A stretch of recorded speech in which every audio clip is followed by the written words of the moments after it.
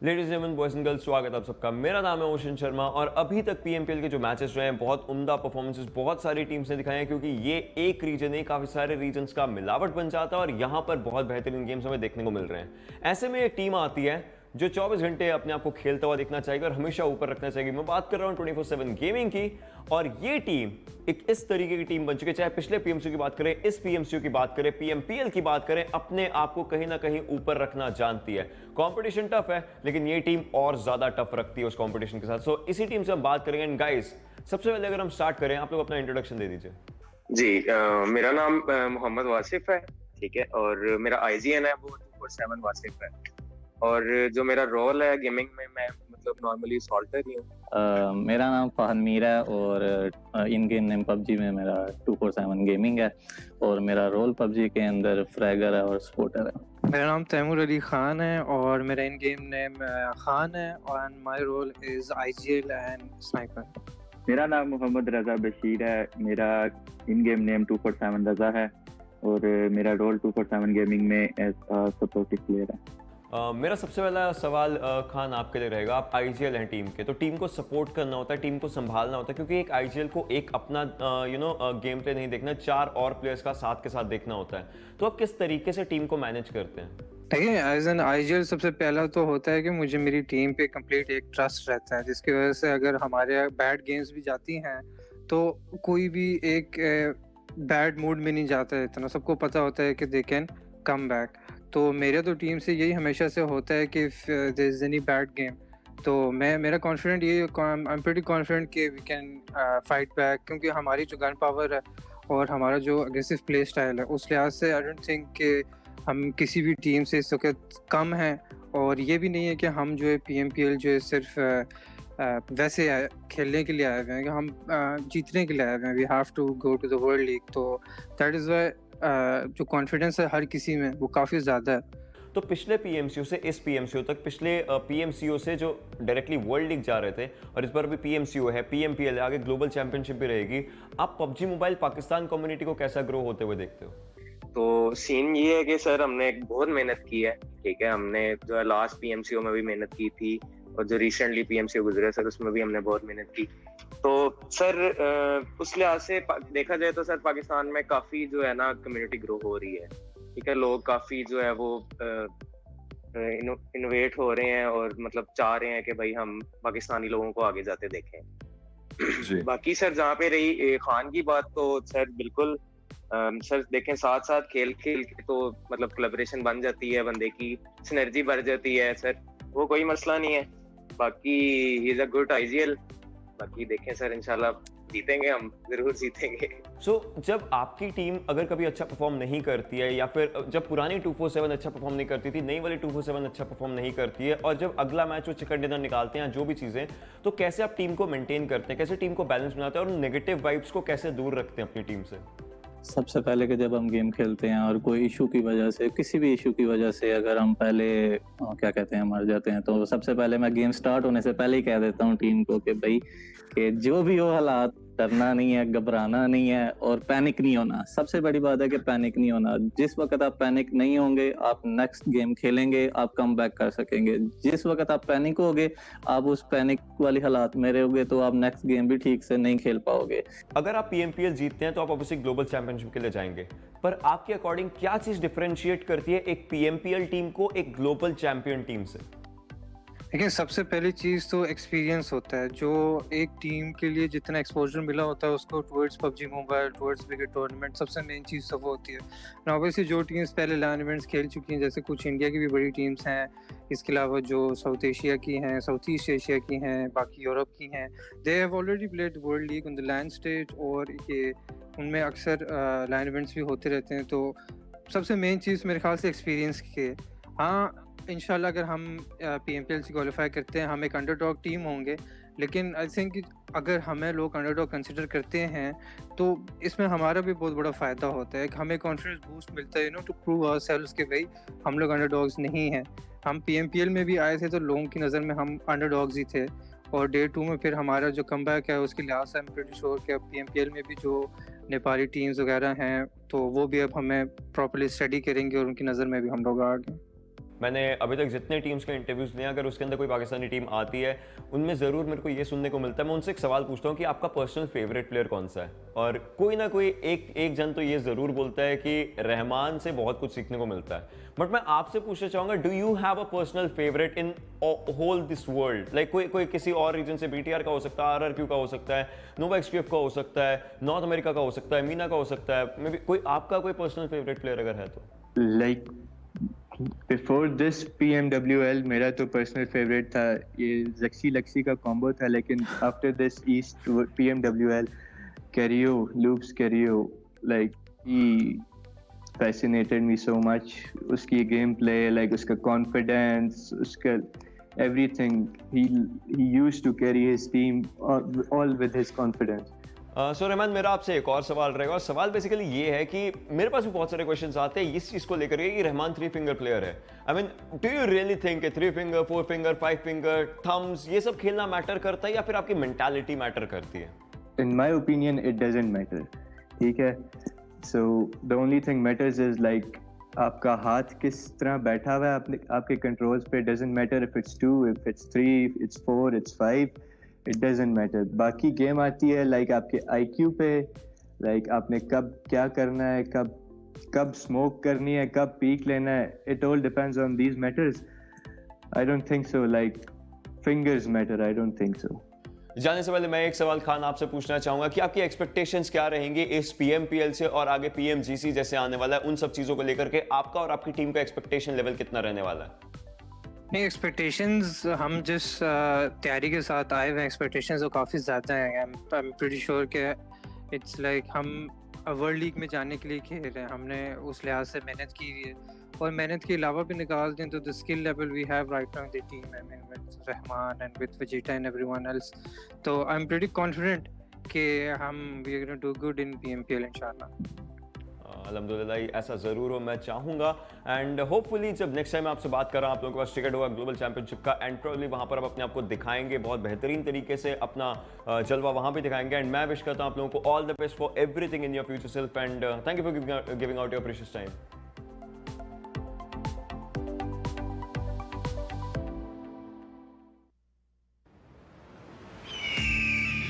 It's time again to conquer the battlefield.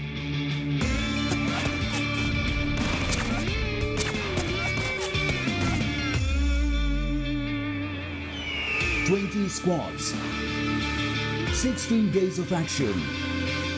Fight for the top 2 spots. More than $200,000 on the line. Get ready for the PMPL South Asia Season 2. And welcome back everyone once again to the PUBG Mobile Pro League South Asia Season 2. My name is Super Johnny. I'll be your host for this entire event, and it is going to be super exciting because now today begins our journey towards the finals. This is week 3 and of the league stages. It is going to be super exciting, as I have already told you guys. But as I said, final week means one last push to make it into the finals of PMPL South Asia. Only 16 teams will make it across this threshold and move on to that final week. But before we get the thing started, get the show started, I have some people to introduce to you guys. I'm going to take these glasses off because, well, it is a little too bright in here. But starting things over with our commentators, Experiment and Shadow. Final week, last 4 days, last 16 games for every single team. This is it. Now, this is the week that's going to be exciting because all the teams are going to be pushing that extra bit forward to get the job done, and we are going to see a lot of action, and maybe some teams are going to make comebacks. That can definitely happen, but one more thing that happen is the bottom teams can drop in towards the drop location of the top teams and win their game. Oh, so we can have a little bit of a target situation where people might try and go and hunt a few down. We've seen that in the past. Maybe we're going to see that in week 3. I'm going to be one of those people who actually hope that happens, because that is going to be really exciting to watch. But also, as we said, final week, final 16 games for every single team, and that sort of brings us to question a lot of things. Because it is quite interesting, the formats that we have lined up for you guys. I'm going to ask my analysts some questions, ladies and gentlemen. Fixes and Ocean this time on the analyst desk. How are you guys doing, and what are your expectations going to be from the teams in this final week? Well, I'm doing really great, but what I'll be expecting from these teams in the final week are those teams, that is INES, 247 and Code Zero High Voltage. Which team gets that position to qualify into the top 16 to play in the finals? I mean, that kind of becomes a thing, right? But for me, I want to see which team, stays consistent since last 2 weeks. Because obviously we have seen some teams go up, we have seen some teams go down. But there has been a small bunch that stays consistent. I want to see if they keep it or if they break.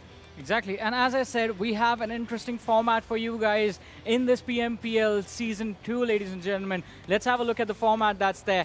3-week-long league stages were supposed to be there down to the final week. 20 teams were divided into 5 groups. Each group had 4 teams. And after the 12 days of the 3 weeks that these teams were supposed to play, 3 teams, top 3 teams from every single group will automatically qualify for the finals. The 16th team will be the best of the remaining 5 teams. And talking about the finals, top 16 teams, 4 days of action, 5 matches per day. So finals are going to be a different story altogether, but now closing moments of the league stages, as I said.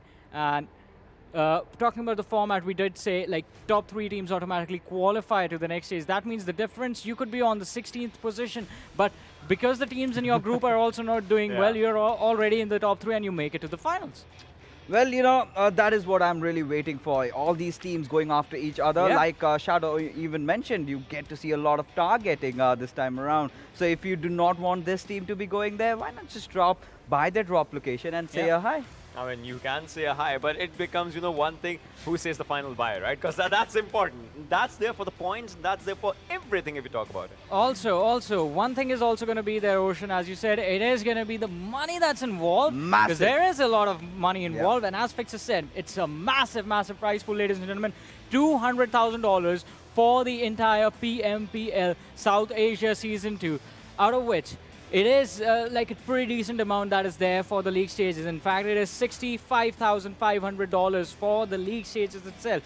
First position is going to get $10,000. Second is going to get $8,000. Third is going to get $6,000, and so on. This prize money is going to be given out. Well, it's going to be decided who gets this prize money and how much money they get by the end of this week, along with the fact that there's weekly prize money involved as well. $2,000 for the team with the most points per week and $500 for the MVP of the week. But, ladies and gentlemen, as I have been saying, this is going to be the final week of the league stages before the finals. Let us see what's going to be on the line in the finals, ladies and gentlemen. It is going to be the finals prize pool in front of us. $142,500 in the finals. Also, with 2 slots for the Global Championship. That's massive, talk about even the MVP gets $5,000. And, the first position receiving $40,000? I mean, that's ludicrous, Ocean. Plus the ticket to Global Championship. Imagine the thing that just goes there. More skills, MVP gets 5 grand for his own self. I mean, that's one one player getting everything that he has done in the game. Exactly, getting all that money, 5 grand, as $5,000 for one lad individually. Plus, the team is going to win an amount. Plus, if you are making there, that means you have some of the amount from the league stage. That's a lot of money. I mean, that's a lot. That is a lot of money. 65,500 for the league. 40,000 for one team. That's the. It's a lot of money. And already a few teams have already, bagged up like those $2,500. They've got those MVP prize money. Even DRS got that $2,500. So, well, everyone is doing really good. Everyone's going to be happy as well. But how do you earn this money? How do you qualify for the final, ladies and gentlemen? You do that by earning points in every single game you play. Let us have a look at the points distribution system as well. Because along with the format for this PMPL South Asia Season 2, even the point structure was pretty new. Exactly. Well, if you take a look at the point structure for the first position, we do have 15 points.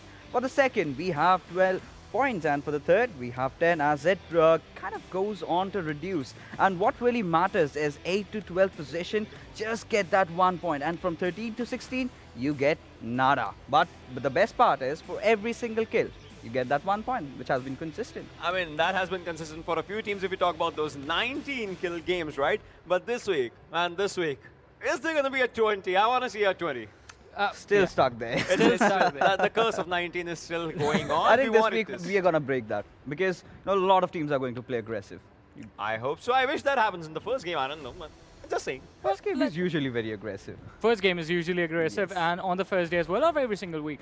But talking about aggression, ladies and gentlemen, let us have a look at the group-wise standings so far and how things have been so far in this tournament. So group-wise standings in front of us, and I'll let the analysts take it over. All right, well, talking about Group A, you can see Team T2KSG has been amazing with 324 points out there. Team SCYTES has been good as well, 265 for themselves. 20 points short is Assiduous Esports, but INES, I mean, this is the last week, and you're gonna have to do everything to get yourselves up as it should happen. I mean, this has been pretty decent for these teams, but I want to see what Group B actually tells us, because that is going to be a good story. 267 for Abrupt Slayers, pretty short. 263, but 151 kills is where 7C Esports just stands. 151. Look at the placement points. I mean, Abrupt Slayers has placement points 156, but 7C goes with 151 kill points for themselves. P and Crew on the other end, and R3D, well, 254 and 105. That has been decent. Taking a look at teams from Group C, we'll have a look at Venom Legends. Despite that only one winner chicken dinner, they have managed to get 298 points. And FutureStation sitting with 5 chicken dinners just have 296 points. Just 2 points behind them. They're doing good. They've already qualified for the finals. But, the contention here is for the 16th spot. And now that is where INES 247 really come in. And alongside that, as we move along further, we take a look at Group D, where things are looking really, really awry. PAINxELMT 68 points. We'll be looking if they even cross 100 this time around. But if you talk about the leaders, A1 Esports, they have really stepped up huge in the last week in the final days, followed by Stalwart Esports and VTNxJyanMaara, who've had kind of a mediocre outing. Yeah, totally true. But then, well, if we are moving with everything in this one, and we move on to Group E, that's a decent story. Look at this. DRS Gaming 307. DEADEYES guys 299. Team Bablu 264. CZxHIGHVOLTAGE. Again, a team that has 200 plus points. And Group E has been an extraordinary group if we talk about it. Plus DRS Gaming. Last week, I mean, it was DRS all over. A team that gets 100 kills in 1 week. I mean, just talk about it. That's the number. That's the limit. That's something that they put on for themselves. I mean, they put on a very good show. Exactly. That was an amazing performance being put up by DRS Gaming, and that was in week 2 specifically. But it is pretty incredible to see how this team has grown. Week 1, they were sort of in the middle of the table. They were putting up average numbers in every single match. But week 2, completely different team in front of us and completely mind-blowing performances, ladies and gentlemen. So here are the stats for the players, how they have performed so far. Gyalzin just 5 kills away from hitting the magic number of 50 kills. Also, it is going to be pretty incredible to see how these guys actually perform starting today again. Now, what's really preposterous is the fact that he's got 12,000 and 1160 in damage. And, adding along with it, talk about DRS, the champions of PMCO South Asia, they also fared off very, very well during the PMPL Scrims, and this was expected from them. They were the top guns, and the first week was kind of a disappointing outing from them, but they really picked the pace up in the second week. I mean, that's one of the things. We see their highlights. There's one thing that I always see, 7 circle, 8 circle, 9 circle is where they are going. So they have been consistent with very good performances. Look at this 7 circle as well. So they have been good with consistent back-to-back performances, and that's where they kind of shine. Plus, when we saw the players, portrayed out there, we saw one thing. They have 1 support, plus they have 3 rushers. If a team actually consists of those kind of players, right, when you have to rush, plus good calls coming up actually makes a lot of good things. DRS AG, I mean, look at this fight. This is where it all kind of just ended for them, and they actually got very good fight for themselves. So these players know what they are good with their business. I love AJ's camera when he's taking the fight. You can see him using the gyro for the aim correction, and it is so incredible to see. I mean, so calm, so collected. Galton as well, totally like focused in on his device, trying to get those kills, and well, it shows. 45 kills. 12,116 damage. That's a big number, but we'll have to see as to how are these teams going to perform this time around. Of course, there's been that curse that you play really well in the first week, then kind of mess things up in the second week, but it's still the creme de la creme over here. But what we really need to focus on is the teams that are in the bottom. That is what I want to see, who gets that 16th spot. Well, we're going to find that out by the end of the week. But one more thing, one more team I want to ask you guys about is going to be one of the most consistent teams we have had in this tournament so far. You guys might have not noticed them because you do see them take the fights. You do see them here and there every now and then. But they have sort of just been performing really consistently and managed to keep up with the other teams that have been getting those chicken dinners. I'm talking about Abrupt Slayers. 2 weeks, really, really consistent. I mean, that's totally true. I mean, if you just look at the way the team actually plays and the way the team, maintains everything. So there have been some things, right? Week 1, week 2. Yeah, they have been consistent, but numbers kind of stayed a different story. Damage given versus damage taken ratio for week 2 was a bit, I wouldn't say not on the good side, right? Obviously, they had a KPM of 3.25 as compared to 3.69 in the previous week. Plus, chicken dinners kind of decreased in number, but that's a different story. But look at this thing. They are letting their covers out, and that kind of, changes quite a bit of the storyline. Talk about Abrupt Slayers, I have to beg to differ over there, Johnny, because I really feel this team is more of a hit or miss. In the first week, they were really amazing. The way they started off, we thought we had, huge expectations right from the players. In fact, it has always been Chari. Being there for his team, and the captain really coming in the second week. After that, they kind of stepped up a bit, but they are still yet to be there. Now, if you have to, categorize Abrupt Slayers as a team, I would put them somewhere in the middle order. Yeah, that actually can be. So obviously, we can say one thing, slow and steady wins the race, and that's where they have been. First week, it was decent. Second week, obviously, a bit ups and downs, but they are trying, and they are trying good for themselves, and that's where the stats come up. Obviously, they just need to focus on one thing, not letting their guard down, because that's where damage taken actually shows them. Otherwise, the points have been good. Obviously, 152 and 115, that's a different story, but still. Yeah, one thing that I really liked about Abrupt Slayers is, yes, as you pointed out so wonderfully, Ocean, the damage taken by them in week 2 was a lot higher than the damage they dished out. But still, they still managed to get almost the same number of kills as week number 1, which is pretty incredible. But how are things going to go for this team today, ladies and gentlemen? Only time will tell, but with that, let us have a look at the schedule and see how things will go out for us and how the maps are going to be played out. So things are going to start off like every single week on Erangel. That's going to be match number 1, followed by Sanhok, Miramar, and Vikendi. So the first 4 games of the day are going to be played by teams from Group A, Group B, Group C, and Group D. As we end the day, we are going to see the team that we saw in action in those clips earlier on, DRS Gaming from Group E, well, along with the teams from Group E, will be stepping back in the action into the battleground, and teams from Group B will be sitting out in the last game that's going to be played on Sanhok. And so as the schedule fades away in front of us, I want to ask you guys, expectations for the first match of Erangel. Thank God you did not say predictions, because it would have been throwing us under the bus again. But if I have to pick up a team, that's going to be T2K. And the reason being why? Jane. 55 kills, that's a huge number. But still, I'm coming with a clean slate. Anyone can really win. I mean, for me also, I would go for the same team, obviously, because this team, every day when it's the first game or something, I don't know, they just pop up from anywhere. I think they do pop up, and they do pop up pretty hard. But now it is time for me to get off the analyst desk and move over to the other side, where I have some interesting questions as I move across this open land of Erangel. Again, vulnerable like always. Experiment and Shadow, my amazing commentators. Experiment, you first. Expectations. Expectations, well, of course, it is going to be the final week of league play. So like Shadow mentioned earlier, expect a lot of aggression. The aggression is going to be up there. And I want to see those targets. I definitely want to see someone in the bottom half hunting one of these big boys out. Exactly, I want to see that, because this is the week when you are going to target. This is your kind of week, because if you can't go up, make sure the teams who are at the top come down. That's humanity. Just do that. Just do that.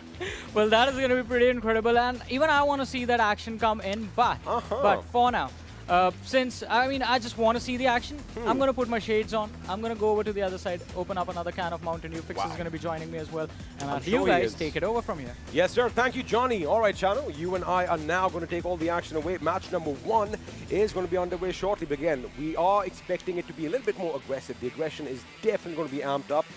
But do you think the first game they're going to try and take it easy, just try and test the waters, or are they going right at the beginning? No, they are definitely not going to test the waters over there, because they had 2 weeks to do that. They had done their homework, and the teams who are already at the top, like T2K, I think they are going to go super aggressively. And DRS, although they are not playing in this particular match, but I think these are the teams who will be going super aggressively, and these are the faces. One of the champion is coming out from that. Absolutely correct. We will have a champion coming out from over here, but right now, have a look at us. All your favorite players are going to be getting ready for the first game, and of course we are going to have a black spot out there, and I'm pretty sure if you have been paying attention, you know exactly which team is going to be showing up as a 3-man squad. Now let's see how much attention they've actually been paying. I'm sure you know which team I'm talking about. Yeah, we know which team is kind of missing, but that's okay. We'll focus on the teams which are playing and which are going super aggressively. But what about the teams who are sitting at the bottom? Last week, if you remember, PAINxELMT did show some good rotations, but they were lacking on that confidence that was required to take on the fight. So let's see how it is going to turn out for them. In fact, they did even take a few fights, winning one of them at the beginning, after which they were wiped out. But, they do have those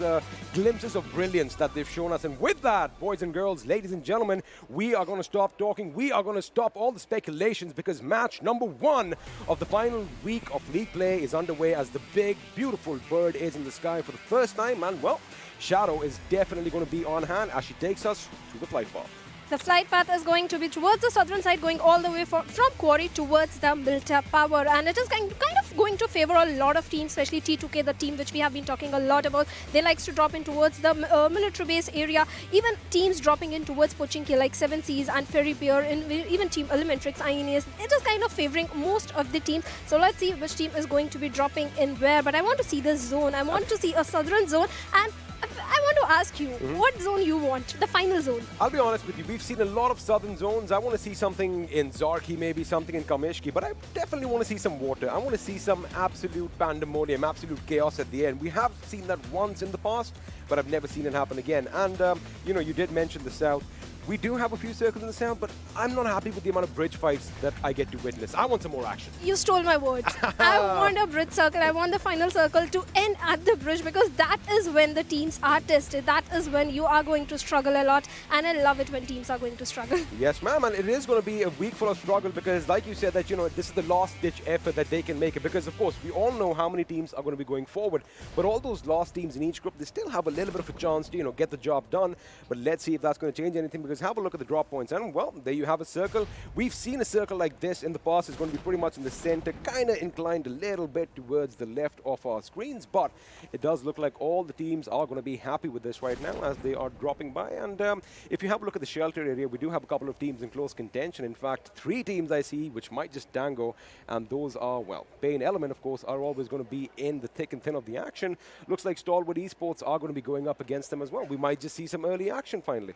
Yes, we can definitely see some early action, especially like you pointed out at the Stalwart, not Stalwart area, I'm sorry, at the shelter area, because Stalwart Esports is definitely there, PAINxELMT is there, FutureStation might go towards Yasna, we'll have to wait for it, but Yasna is out of this zone. And this we have seen earlier also experiment that Pain players are rotating in there, making use of those vehicles, and then they get eliminated, and we have a deja vu moment between Stalwart Esports and FutureStation. Bad Bruv jumping out of the way over here. This guy is quick-footed. put it. He is nimble on his feet as he's trying to make sure that he stays alive. He does that pre-for cover. He jumps out of it again. And, well, he is trying to punch him out. Is he going to sit with his enemy? That's the question. But Blade over here, he wants that kill as Bad Rev is just going to make sure he jumps. I want to see something. You know, we see Blade right. Oh, finally. He anticipated that jump and he pretty much crushed his enemy. And now, with the little wry smile on his face, Blade is going to get the first blood of this game. And, well, have a look. FutureStation Steel Shot went down immediately after. FutureStation, this is the team that is kind of struggling with their luck, because the last week, if you remember, week 2 was not their week, and this time also the first match of week 3, they have lost one of their player. Let's hope they are having their confidence up high and play some good games in the remaining of the match over there, because it's just 1 minute in there. But Stalwart Esports, this team always shows good rotation, good gameplay. The only thing they lack over there is good angle covering. They are not able to cover all their proper angles. Their positioning somehow lacks, and that's when they lose the close range fight. I mean, that is pretty much how it goes, but it looks like the last 2 remaining members from FutureStation, Tamim and Kapshi, are going to try and make their way up north. They might be heading towards Yasnaya, and looks like PAINxELMT are going to be already calling Yasnaya home. The question is, are they willing to share? Because both these teams are going to be dropping off pretty much right next to each other. Now, Kapshi and Tamim, they have to be careful, although they are up against PAINxELMT. You got to remember, PAINxELMT are still playing as a 3-man squad, and we know in a firefight, numbers do matter. Of course, numbers do matter, but I have to give it to PAINxELMT people for coming up with this confidence, because this was the confidence required, that go up for the fights, take a good positioning, don't be afraid of. They know FutureStation is going to come towards Yasna and dropping into their drop location. That is the amount of confidence we need, but you need to capitalize on that confidence and take your fights very carefully, because there are going to be 2 ways. Either you will obviously kill the enemy, or you will get an early elimination, and PAINxELMT can't afford an early elimination even in a single game. They can't actually afford that, but I do like the fact that, you know, even though we are at the last week of league play, and they are pretty much at the bottom of the table, you know, a lot of people would have given up, a lot of people would have been, you know, not interested in playing, but I like the fact that these 3 boys and girls, they actually do show up, and because all the eyes, basically the world is looking at you right now, right? And it doesn't matter what you are, you always give it your best. That is something that we do want to see from PAINxELMT today. Maybe that is going to happen because, well, they aren't one of those teams that have been knocked out first this time around. But meanwhile, on our screens, we are going to join Assiduous Esports. Now, Assiduous Esports have had a good couple of weeks as well. They've had their ups and they've had their downs, of course, but one thing that I'm looking out for is that fierce rivalry between ASC and ASL. Now, you've spent the last 2 weeks on the analyst desk. Just break down these teams. Do you think whatever I'm saying is actually, it makes sense? Because, you know, the ASC versus ASL tag, I want that to kind of burn up a bit more. Yeah, that did happen, especially in the first week. We did when ASE, Assiduous Esports, was having a very good time. But if we talk about week number 2, this team kind of fizzled out. They were right in their zone, in the center of the zone. Zone was favoring them, positioning was favoring them, but somehow this team, Assiduous Esports, we saw in week 1 is missing. Because maybe lack of coordination, especially the duo, Muffin and Kurkure, the way they were playing in the week 1, that duo is also missing. And 247 Raza looks in a bit of trouble. If any player of Team JyanMaara spots him out, and INES, this is, I think, your favorite team, because there is a sniper over there. Of course, Orochi, any team that has a sniper is going to be probably my favorite team, but we did see a lot of bolt action elsewhere last time, so maybe we are going to see a lot more this week as well. But right now, you were talking about 247 Raza, and the fact that he is pretty much in the open. It is kind of funny seeing that he doesn't have a vehicle with him, so they are going to be running around in the fields, but like you said, you know, if they get spotted out, it just takes 1 second of, you know, just some spotting prowess, and, well, it is going to be a bad time for you. But right now, on our screens, we have the boys from SCYTES. Now, the SCYTES have also been a consistent game, and, well, that is just what happened. That is what you were talking about. Raza is going to come under heavy fire, courtesy of JyanMaara, but looks like 247 Gaming with that mini 2X is going to retaliate as well. He is going to retaliate, but I think that is kind of a problem for 247, because even though you are scouting, you need to at least have a vehicle or a backup with you. Yes, scouting is necessary. You have to go out and look for the compound so that your team can hold on to it, but I don't think Raza was being very smart over there. JyanMaara is definitely going to retaliate. They know there is a player out in the open area, and they are not going to let that 1 kill point let go, and let's see if they are able to take him down or not. You can kind of see that JyanMaara are preparing themselves for exactly what what you said. They are trying to get the high ground. They're trying to get as many angles as they can on this player on our screens right now. But looks like Raza knows what's happening. See, he is getting shot at from way far off, and looks like he wants to go and get Extreme. But he does go up the mountain just a little bit. Now that big rock is going to give him cover, but he's got to be careful. If Extreme kind of, well, there you have it. My whole hypothesis is out the window, because looks like Extreme from JyanMaara is making the right decision, regrouping with his team, especially since there's going to be a new circle in about 30-40 seconds. Yes, JyanMaara learned that hard way, that you need to stick together, because in one of the map, if you remember, they were so split out that the team easily took them down. So I think JyanMaara won't be making that mistake. But 247, let's see, they have already disengaged from that particular fight, but they are outside of the zone. The team that needs to be in trouble from JyanMaara is going to be the plus of Team SCYTES. Let's see if there is a fight going to be between these two teams or not. Well, talking about fights, looks like Stalwart Esports have opened up on PN. Hunting season is finally upon us, as Season does get taken down. He is going to be on his knees, but looks like Morte is going to be going forward. He is going to confirm his skill, get all that loot, and you know what? Cherry on top is you have a vehicle right next to it. So they are going to make their way probably deeper into the circle without any issues. But the question is, how would they caught off guard? Now, my hypothesis again over here is he was coming for the car, but he failed to pick up that vehicle and run off with it. And of course, that means PN crew are going to be down one man. But in the distance, you do hear some gunfire as the first airdrop is going to fall from the heavens. And well, it's a big, bad, beautiful M249. Yes, the machine gun M249. Let's see which team is going to be going for that. But if we talk about PN crew, that was a bad rotation coming in from the Season over there, because this team knew there is no Deadeye, so they dropped in towards the Rozak area, but they didn't have to go out so much in the open area to go for a vehicle. They could have just held on to their position or make a better rotation, even if a solo player is going on foot for that vehicle. That was a mistake, and PN crew is definitely paying for that. They are now down to 3 men, and one of the strongest teams, Stalwart Esports, is right in front of them. Let's see how that fight is going to turn out. And look at the zone. The zone, maybe, let's just hope for it. It shifts towards the bridge area. It might shift to the bridge area, but talking to the fight that we were just having a look at, they are going to have to move inside the circle. So the question is, are they going to finish the fight, or are they going to disengage, move their separate ways, and possibly meet up ahead in the circle? But we have taken a little bit of a western shift. The Gotka houses, those infamous compounds basically scattered in the fields, are going to be at the epicenter. Pubg is still in pay, and funnily, we really haven't seen a lot of action in Pubg in the past 2 weeks. Because maybe the final circle has not been going towards the Pubg area. That could be the reason. Either it was going towards the military base area or towards the Stalwart area. On the other hand, if we talk about Venom, Rafat getting knocked out by 247 Gaming over there, but ElementriX is coming in for that revival, and Gaming just got knocked out over there.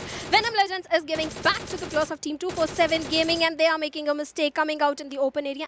And what just happened, XP? Nightwing just made them pay for taking their member out, and with that, 247 are down basically 2 members. That is going to be a big blow to them, but now all these teams are going to have to act quick, because another team is going to be coming up from behind, which is JyanMaara. Now, Venom Evil Eye is trying to take point, making sure that the coast is clear for his team to move on, but looks like elsewhere, INES are going to be tangoing with the boys from ElementriX, as it looks like Mr. Hyozu is going to be knocked out and taken out as quickly as he went down, which means now, as all the teams are migrating inside the circle, this is what we love about Erangel. You are going to see a lot of vehicular action, and, well, people are definitely getting knocked out from all those moving cars. Yes, they are definitely going to be knocked out from that moving vehicle, but ElementriX should have anticipated that there is going to be INES, considering they both drop in towards nearby location, so there will be a chance of a similar rotation coming in from that end. Blade with that perfect grenade coming in, but Blade gets knocked out by Boro, and Boro will be getting knocked out by Malik. They almost kind of messed it up, but the way that reinforcements came in, that is going to be a sigh of relief for Blade over here, as Malik is going to try and get the last member from PN, as Poison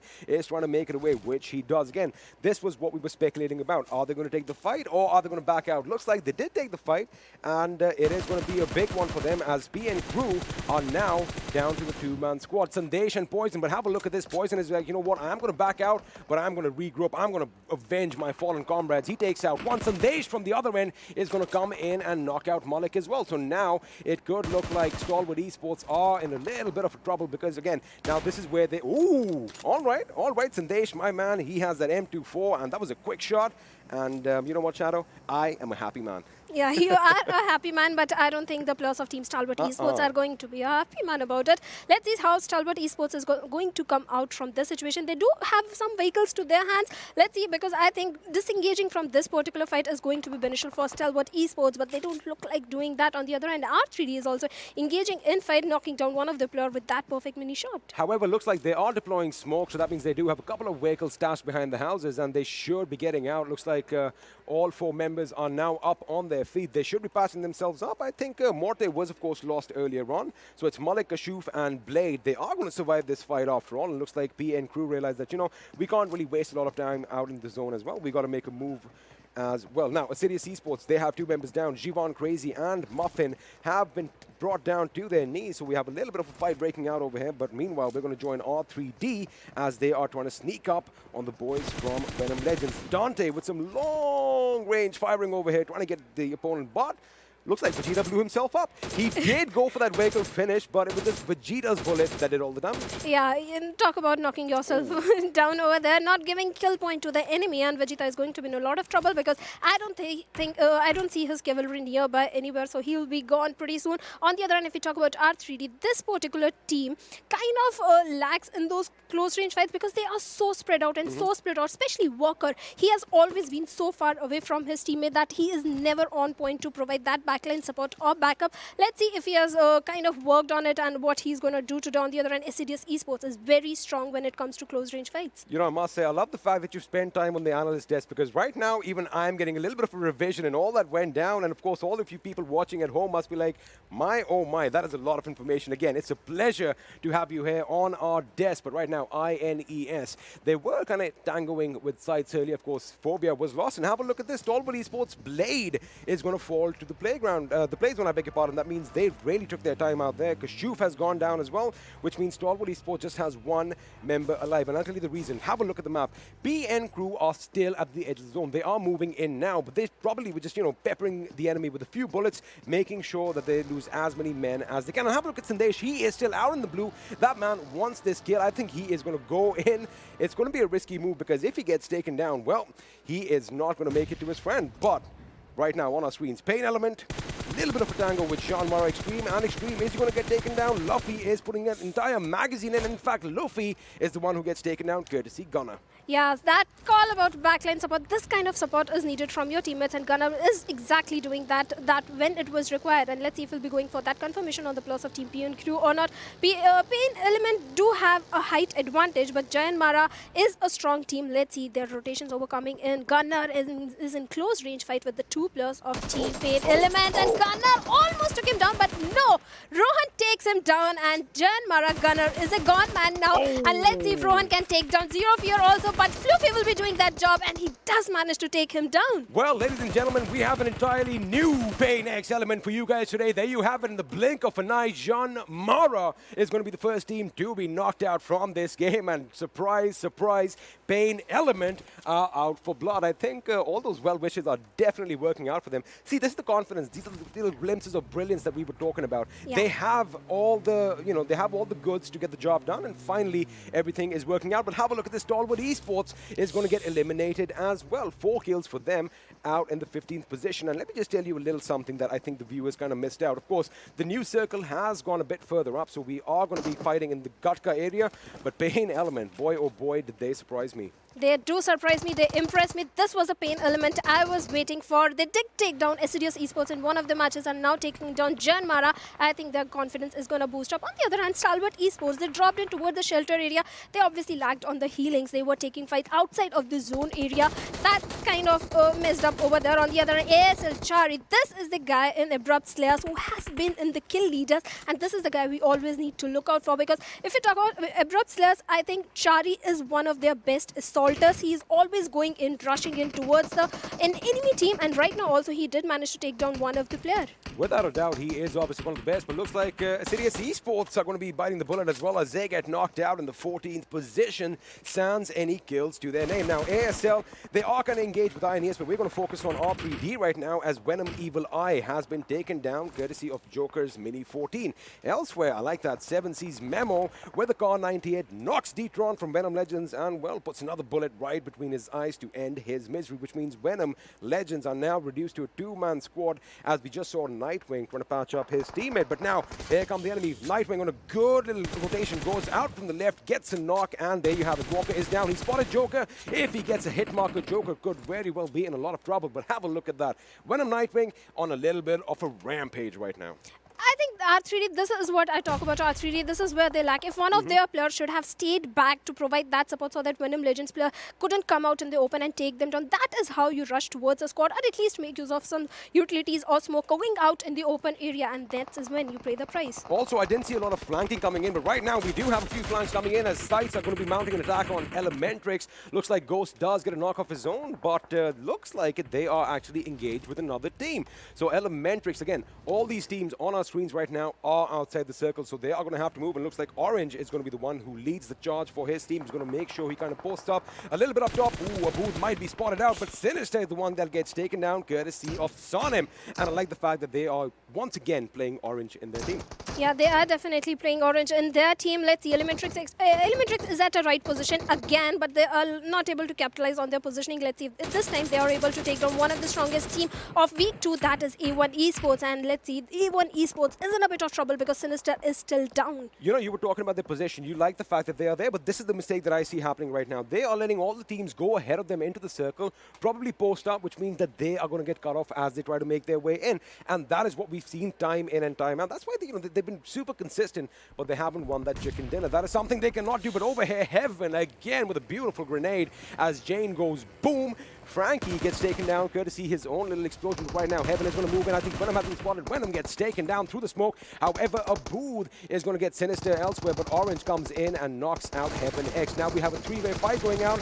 T2K look like they are in trouble. Zod is the last man standing. Can he pull off a miracle over here? He's going up against multiple members from ASL. Now Shari is going to be going a bit prone. They have the enemy basically in a corner right now. Can Zigard, or Zod, I beg your pardon, survive this little onslaught? Yes, we'll have to see if he can survive this particular onslaught. On the other hand, if you talk about sides, they are the perfect grenade here coming in. But ASL, they are outside of the safe zone, and Team T2K is in a lot of trouble. He has to revive Frankie also, and he has to take down fight with Abrupt Slayers. But there is no time because Abrupt Slayers just got eliminated at 12th position with just one kill in their hands. They did get in. I think Abrupt Slayers, they survived. It's all right. We are human at the end of the day, and we all make a few mistakes here and there. But yes, you are right. ASL, in fact, are still in, but T2K, oh boy, I mean, there really wasn't anything they could do. So, you know, it's all right. All these kind of things happen. But right now, the circle is going to get smaller and smaller. We are down to the final 11 teams, and only 26 people are alive, which means only one team, Shadow, has all 4 members intact, and that team is 7C Esports. Now, a quick little bit of trivia for all you guys. 7C Esports are leading the charge as far as the kills go, 151 to be honest. So we know that if these guys are in a pinch, they are going to come out swinging. But the question is that going to be enough elsewhere? SCYTES Ghost gets a knock on ElementriX's Sonam as FutureStation are just driving by willy-nilly. Yes, FutureStation definitely has taken a very long rotation over there, coming all the way from the western side of the Gatka region. But the team they has to be careful is going to be the players of Team SCYTES. On the other hand, INES Orochi, he is going to be in a little bit of trouble because he is way out in the open area. But FS, FutureStation, Kapshi is going to be the solo player remaining, and Kazur has, I think, spotted him down and will be eliminating FutureStation also on 10th position with 0 kills. 10th position is not the place they want to go out, especially in Erangel, because they have won 3 chicken dinners on this very map. So this is something that you would not expect from a team like that, but it is what it is. And right now, Ghost is on a little bit of a dominating spree. 3 quick kills to his name. I like the fact that he wants to get that buggy, but he is going to deploy a smoke grenade. Meanwhile, the god of death, Anubis, gets taken down by the man of the moment from ASL. Jari, as he spots Shaw in the distance, takes him down as well. And with that, Joker gets taken down by his teammate, which means another team bites the dust, and R3D Esports are now out of this game. ASL are taking the fight to the enemy, and have a look at this, Shadow. 9 kills for them already. Yes, 9 kills for them already. This is the team. They have been, if you talk about Abrupt Slayers, they have always been there. They are currently sitting at the 7th position. Steadily, they are stepping up and they are doing it with perfection. And week 3, if they dominate, I'm going to be very happy. But on the other hand, the team that has impressed me is PAINxELMT, but they are in a bit of trouble because Envy has been spotted down by the players of Team INES, but he did manage to take down one of the players from INES, that is Orochi, and Oshiro has already been knocked out, courtesy to the players of Team Abrupt Slayers, if I'm not wrong. Well, Luffy is still in this, and have a look at his get out. He's got a level 3 helmet, level 3 vest, and he's cooking a grenade. Is somebody gonna go boom right now? Looks like it. Ooh, Envy almost in fact getting blown to bits as Rohan and Envy are gonna try and crawl their way towards their team. And who has a little bit of cover over here? He's got the buggy, he's got his rock, and now he's gonna throw a few grenades at the enemy. Is this gonna connect? Looks like INES could be in a world of trouble. Elsewhere, Ghost is gonna open up on the remaining members of EX as blah blah blah. He's in his sights, but blah blah blah is gonna be just a little bit quicker on the trigger. Takes him down. In fact, he gets taken from distance. Jari, like you said, is on a bit of a warpath right now. He is not letting up. He sees anything moving out there, he is shooting at it. He always does that, and he does that with perfection. And with that, Size just got eliminated at the 7th position. But INES Entry with those perfect grenades, Chari was definitely on a rampage. Entry is going to be in a bit of trouble because he has to enter into the zone, and the squad that is going to be waiting for them is going to be ElementriX. But what just happened? PMPL got eliminated, but with 5 kills. I'm impressed. With 5 kills, probably their best position so far. I think they've started the day off on a good note over here, but Fair from distance gets taken down by the boys from INES. Now, Orochi and Entry are the last 2 members standing for their team. They are going to be carrying that torch forward. The question is, are they going to make it inside the circle? Because now the circle has taken a little bit of a sudden shift, and, well, there's only one team which currently occupies it, and that team is ASL. Now, we are down to the final 4 teams, ladies and gentlemen. 7 people alive, out of which 3 belong to one team. So now, on paper, Abrupt Slayers definitely have that advantage. They already have that momentum rolling for them. It looks like Captain did not get a memo to not kill people. He is still going at it. He is definitely going in that with 14 amazing kills. Abrupt Slayers is leading the charge. Let's see if they can go for that chicken dinner. But INES, all the players are sticking around, but one of the players is still down on his knees. Let's see if he'll get a revival. But Orochi will be taking down few shots, and Orange, he did get some damage, but he got the cover, so he kind of survived over there. However, it is a little downside. They did get their position away. They paid a heavy price, but that INES are out because of one little mistake. And let me tell you one thing, Abrupt Slayers Captain might be on a rampage. Heaven is definitely on a rampage. In fact, the entire team is on a rampage. Have a look at that. Captain leading the charge with 6 kills. Chari with 5. Heaven with 4. And of course, Joker, who was lost earlier, he did his bit as well. He got that 1 kill point. But now, we are down. It's going to be a 1-on-3 situation. And Orange has been spotted out in the distance.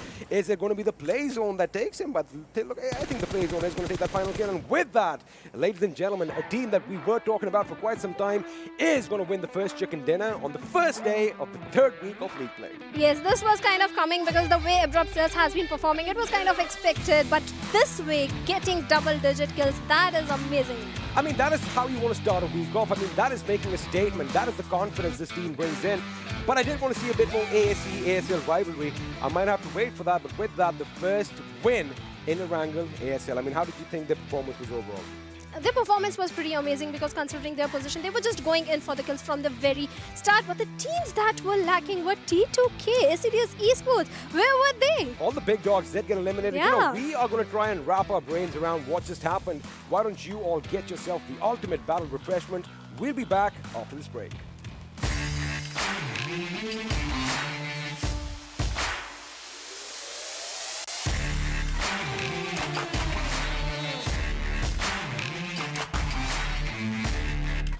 Welcome back, everyone, once again to the PUBG Mobile Pro League South Asia Season 2, and hope your battle refreshments are ready. This is Super Journey, joined on the analyst desk by Fixes and Ocean. What an amazing game. Fixes, I want to start with you. You were pretty critical of Abrupt Slayers, but seems like they are pretty good at slaying their competition. Yeah, of course. You know, like I said, hit or miss. If they are getting the chicken dinner, they ensure they go big. Yeah, and you know, 16 kills is a testament as to how good they were. Exactly, and ladies and gentlemen, let's also look at the individual player who had an amazing game in this matchup. That is going to be our MVP for this game, and it is going to be Captain from the team of Abrupt Slayers. I mean, exactly, having 6 kills for himself, 946 damage, and the guy was kind of the sniper for the team. I mean, obviously, you know, he was getting those openings that he was himself capitalizing on. 20 minutes and 31 seconds of survival time, so not a big game, Not a very long game of Erangel as per se, but still it was decent. Had 0 assists, doesn't matter about that one if you're talking about it. But well, if you're looking off his stats versus the server stats, that's where the situations, you know, just everything changes. 6 kills, 9.6.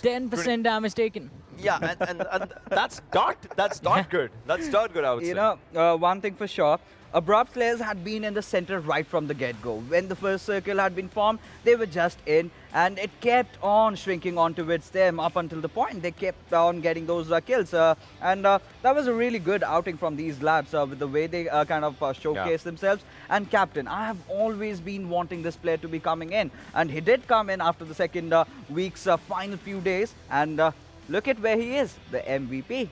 Exactly, an amazing performance from Captain and his team as well.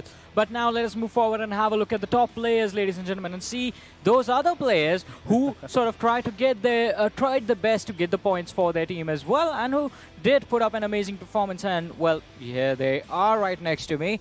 Quite an incredible performance from Nightwing from Venom Legends, joined by Chari from Abrupt Slayers Heaven and SCYTES Ghost. SCYTES is also one of the teams from Pakistan who have somehow managed to do really well for themselves, and we are going to see this team in the finals. I mean, for sure, we are going to see this team in the finals. As you know, slowly and steadily, they have been moving consistent and good for themselves. Venom Legends, no doubt in their performance, always have put up a great show, will always keep on doing that. Look at this, the guy was a support. I mean, Nightwing was support for his team, but he has done amazing for that as well.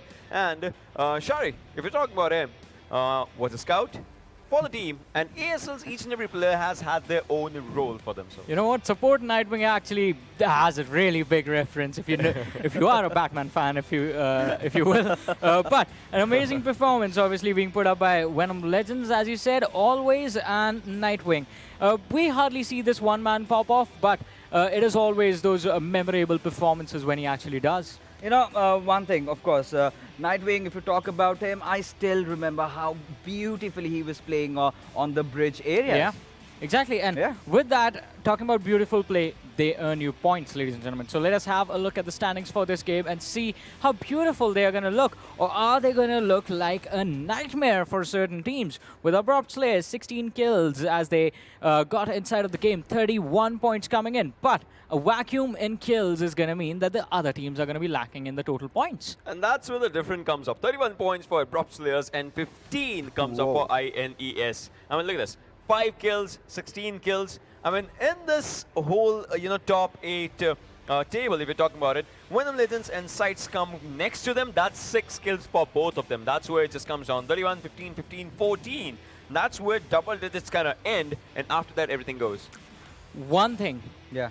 PAINxELMT, 4 placement points, 5 kills. Yes! 3-man roster. I wanted this. I wanted this. And it was a long time coming with the way they have been rotating around. I loved how they kind of took that fight and then had a good point inside the circuit. But, one thing for sure that I've taken from this game, Abrupt Slayers, they've qualified. They're not going to flinch. But INES, I think coming second, being the last in their group, I think that's going to help them a lot. Exactly. And match summary in front of us. I'm going to talk to the match scientist about this one. So, Ocean, you and I, we go crazy when we get those above average, those 200 numbers in smokes and utilities. But this is one thing that we hardly ever get to see. More kills than the number of knocks that were there. I'll tell you a few things. Yeah. More kills came up, number of knocks were less. That's one of the things, right? The final player is coming through the play zone. That's where you take him down. That guy just gets killed because the last players were surviving more. Plus, in the winning team ASL, the number of players surviving were 3. Now, the match went on to a maximum of 22 minutes. Had it been 25, 26 minutes, we could have seen 160 smokes or nades because there would have been more people. Plus, there were 2 areas where ElementriX's last player was. The upper area, you will not be using smoke alone in that one. Plus, the lower area where the other team of ASL was, you cannot use smoke in that one. So that's where the less amount of number comes up. Exactly. And as you were pointing out, that final fight, I mean, Orange, he had no possibility of coming out of that one alive. Unless he actually just landed. well, he had an AWM in his hand and he was perfectly hitting heads on every single player that were down below. That's the only possibility I see in which he wins that fight. Otherwise, as you said, high ground in the blue zone coming in towards him, and he was engulfed in the blue zone, in fact. Yeah. Plus the players, if he smoked, he did anything over there. Had he just stood up from the car that was in front of him, he would have been spotted out. You know, that was inevitable with the way, you know, Orange really approached. He was spotted the moment he was taking the buggy and was kind of backing off, you know, completely giving away his position. But I would still say this is good. This is good coming from Team ElementriX, always being consistent. And they have been really consistent as well. And as we were talking about it, consistency sort of comes out in the matter that you are taking those fights, you are getting those points for yourself, ladies and gentlemen. And to do that, you have to do the due inside of the game, as is the slogan for our ultimate battle refreshments, Mountain Dew, ladies and gentlemen. And here are the do moments of this match in front of us. All right, well, you know, starting going to happen with the vehicles, but when you actually hold on the guns, and that's where, you know, things go down. Things go south, things go haywire, and it all just begins. But, well, moving forward, P and Crew, they had a very good outing for themselves, for the starters, but then the 247, all right. So 247, not everything was good for them. The game, if you're talking about it in this one, of course, we also had an interview with them in the pre-segment. And, you know, at that time, the team was showcasing the good performance that they actually want to focus on. But then that did not happen. P and Crew, again, another team that kind of fell down. But look at this. Even in the second circle, if you see players are outside the zone, that means your time management is kind of on the wrong level. And this is the final week. And from here, a new journey begins. So you kind of need to focus on that as well. You know, I loved what PAINxELMT are doing this time. Look at them. They're looking so aggressive. They are actually committing for the fights, despite the fact that they are a three-man squad. And like I mentioned before also, I love the way they kind of transitioned inside the circle. And up until the 5th or 6th circle, they were still inside the zone. And yeah, it was a bad luck. It was a bad play that they made. They had to go out. But if we talk about today's first game in a nutshell, right? Ending up at South Gatka, it was quite open, had a few ridges up and down. And the teams kind of did not really have that thought process as to how to approach this. You know, what they should have really done, all of them, were to keep those vehicles on, were to keep those smokes on. And that is how they could have survived. Yeah, and survival of the fittest is going to be important. You can't survive when the shots are coming in your direction, along with a blue zone, ladies and gentlemen. And that is how, I mean, things ended for the squad of ElementriX. But although they did manage to put up a decent number of damage in front of them, finishing on the second position and getting a good amount of kills. I mean, 3 kills on the second position, pretty decent performance for them. But exactly, I'm going to move a little back because I want you guys to focus on this team right here. Right in front of me. That is PAINxELMT. We haven't seen them so much taking the action and being part of the action, always struggling a little bit to survive. But today, it seems like finally they have woken up. 5 kills coming in, good number of damage, and it was incredible to see how they were picking up the fights. Over 1,000 damage. I think this is the first time we are seeing them in this sort of an aggressive style. And it is pretty incredible. Hopefully today is going to be their day because, well, we have been waiting for a really long time and they're going to start performing finally. But the peak, the actual peak is going to be taken by no one other than Abrupt Slayers. And it makes sense, right? 16 kills, 2,163 damage. An incredible, incredible performance. So, pretty standard game on Erangel, I have to say. I mean, the damage bars look really good according to where the teams actually finished. The only outlier being the squad of PAINxELMT, who, well, just their performance this time was something out of the ordinary. And I have to say, we are praising the team, but we still need to hold ourselves and hold our emotions as well. This was just the first game. Let us have a look at the leaderboard, ladies and gentlemen, right about now and see how things are actually turning out for this team and for the rest of them as well. So, starting things off, Team T2K, despite a bad performance in the first game, still they are standing tall, 326 points, followed by Venom Legends on the second position, 312 points. Well, DRS has really stepped down a bit, but it's all right. All these teams are really doing good. Yeah, totally true. But then there's 7C Esports on 9th position. That still has 153 kills. That's kind of, you know, in the top 2 section. But still, the team lacks one thing, and you know, that is placement points. Well, moving forward, as there are some teams out here, and on to the other side, if we see through it, PAINxELMT, right now they are starting and they're starting good. I won't be surprised if they end the day with a 100-point mark. Because the way they've started, the way they have shown the momentum, I want to see them growing, and they will be growing good. And maybe, just maybe, they'll be giving. So it's a baby step, but they might be giving a good competition to R3D slowly and steadily. Exactly. It's a baby step. It's a small step, but the journey is one step at a time. And you have to make that happen. But let us have a look at the next step of our journey for today, ladies and gentlemen. And I'm talking about the schedule that is in front of us right now. The next map is going to be Sanhok. Will the aggressive stance that this team has taken, is it going to help them out? I'm going to ask you guys now. Fixes, you're on the spot again. Prediction. Well, in Sanhok, it will depend on where the circle really goes. But if a team that I really have to pick in this particular map, well, has to be T2K yet again. What about you, Ocean? Are you going to join the chair squad? Actually, if it happens, if they actually take up a fight with 247 and win, my money's on PAINxELMT. Well, that might just actually happen because, I mean, whatever they are doing, it is working out for them. And I'm going to get down from here. And I'm going to do is I'm going to slither my way in like the snakes that are there on Sanhok, ladies and gentlemen. And I'm going to walk over to the commentator's desk. So it seems like the chairing is working, guys. It is actually working. And PAINxELMT, again, we were just talking about it. They were out in the 6th position, 5 kills, got a squad wipe. And Ocean picked PAINxELMT. I think we might do the same. I don't know. PAINxELMT. We are cheering for them. Exactly. We're going to keep on cheering. I mean, this team, the chicken dinner. We saw the first week. Let's be honest, first week wasn't really good for them. Second week onwards, Shadow pointed out, they were trying different things. They were sort of stuck in an unlucky position wherein they would just be clashing with the other teams. But this time, hopefully, I mean, we are off to a good start. See, the thing is, they've got nothing to lose if you really think about it. So now they can actually go all out. And, you know, you asked the analyst desk whether we're going to see the aggression. I think we're definitely going to see aggression right from the beginning. Yeah, and especially when it's Sanhok, it is going to be super aggressive. It is going to be Sanhok. It is going to be super aggressive. And as we are talking, all the players are now getting ready for match number 2 of the day. Now, we are, you know, we always predict which team is going to win away the chicken dinner, but of course, it's all speculations. But, all right, pick a team. Are we going for PAINxELMT? Yeah, we are going for PAINxELMT. I'm waiting for them to get the chicken dinner. I mean, they can get it. They can get it. Even this game, 6th position is not a bad outing, but like that, all the teams are now ready. They are going to be getting in the lobby, getting ready to psych one another out. And as always, I'm going to ask you a question. Can you spot your favorite players out there? Now, Shadow, I've only had the pleasure of having you on the caster's desk now. Who's your favorite out the lot? I can recognize only one player, and that is going to be Envy. So I'll go for Envy. I see the ladies like sticking together. That is obviously good. But of course, a lot of teams, a lot of faces, you've seen them all. I like the fact that we are kind of shuffling them around this time. So, you know, you usually expect that, okay, Rated is going to be over here, although they aren't playing right now. They will be coming in later on. But any second now, match number 2 is going to be underway. We are going to be flying over the beautiful tropical island of Sanhok. And, well, I don't know. I want a boot camp ending. We really haven't seen a lot of action at the boot camp, have we? No, we haven't. And in fact, so many teams drop in towards the boot camp or nearby boot camp, so it might benefit them.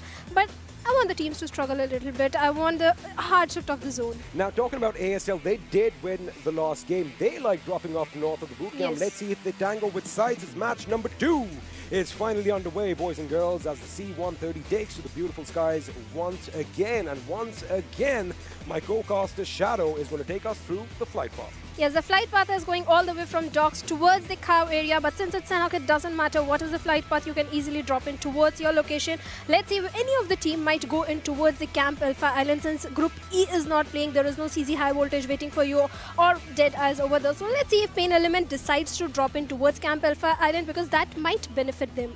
Well, we have kind of seen PAINxELMT head towards Camp Bravo as well, so it looks like they might be heading east this time. And the question is, are 247 going to be heading in the same direction? Because, of course, we've seen both these teams flash pretty much at the beginning every single time they played. And by the look of things, they are heading in that direction. But 247 might be splitting up a little bit at Lakavi and maybe a few of those compounds nearby, while PAINxELMT are definitely heading to Camp Bravo. Elsewhere, looks like ASL have gone a bit deeper in boot camp this time, so all you action fans, get ready, because Sanhok is going to promise a little bit of gunfire pretty much at the beginning.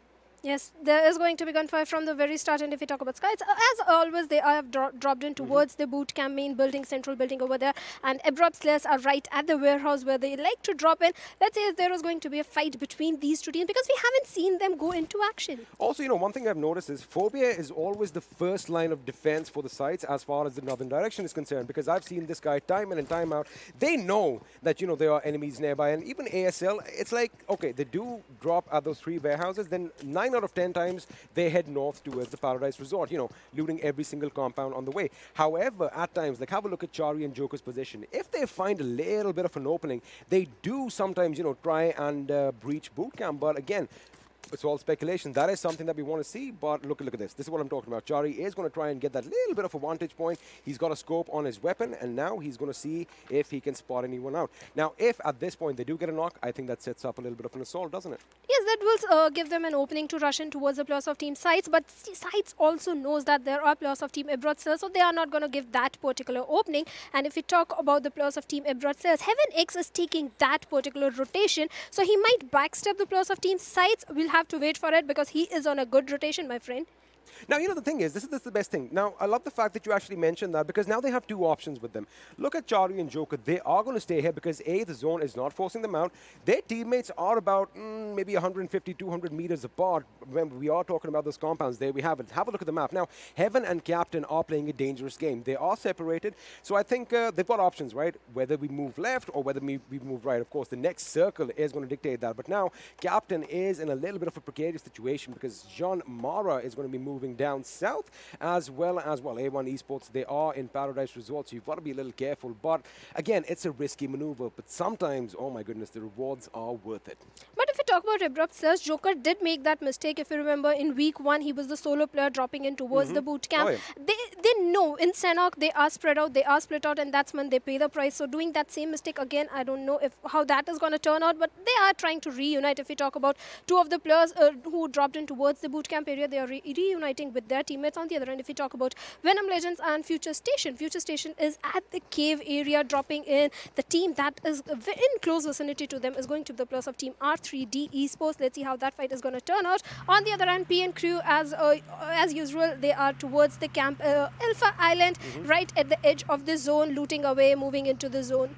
Funnily, this time the first circle was pretty much on the main island, and it is like a fresh of breath here, to be honest, because we've been seeing so many Sanhok circles on the northwestern island, so it's going to be a little bit of a breather, to be honest. But it does look like a lot of teams are pretty comfortable right now. They are not in each other's proximity, so we are not going to see a lot of sparks fly. But what I do see is R3D Esports have joined this game as a 3-man squad. We have Shaw, Walker, and Anubis, which means, well, let's see if that number difference is going to, well, pardon my thing, but make a difference over here because, you know, numbers, they do count for something. But right now, it is Sanhok. Again, the unpredictability, the RNG factor in this map is quite versatile, and it makes for interesting plays. But right now, all the teams, like I said, are going to be comfortable, and they are going to be moving in each other's neighborhoods. We should see some sparks fly really soon.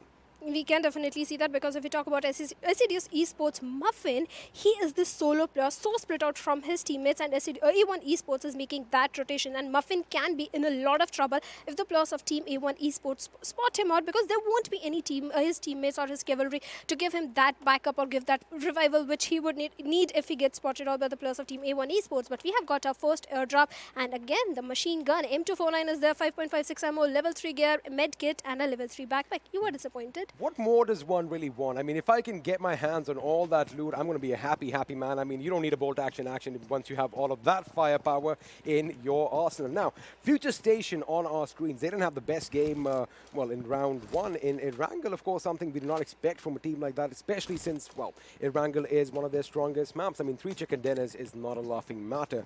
Well, maybe they are going to be those, you know, late bloomers, so to speak. They might do something later on in the day. But let's have a look at the circle as all the teams are going to be coming in, and have a look at Mr. Heyozu. He is out in the water. He's like, you know what? We are safe. We've got a long way to go. I am going to have a good time. But Mr. Huzo needs to be careful of the players of team Stalwart Esports, because Stalwart Esports also like making rotation, making the waterways or the northern side. They either drop in towards the cow area if DEADEYES is not there, or if DEADEYES is there, they go towards the Mongoy or Camp Bravo area. We'll have to wait for it. Mr. Huzo needs to be very careful. On the other hand, another team which needs to be careful is going to the players of team 247 and Assiduous Esports, because 247 can backstep the players of Assiduous Esports. They certainly can, and you can't forget PAINxELMT are going to be nearby as well. Of course, all these teams love dropping close to one another. 247 also playing as a three-man squad, so that makes 3 squads in this game who have come in as 3 members. It's going to be Vegeta, Vasif, and Raza up against the world. It looks like 247 Gaming is going to be sitting this one out. But right now, if I have a look at the loot, it's comfortable. They all have level 2 gear and plenty of meds. Well, not plenty of meds, but it should do as far as a firefight goes. But the question is, are they going to pick a fight? Because this particular place that we are on, the compounds right next to Quarry, is a hotly contested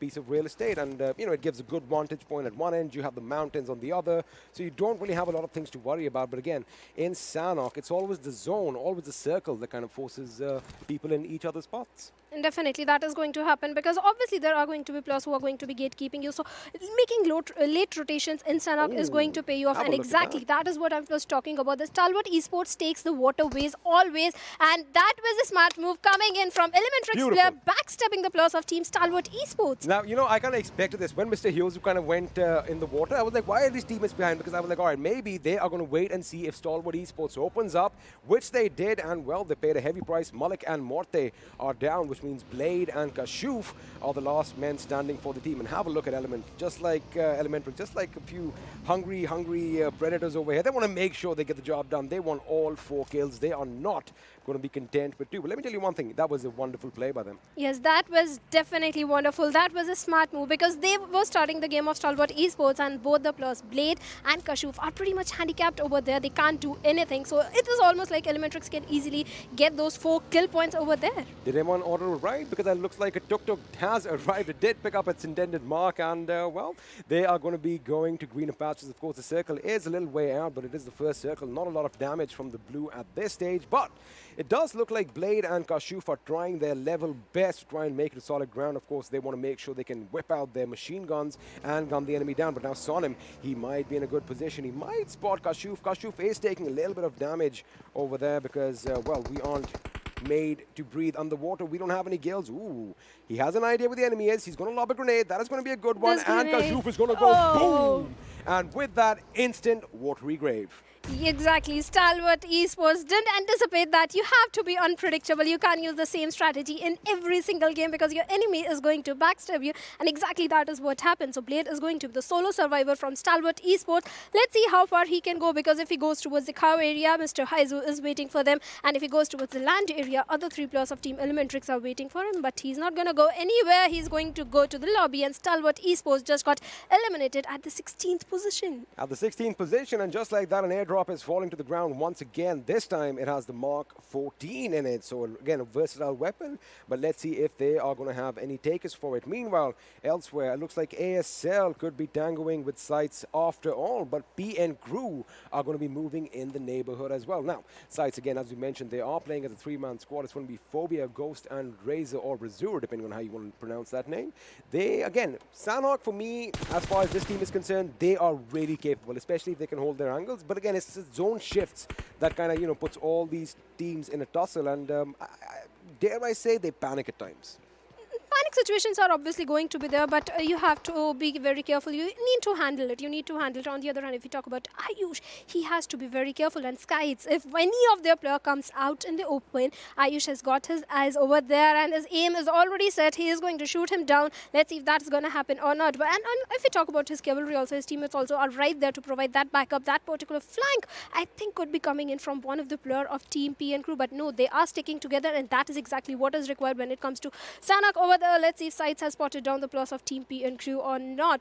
See, again, one thing in Sanhok is if you fire a shot, everyone and their mothers around in about an 800-meter radius are going to hear it. So potentially you could be having people come and mop up whatever's left of that earlier fight. So if you want to take your shots, you've got to make sure you get your man. And then right after that, you've got to execute a plan. You've got to make sure you go in, get the job done, win or lose. Because, well, a horde of enemies are going to be heading their way. But I think it's a good call right now. They did get all the information. However, they could not ascertain whether it's the right right time for a push, and they are going to back away a little bit, which, to be honest with you, is going to be good because PM Crew are just north of the quarry right now. They have that high ground, which is going to come in handy later on elsewhere. 247 seem to have the same plan in their minds as they are looking for some high ground for themselves. But, I like the fact that we just saw PAINxELMT on one side. I want to see some PAINxELMT and 247 action right now. Even I want to see them because look at the positioning of PAINxELMT. They can easily backstab the plus of Team 247, but the team that is going to be engaging in fight is going to be Assiduous Esports. Kurkure knocking down Mr. Boro of PN Crew. A revival should be coming in any time. Let's see if that is going to happen or not. But Sandesh has already been spotted out by the Kurkure over there of Assiduous Esports. But I think Sandesh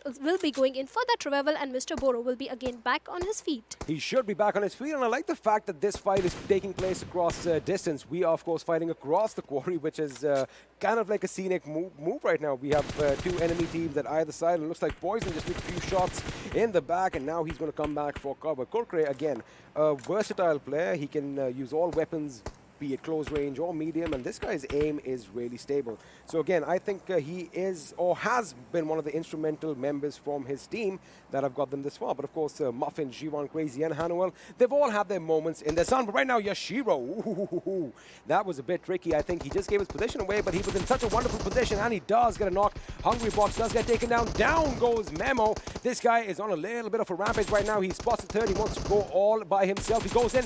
It's going to be him against Fair. Yashiro shoots. Fair is going to retaliate a little bit, but he is going to switch his weapons and get in cover in the nick of time. Now, out comes the M4. He goes left. He spots the enemy. He shoots. Is he going to get taken down? Have a look at Fair's HP. He finally gets taken down. Love coming in for some assistance, but INES's Yashiro is going to make sure he gets the job done. Now, Love is the last man standing. Can he pull off a miracle? Let's see if he can pull off that miracle, but a miracle that is happening is from Yashiro, clutching it out, doing a 1v4 with the plus of Team 7Cs, a team that has clutched time and time again, and that is a comeback. INES just eliminated 7Cs, and amazing 4 kills coming in over there. You know, initially I kind of thought that Yashiro made a little bit of a mistake when he kind of just accidentally fired a shot at nothing.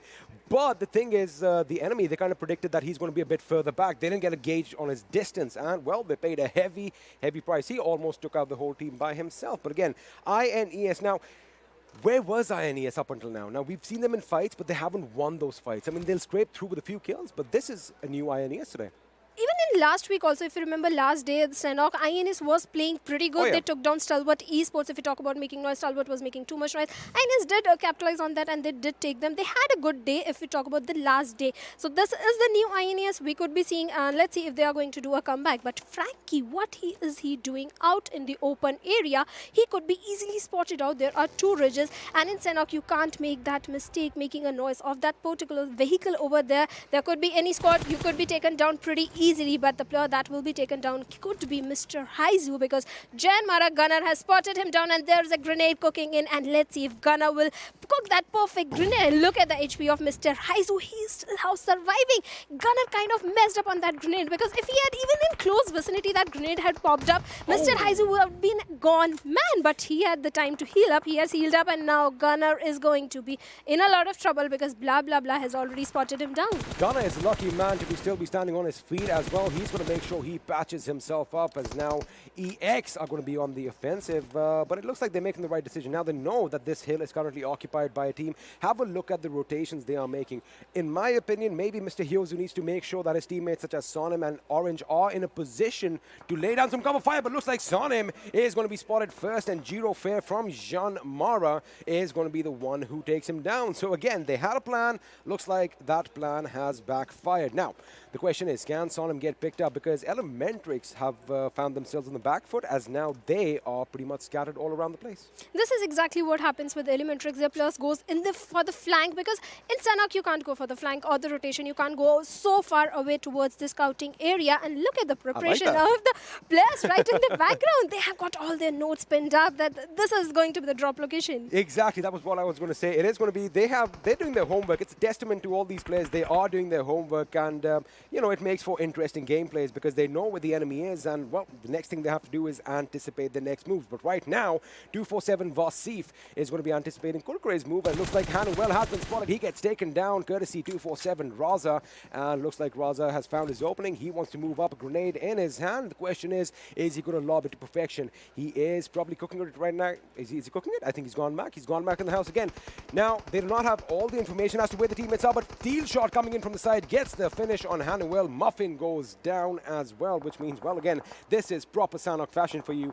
It doesn't matter where the bullets are coming from, but somebody is definitely getting knocked out. Yes, somebody is definitely getting knocked out because teams are always going to be cramped up, and that was smart of 247 to not overcome it in that particular fight because they knew there are going to be teams around you, and that is exactly what happened on Badrev, taking down Mr. Boro from PN Crew. Kapshi is also getting a counter knocked out by the plus of team INES, and Boro is a gunman courtesy to Badrev. Now, Badrev, of course, we did see that action break out, but FutureStation's Kapshi is going to be on his knees as FutureStation are taking a fight with INES, but I'm going to be excited over here. 247, Vasif and Raza seem to be making a move. They feel like the enemy could be a little bit vulnerable. They are moving in for the kill, but they've got to be careful because FutureStation has come in as well. Zod gets a knock on Bang elsewhere, but now Steel Shot, he is quiet, but he's been spotted at distance. Now he's going to have to rechange his strategy over here as he gets taken from afar, courtesy Detron from Venom Legends. Yes, Venom Legends, if we talk about Vegeta is popping in some random grenades towards the plus of team Assiduous Esports. Let's see if one of those is going to connect or not, but Assiduous Esports is going to survive because 247 is kind of messing up on those grenades, and let's see Vegeta with another grenade. Assiduous Esports has to be very careful, but Vegeta another failed grenade. Let's see if he's going to charge in with that M762 or not, but he has to be very careful of the plus of team FutureStation also roaming around in the close vicinity. And if you talk about PAINxELMT, I'm happy to see them again. PAINxELMT are basically not making any waves right now. They are trying to stay as quiet as they can. They are trying to survive for as long as they can. And well, have a look at this, ladies and gentlemen. We have a new circle, and PAINxELMT, they still don't need to move. They can still be content in the coziness of their houses because, well, they are pretty much in the circle. But it does mean that they are going to have a horde of teams heading their direction, and we might just see some action pick up. And if we talk about PAINxELMT positioning right now, lots of teams will be coming in from that particular direction, so they can gatekeep. This is their opportunity to take down 247 or even Assiduous Esports or any other team rotating from that particular direction. Let's see if they are going to do that or not. On the other hand, if you talk about JyanMaara, they have spotted on the plus of Abrupt Slayers. Captain will be taken down by Wang with that perfect M416 spray coming into the action, and another QBCZ spray coming in from heaven. Another player of team Abrupt Slayers is down on his knees, and zero fear with that overcommitment towards that fight, and he has been knocked out. He almost made it. Had he gone prone or had he just crouched in the nick of time, he might have still be on his feet, but looks like Zero Fair is going to be taken down. Of course, he was a bit too much in the open now extreme. The blue zone has caught up to them. He is going to go outside the blue circle. He's going to try and spot the enemies from a side. Of course, ASL are kind of going to be oblivious to the fact that maybe someone is watching them from behind, and well, Jari gets spotted out, but he retaliates. He reacts, in fact, in record time, and with that, he is still going to be up and kicking, but Badrev elsewhere is opening up on Venom Legends as FutureStation and Venom Legends are at each other's throats. Expect a team to get eliminated shortly, but over here, PMPL, ooh, you do not go prone just like that in an open field because you are going to be spotted. Looks like A1 Esports are having a wonderful day as they are picking multiple fights, and let me tell you one thing, they are winning them right now. Yes, they are definitely winning that, and last day also they did that. If you talk about Abrupt Slayers, Chari, this is a man again coming in with that domination, but INES, look at the positioning of Anubis. He is at the perfect position to take down the players of PN Crew if they come out in the open area after that ridge area, and INES also. So let's see, Anubis, he has to be very silent, wait for that perfect opportunity that when the players come out in the open area in his range of fire, shoot them down and take them down and take those 5 kills. Well, that fight was taking place down south. Now we are going to focus up north as ElementriX are trying to gatekeep the last few members from ASL from coming in the circle. And I said last few members, we have but one. ASL have been reduced to a one-man squad, and Jari is the man who is going to be carrying the flag forward for his team. Elsewhere, PN's Poison. Now he knows that his teammate is on his knees. Now he's got to be careful. He wants to try and make it for some cover, but good call on him. He is going to back out just a little bit, maybe rotate and come back in. Elsewhere, R3D, well, I just said it, and he has been taken out with that. Assiduous Esports are going to be the 13th team, or well, the team in the 13th position to be eliminated from this game, which means we are now down to the final 12 teams, 34 people alive. And now, just like dominoes, bullets are going to be flying, bodies are going to be dropping, and we are going to try our best to keep up with all the chaos. But any second now, the circle is going to shift, and let's see where it's going to force the players to go. Here we are going down south, and once again, PAINxELMT are in a little bit of a comfortable position, but Vegeta over here with some long-range fire gets a knock on Phobia. Yes, Phobia has been knocked out, but I think he'll get an easy revival considering they have a good compound to their name. Let's see if 247 is going to rush in towards them, but I don't think they will do that because the zone is in their favor. SCYTES will go in for that revival, and if we talk about FutureStation can backstab the plus of Team INES, but they have been spotted down by Vegeta, if I'm not wrong. He's trying to spot out the plus with that perfect M416, and let's see, PAINxELMT Rohan is also in the sight of the plus of Team 247. SCYTES definitely know there is another squad, so there are 3 teams, and it's going to be hell of action. And I want to see, like we talked about it a few minutes, Pain and 247 again going up against each other. We just might see that because although PAINxELMT, they are in the circle, they are barely in the circle, so they are going to have to move out, but 247 have positioned themselves rather well. Now they can pretty much control the entire field around them as you see their players have their sights in different directions. Elsewhere, there's a lot of gunfighting taking place outside the circle as A1 Esports Sinister is going to go on a little bit of a domination spree, and Abrupt Slayers, the team that won the first game today, are going to be eliminated in the 11th position with just 3 kills to their names, which means now we are down to the final 10 teams, and it looks like everyone is going to be congregating at each other's locations. Venom Legends are trying to find a little bit of a foothold over here as well, as T2K are moving in. In fact, Raza opens up on Brazil as fights are finally breaking out. The question is, are PAINxELMT going to participate or not? Yes, let's see. This is their opportunity. They can participate and eliminate the plus of Team SCYTES, but I think 247 will be doing that as Raza gets that confirmation, and Mr. Haizu has been knocked out by Envy. Envy will be going in for that confirmation also. PAINxELMT is definitely engaging in this fight, and SCYTES has been eliminated at the 10th position with 1 kill. On the other hand, Wasip takes down Phobia, and Raza just confirmed the kill of Razor over there, and Luffy will be eliminating blah blah blah from ElementriX. Well, Envy is going to make sure she puts the final bullet in blah blah blah's head or heart as the Dracula is finally taken down. But right now, R3D Esports find themselves eliminated in the 8th position with just 3 kills. And PAINxELMT, let me tell you one thing, they waited for the right moment to make that push into the circle, and it has paid off. But the question is, can they do it again? Because the zone has gone further south, and 247 yet again are going to be in the best position to gatekeep. It looks like ElementriX Sonim is going to be unloading on T2K as Jane was taken out, but that is how it goes. Frankie is going to reciprocate, and with that, I do believe we have another team to be eliminated from this game. That means we are down now to the final 6 teams, 14 players alive as well. Tamim has his workout out. Kapshi and Tamim are going to be picked up. Let's have a look at what's happening over here.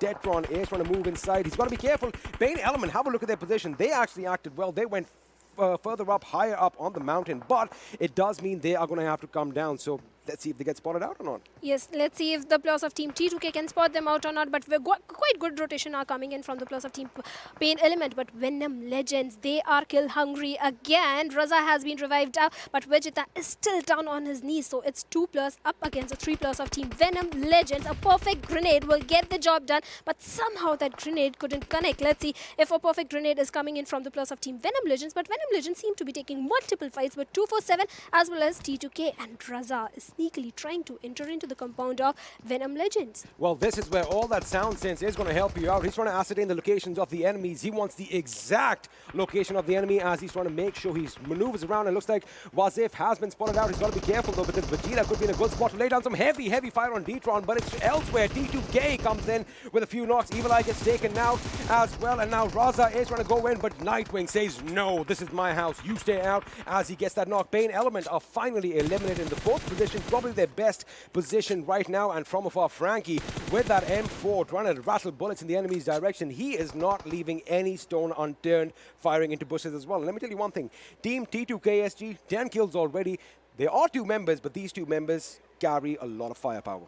Yes, and it's the only team with man advantage. If we talk about it, they have got 2 players. 247 has got just Vegeta, and Venom Legends has just got Nightwing. And in fact, 2 has a perfect positioning to take them down. But Vegeta will be helping them by taking down Nightwing over there. And Vegeta in a 1v2 situation. His location has not yet been compromised. Let's see if Vegeta can clutch it out or not. On the other hand, T2K is moving in the open area towards 247. But they take down Vegeta, and T2K does it again. Winner, winner, chicken dinner. There you have it, ladies and gentlemen. T2KSG are your winners from the second game in Sanhok. Somebody on the analyst desk did kind of predict that, and I'm having to look over there. He is, he's got a few moves over here. I wish we could pan the camera, but that was an amazing, amazing game. And let's not forget PAINxELMT. Yeah. They had their best finish, 4th in this game. Yes, they had a 4th finish. They had some kills in their name. They showed good rotation. They were taking up the fights. Let's see if they'll go for a chicken dinner. There are still 3 matches left. They're getting better. Game 1, they are. 6th. Game 2, 4th. Maybe game 3 that might come in the top 3. Maybe by the end of the day, they might walk away with a chicken dinner. Again, these are all speculations. We are going to do that right now, while you all can take a little bit of a breather, grab yourselves some amazing Mountain Dew. We'll see you shortly off this break.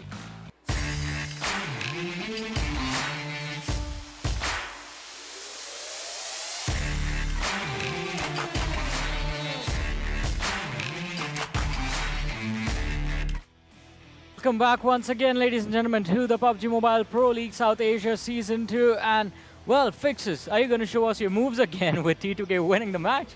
There it is. Of course.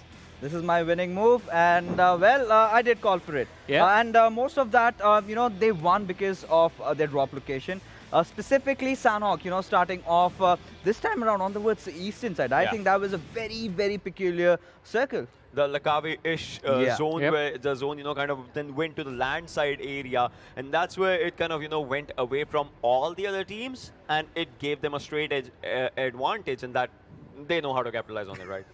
But one thing for sure, Stalwart Esports and water. The water rotations. Obviously. I mean, you and I, we have always been against water rotations on this map. Yeah, it hardly ever works out for anyone. But let us move forward and have a look at the MVP also, ladies and gentlemen, for this game, and see that one individual who had, an opponent-blowing performance. It is going to be Raza from the squad of 247, and why not? 1106 damage being dished out by him, 2 assists, 3 kills, and a survival time of 23 minutes 4 seconds. Being inside the circle, when the circle kind of rotated just towards the southwestern side of Lakavi, that is where 247 were. All the teams were coming from the hills, from the slopes, from the lands, everywhere. He was just spotting everyone down, getting those knocks. But on the kills department, he could not bag a lot. Yeah, he could not bag a lot, but though he had good assists for himself, damage points, so not good kills, but good damage kind of shows you one thing, that you were good with troubling your opponents. Well, had a very good damage, had a very good survival time for himself as well, if you're talking about damage taken. So that's one thing. Yeah, you're getting good fights. Formula comes in. But you're taking good bad fights on yourself as well, and that in turn results in what? Your armor going down, your helmet going down, and then eventually you're going down as well. Yeah. Armor and helmet are really crucial in those final positions, and 247, even though the kill points are going to come in, the performance from the team is actually pretty it's going to get them to the finals. Let's just leave it at that. They need to perform a little bit extra if they want to make sure that they're going to the finals with a good momentum on their side, ladies and gentlemen. And after this individual, we're going to look at 4 more individuals that are going to join him in the list of the top players of this match. And once again, on the big screen to my left-hand side, here they are. Venom from T2KSG, joined by Yashirov from INES. Then we have Blah Blah Blah from the squad of ElementriX, and T2K Frankie. Well, talk about T2K. I did call for this squad. I knew, after that first game, they had a kind of a disappointing outing. Yeah. These lads will be going all guns blazing, and that is exactly what they did. But if you talk about Venom, this time I'm really impressed from him, because we haven't seen Venom really shine out a lot. And stepping up in Sanhok, because this is one of the most unpredictable of the maps. Anyone can really win. It all comes down to your positioning and how you take your fights. But INES, I am loving it, what they're really doing, picking themselves up. And I think the first day of our final week is really going good for them. I'm gonna say about ElementriX as well. Yeah, it's going good for them. So I would say third week is the week of uncertainties, with the teams that were not performing in the first 2 weeks so far have been doing pretty good. Talking about ElementriX, talking about PAINxELMT. The teams are good. Exactly. Yes. The teams are in fact really good. PAINxELMT as well, as you mentioned. Even this time, a really good outing from them. I mean, just managing to stay within the top 6 somehow. Kills, we are going to find out as we look at the standings of this game, how many points did the team actually get for themselves in total in this match. And here are the standings, ladies and gentlemen. So T2K SG, obviously the chicken dinner with 11 kills, 26 points coming in for them, 2 for 7 as well. The second place finish, 18 points in total for them. Venom Legends, 14 points in total, but PAINxELMT. So kill points were lacking. This time just 1 kill coming in, but good placement points, 9 points in total. Yeah, absolutely great performance from PAINxELMT, considering how their last few weeks have been going. But, you know, my eyes are set on 247 and INES this time around. I've been talking about them. They need to get compete for that 16th position. And, well, 18 and 12 points is really good. But as we move along further, of course, you know, FutureStation, a team that has got 8 points out of this. But Ocean, let's be honest, we don't really care about them right now because they've already qualified to the finals. But what we do, you know, worry about is those teams that are on the 4th position in their particular groups. I mean, talking about a few other teams, right? Assiduous Esports, they have shown very good performance in their group, but right now they had a 13th position. 7C. All right, so this team goes for the kills, or it does not at all, but this time they could not go for anything. But Stalwart, just like Fixus was mentioning previously, though that, and you as well, the water rotation that happens, that does not happen. That will never happen. They need to understand what happens and what should not happen. After how many games, though, Ocean? Because this is not just the first time that has this is happening.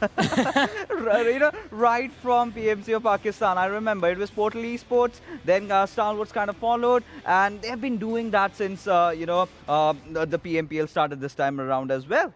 Yeah, but order has been restored to us as we move forward with the match summary of this game.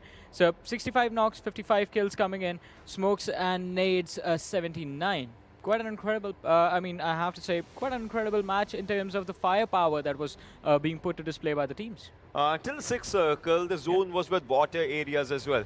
So once you're going for the rotations, you won't be using the smokes and nades as such, as compared to the fact that, you know, there were not much houses.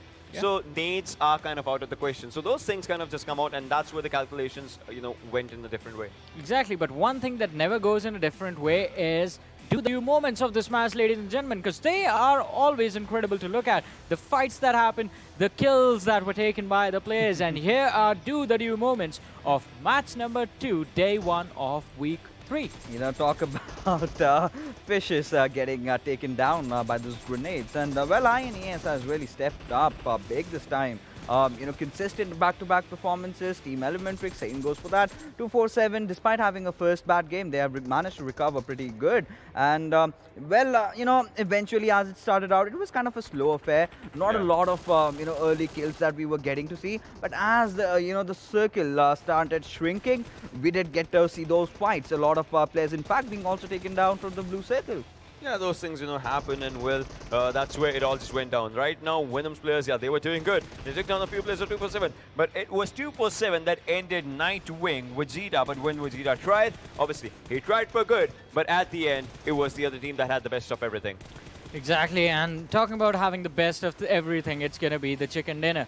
It is the best out of all the position points that, or all the positions that he could be on inside of the game. But this is where Sanhok sort of becomes interesting, right? So I'm going to have to move towards this side a little bit because the bars on the teams that actually made it towards the later stage of the game are pretty high. Fights were pretty intense coming in from all the teams. But again, I mean, the team on the first position, team on the second position, T2K, 2 for 7, incredible fights coming in for them. FutureStation as well, along with the squad of ElementriX and INES. But here's the outlier, ladies and gentlemen. Here, in fact. That is the outlier. That is PAINxELMT. So last match, they had an exit on the 6th position. Decent damage, decent kills coming in. This time, it was just the placement points, I think, that are going to keep their average for the day a little nice to look at. Did not take fights up until the extreme later stage, and that was really good for them. They were quite exposed. I mean, taking the high ground in the final situation wherein everyone on the low area, had they fired one single shot, their position would have been revealed, and they would be taking a lot of damage from anyone who could see them coming down that slope. Quite a risky stance they had inside of the game, and they sort of dealt with it in a way that was perfect. Get those placement points and get out. So in an instant, this team was taken out, but all these teams, starting from ElementriX all the way to T2K on the other side, had been fighting this entire time, and that sort of showcases in the number of kills that these squads had. And it is going to be incredible to see how the change of pace from the side of PAINxELMT is going to be surprising to the other teams, because as we look at the standings, and this is like the law of nature, if someone goes up, someone else is going to come down. Every action is going to have an equal and opposite reaction. I think Ocean is going to be explaining that one. Well, that's so true, and explaining it in a practical way. That's where Group A comes up. You can see T2KSG with 352 points for themselves, obviously 6th chicken dinner. Don't forget, we are still looking for the 8th one, if it breaks the world record or not. Team SCYTES is out here. Assiduous Esports and INES 275, 245. No one's as close to 352 for this one. Yeah, absolutely. No denying that. But, you know, it's the race between Assiduous Esports and INES going on. Can INES surpass them? You know, that's a big question. Considering how Assiduous have been playing, maybe it's a possibility. But as we move along further, Group B, we have Abrupt Slayers with 302 points already, breaking that 300 mark. That's a good outing, good number of kills. But what I really want to emphasize on is the placement point. How consistent they have been, how they are focusing on the position. But 7C Esports, it's a completely different tale over here. They're getting those maximum number of kills, but in the placement points, they're kind of faltering out. But R3D need to pick themselves up. But moving along further, Ocean, would you mind taking it off? All right, well, Venom Legends, 1 chicken. I mean, talking about Group C, it's always a weird one for me. 1 chicken dinner, 326, 5 chicken dinners, 305. Like, think about being consistent in a decent way and being, you know, wavy with a sinusoidal wave that you might just have for yourself. Team ElementriX has had no chicken dinner still. They are at 3rd position. That also shows a good thing. But right now, this week, for these two games, they have been good for themselves as well. Moving further with the other group, Group D, A1 Esports 281, then comes Stalwart. All right, they had 2 bad games, but we know they always come down in one of the games. The next one might be that one. You know, one thing that is really disappointing is to watch VTNxJyanMaara down so below on the 3rd spot. 195 points is not acceptable considering what kind of a team they are, the kind of experience that they have. But, you know, right now we do not have Group E, so we'll not be taking a look at them. And in fact, the next map, that's going to be really exciting because we do not have Team Bablu in it. You know what? What makes things interesting is the fact that because of the new format that we have of how teams make it to the finals, even though VTNxJyanMaara have less points than INES and 247, it's still going to be making it into the finals. Life is unfair. I mean, that kind of, you know, bounds the game altogether if you talk about it. We think, you know, a team is doing good or bad, maybe in the overalls, but all they worry about is their own group, and that's the end of the story. That is exactly what you have to worry about, in fact, you know, to be there in the top 3 of your group. Exactly, but now let's move forward and have a look at the schedule that is in front of us, ladies and gentlemen. So next match on Miramar, the map with a lot of sand, the map that has the desert and the long rotations in it. I'm going to once again put my analysts on the spot. Who do you think is going to be performing really well on this one? I don't know. So now I'm bound on one thing, right? I want to see that this thing? Yeah. All right, let's do this then. You know, for me, I think, Johnny, you were there during the PMPL Scrims when Abrupt Slayers got that wicked chicken dinner. So since Captain is back, I believe this is a possibility. We might get to see the second. Ooh. We might get to see the second. And I mean, especially in the last week, I mean, if ASL Abrupt Slayers actually managed to pick up the pace in this moment, I think that's going to be a really good opportunity for them. But it is going to be quite interesting to see what the other people on the other side of the stage are going to have to say about this as well. And we're going to talk to them in a few moments, ladies and gentlemen. But you can let us know as well. Just let us know who do you think is going to get the chicken dinner in this matchup and which team are you guys cheering for. It is going to be incredible to see I mean, you can spam it in the chat. Spam the name of your favorite team, of your favorite player. Cheer them on as they give their very best in the game that is going to happen. And as I was saying, I'm going to move over across the stage. It is a little too bright. I think I forgot my shades, guys. Do you guys have any? I think we don't want you in the shades right now because then you basically outcast all of us. I mean, you are looking good right now. I wish I had my jacket on. I wish I didn't have these glasses, but it is what it is. And, well, we are going to be underway with match 3, and you want to put us on the spot again, don't you? Yep. Shadow, he loves doing that. He loves doing that. We want to know from you which team you are picking. Okay. Let's see. Alrighty. Come on. All right, so he's going to go the same thing. Then I'm going to do the big 2-0 because we do need to see that 20 kill mark hitting in this game. And a map like Miramar, it is possible. Yes, it is possible. I'll also go for a 20 kills over there. Let's go for that 20 kills. The commentators on the same page now. We are sticking together. That's how it is. So, you know, we still have that enmity with the analyst desk, and now we've kind of switched a few players around. And Johnny, the question is, which side are you on? Come on. I'm on. Come. What's the next game with us? He is obviously at our side. He is obviously at our side. Well, Johnny is with us as match number 3 is going to be underway, and it is going to be in the deserts of Miramar. Now, Shadow, you have been on the analyst desk for the last 2 weeks, and you guys can hear that right now. I mean, it is just mind-blowing. What are we going to expect in this game? I want some good sniping shots coming in. INES is doing that, but I want to see that EWM shots. But I think the meta has kind of changed. You might not be happy with what I'm going to say, but I think having an M416 and a 6x scope is kind of better than having a bolt action. So, you know, we've got inputs from Shadow, but let's just find out what the teams want to say, because right now, before the game is underway, we are going to switch to a little bit of an interview, and R3D Esports are the main event right now. So we just take a little bit of a breather, enjoy this interview with R3D. Ladies and boys and girls, स्वागत है आप सबका। मेरा नाम है ocean Sharma and अभी तक PMPL की जो तैयारियां रही हैं, जो मैचेस रहे और जो मैचेस होने वाले हैं, हमें बताया सब चीज़ें बहुत बेहतरीन होने वाली हैं। और उन सब चीज़ के अंदर एक ऐसी टीम आती है जो अपना परचम लहरा कर आई थी पाकिस्तान रीजन में और आगे भी अपने आप को डोमिनेट करता हुआ दिखाना चाहेगी। मैं बात कर रहा हूँ R3D की, एंड R3D के कुछ प्लेयर्स यहाँ पर हमारे पास रहेंगे जरूर। सो एक तरीके से उनसे बात करते हैं, जानते हैं कि उनकी स्ट्रैटेजीज क्या होने वाली हैं। So guys, before we just begin with everything, why don't you guys just introduce yourselves? I am Anubis from R3D Esports. I'm the IGL and the infragger for the team. I'm sure I am in the second infragger for the team. Hello, I'm R3D Ezio from R3D Esports and I play as a support in the team. जी, तो आप लोगों ने नाम बताया, आप लोगों ने अपना ऑब्वियसली रोल बताया, एंड रोल बहुत इंपॉर्टेंट हो जाता है। मैं अनुबिस आपके ऊपर आना चाहूँगा क्योंकि आप आईजीएल हैं टीम के। सो मैं आपसे जानना चाहूँगा आपकी जर्नी कैसी रही है as compare to previous PMCO, क्योंकि वो टाइम में मैंने आप लोगों को देखा, मैंने कास्ट किया आपके गेम्स ये वाला पीएमसीओ और अभी पीएमपीएल के अंदर आप कदम रख चुके हैं। सो जर्नी कैसी रही है पूरी इन सब चीज़ों के अंदर? हमारी जर्नी स्टार्ट हुई थी 2019 पीएमसीओ में, जहाँ हम लोगों ने इतना अच्छा परफॉर्म नहीं किया था और हम लोगों ने बहुत ज़्यादा मिस्टेक्स की थी। Obviously we learned from our mistakes and we ended up in the PMPL.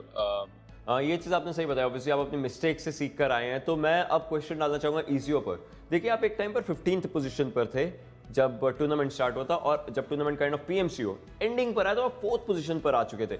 ये 15 से 4 तक का सफर कैसा था, इसको अगर आप एलैबोरेट कर सकें। हमने पीएमसीओ का फाइनल स्टार्ट किया था, तो लाइक सोचा इस तरह के था कि स्टार्ट से पीएमपीएल फाइनल्स में डोमिनेट करेंगे और टॉप 3 के लिए जाएंगे, क्योंकि टॉप 3 टीम्स नहीं पीएमपीएल खेलना था। सो हम लोगों के शुरू के मैचेस काफ़ी ख़राब गए थे, जिसकी वजह से हम 15 पर आ चुके थे। पर उस टाइम 4 मैचेस हमारे पास रह गए थे और डू और डाई वाला काम था। तो उसके बाद फिर आईजीएल की कॉल थी कि अगर लाइक पीएमपीएल के लिए क्वालिफाई करना है तो अपना बेस्ट देना होगा। फिर उसके बाद बेस्ट दिया और 4th पर आ गए।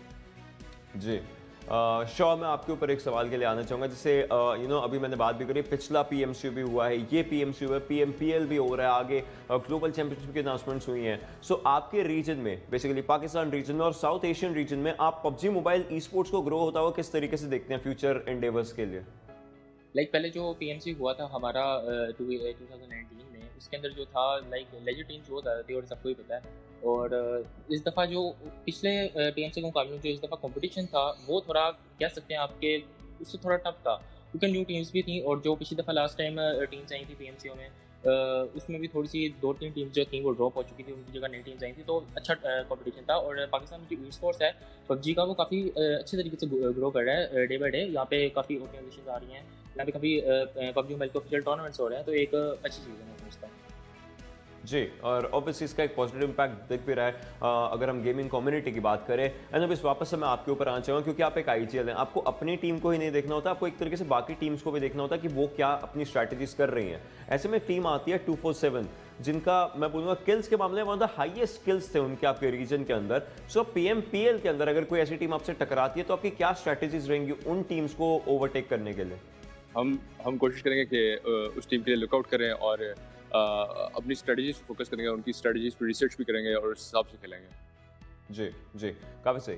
चलिए, मैं आप लोगों से एक सवाल पूछना चाहूँगा, तीनों अगर आप एक वर्ड आंसर कर सके, कोई एक ऐसा प्लेयर पूरे वर्ल्ड, पूरे ग्लोबल रीजन में, चाहे वो इंडिया से है, चाहे वो थाईलैंड से है, चाहे वो कहीं से भी, इंडोनेशिया से, किसी भी एरिया से, अगर आपको लगता है एक ऐसा प्लेयर जो दैट यू कैन आइडलाइज, जो आपका एक आइडल बन सकता है, कौन सा प्लेयर होगा वो? I would choose Rahman. मेरे ख्याल से ज़क्सी हो सकता है वो। I'll go with Rahman. जी, काफ़ी सही तरीके से आपने बताया ज़रूर, बट मैं एक चीज़ जानना चाहूँगा, पिछला वाला जैसे आपने बताया, पिछले PMCU से इस PMCU के अंदर आते आते किसी ना किसी कंपटीशन का लेवल बढ़ा है, तो क्या आप लोगों को प्रेशर फील होता है? मैं आपसे जानना चाहूँगा कि आप लोगों को प्रेशर फील होता है कि इस बार कंपटीशन लेवल, क्योंकि अब आप PMPL में भी जा रहे हो, एक नया स्टेप आएगा, so are you feeling the pressure, you are like कि नहीं हम लोगों से हो जाएगा आराम से? नहीं, इस तरह ज़्यादा प्रेशर नहीं है, क्योंकि पहला PMCU खेला था उस टाइम काफ़ी प्रेशर था, क्योंकि पहली बार इतने अच्छे स्टेज पे खेल रहे थे और उस टाइम काफ़ी सीखने के लिए मिला था, एक्सपीरियंस आया था। तो नेक्स्ट PMCU जो ये वाला था, इसमें काफ़ी ज़्यादा कॉन्फिडेंट थे, हमें इतना ज़्यादा इशू नहीं था इसका। तो अब इंशाल्लाह नेक्स्ट आगे PMPL में भी अच्छा परफॉर्म करेंगे, क्योंकि इतना ज़्यादा प्रेशर नहीं है, कॉन्फिडेंस अच्छा है। इंशाल्लाह मैं भी होप करूंगा कि आपका ये वाला PMPL बहुत ज़्यादा बेहतरीन हो, और इन्हीं सब चीज़ों के साथ मैं यही बोलूँगा कि आप लोग अपनी प्रैक्टिस कीजिए आराम से, बिकॉज एट दी एंड हम लोग R3D का नाम ऊपर और ऊपर देखना ही चाहेंगे। So with all those things, thank you for giving your precious time and I wish you guys all the very best for all the future endeavours. Well, ladies and gentlemen, welcome back. We did take a little bit of a break, but now game number 3 is going to be underway, and it's always lovely to kind of, walk back, a trip down memory lane, so to speak, and just see how these players are preparing themselves before the tournament. Yeah. So you get to see a different side of the team. Yes, we definitely get to see. Look at the confidence on their faces. They are so confident always. Yes, they are going to perform. They are the one who are going to be the champions of PMPL. Let's see if that is going to happen or not. And look at those happy faces. Well, you did say that. Look at the confident faces. We have a lot of confident faces on our screens right now, as once again the players are going to be ready to get in all the action. And it looks like a couple of them are really comfortable, especially if you have a look at the bottom right. I think you have your quill sound. You got to be again, at the end of the day, it doesn't matter if you lie down and play Shadow or if you are sitting on a gaming chair. Gaming is gaming. But it's Miramar. It's already going to be pretty hard. Do you need a blanket? You can take it in Vikendi. Well, there you have it. You don't need a blanket in Miramar. However, sometimes those phones definitely need to be cooled down. So, sometimes you come in the firing line. But now, any second, all the players are going to be jumping on the plane for the third time this day, as once again, the big, beautiful bird is going to be in the sky. And let's have a look and see where we are heading. By what I can tell right now, we are going to be flying a bit to the northeast, and the plane path is kind of inclined towards the eastern aspect of the map, which might mean that we might actually see some people vying for vehicles to trample one another once again. We saw that in Erangel. We definitely saw that, and going for vehicles in Miramar is always risky, because you are rotating in. There is a possibility your enemy team has already dropped in. They have taken their guns. Even if it's a shotgun, they will kill you. We saw that shot coming in with that pistol, a player getting killed with that pistol. I think that was the first pistol knock ever. Yeah, that was the first pistol knock. And later on, he went on to loot that crate also. I mean, he had nothing to do. Why you were going for the loot? But that's okay. That's okay. We all do that. I mean, we also do that. You go and look up the crate, then you take a little bit of a screenshot. It's like a trophy, so to speak. Aha, I killed you. Bragging rights are always going to be on the line in a tournament such as this. Exactly. Everybody is going to brag over there. They are going to, hey, I killed you with a pistol. Even if they are friends outside of the game, then also they are going to... Especially if they are friends outside the game. Yes, especially if they are friends, they are going to be sharing that screenshot. Hey, dude, we killed you. But let's get back to the game over there. T2K is going for that normal drop, which they go for Los Leones southern side over there. A1 Esports is also going towards Los Leones. R3D and INES might be sharing a same drop location. That is going to be Impala. That is going to be Impala. It looks like shots are going to be fired early in Miramar. Now, let's see if that is going to come in Impala's way, but we are all waiting with bated breath as the first circle is going to form. And, well, there you have it. It's pretty straightforward. Everything is in front of you right now. We are going to be pretty much central on the map. We do have a little bit of water to play in towards Porto Parai, but maybe barring a couple of teams, everyone is going to be happy. But look at this. R3D, the team we just saw an interview about, are going to be going up against INES as well. Shaw and Orochi are both in the House of God, but looks like they aren't going to be praying. They are trying to gun one another down. Elsewhere, I did see a few teams kind of heading on a collision course as far as Campo Militar goes, so I wonder if we are going to see any action over there. But for now, it's going to be R3D Esports up against INES. Now, this is in Impala, as you did mention. Are we going to see a fight early on? We have a little bit of a trade-off. In fact, Yashiro from afar getting a few shots on shore. But have a look at Orochi, Shadow. He is silent. He has to be silent, XP. He has to be, because one little sound, he will be spotted down, and I think he has already been spotted out. Anubis with that grenade. This is going to hurt Orochi. This is going to hurt, but somehow he survived that grenade. But now let's see if he'll be surviving those gunshots or not. He has got no armor to himself. Well, he is going to go with ADS. I think that was not the right decision over here, but oh my goodness, that was brutal. The way they gunned him down and finished him before he could even say anything. That is what R3D want to do. They do walk away with the first blood. In fact, it is the god of death himself who is going to get first blood in this game. But now, you were mentioning R3D, and let me just ask you a question. So, before the tournament started, we saw a little, we glimpsed the psyche a little bit. What has gone wrong for this team? The thing that is going wrong for R3D is their players don't stick around. But if we talk about R3D and INES, I don't know what happens in this particular fight. R3D players somehow decide to stick together, be it Vikendi or Miramar, and they manage to take down INES. Let's see if they are going to repeat that or not. They have managed to take down Oshiro over there. I'm loving the fact that R3D players are sticking around, because usually their players, if you remember when they were taking fight in the Miramar with 7 Cs, Walker was so far away from his teammates, and they kind of lost that fight. In fact, you and I were just arguing this before the game started, that, you know, we were going to have a discussion. What does R3D need to do? And this is exactly what Shadow said. She said they need to stick together, because time in and time out, we've seen them spread out way too thin. And see, again, it's a pro and a con situation. The pro is that, you know, you have different angles on your enemies. But the con is, if you get knocked out, boy, the revives are going to be dangerous. And exactly that is what happened with Oshiro over there. Let's see, Yashiro is right at the rooftop over there. If the players of R3D come out in the open area, Yashiro might take them down. He is at a good position. Let's see if he's able to capitalize on it, and R3D makes a mistake or not. Now, what I did kind of notice is that Yashiro, you did mention he is on that rooftop, but they need to spend some time looting as well, because entry, he doesn't have the best of helmets. I mean, I would definitely want a level 2 helmet. Doesn't matter if you've got spikes coming out, it's still a level 1 helmet, but looks like Yashiro, on the other hand, is going to be happy with his level 3. So again, I do believe they need to focus a little bit more on loot, because if they let R3D, you know, have the swing of the town, they are going to be well kitted out. And have a look at it right now as well. They have kind of been forced to back out for Impala, which is time I think was wasted. They could have maybe looted up a few more buildings while doing so. Well, we are going to have to wait and find out whether that is going to come and bite them in the behind later. Elsewhere, everyone is going to be comfortable, as the zone is going to be restricted in about 50 seconds. And to be honest with you, I think I only see 1, 2, maybe 3 teams outside the circle right now. Yeah, only 3 teams are outside of the circle, so it's a central circle. All the teams are pretty happy, and if you talk about INES, they are kind of disengaging from this particular fight. You talked about loot. When 2 teams decide to drop into the same location, loot is always going to be troublesome. But I can already see, I mean, we can already see, obviously the people in the chat can't see, players of Venom Legends are also rotating away from the southern side, and right behind them are the players of Team FutureStation. Let's see if there is going to be a fight engaging between those 2 teams, and Abrupt Slayers have a good opportunity to do a third party. You know, we have kind of seen these fights take place at the periphery, because now the meta has kind of changed. You know, initially the aim of the game was you try and get the center position in a circle, and you know, that kind of sets you up for the next circle. But there is danger as well, because, well, when you are in the middle, all eyes are going to be upon you. You know, and when you want to fight from the periphery, I believe you've got to be quick in the gunfights, because it's basically a shock and awe move if you think about it, right? You are going to be at the periphery. You want to gatekeep an enemy from coming in. The only way to take them down is a blitzkrieg. Hit them hard, hit them fast. And that is something that, you know, the teams need to kind of catch up to, because they have the peripheral gameplay down, but they're too passive. If you want to do that, if you want to guard the perimeter and make sure you move in zone to zone, you've got to be aggressive. Yes, you got to be aggressive. You had to be aware that catch your enemy when they are not expecting. At a proper moment, they are out there in the open, there is no backup. Catch them at that particular moment. And exactly, JyanMaara can also do that to the players of Team SCYTES, because they are also sitting at the periphery, at the northern area. On the other hand, Abrupt Slayer players are making their move. They are making use of those vehicles over there, and Miramar and vehicles.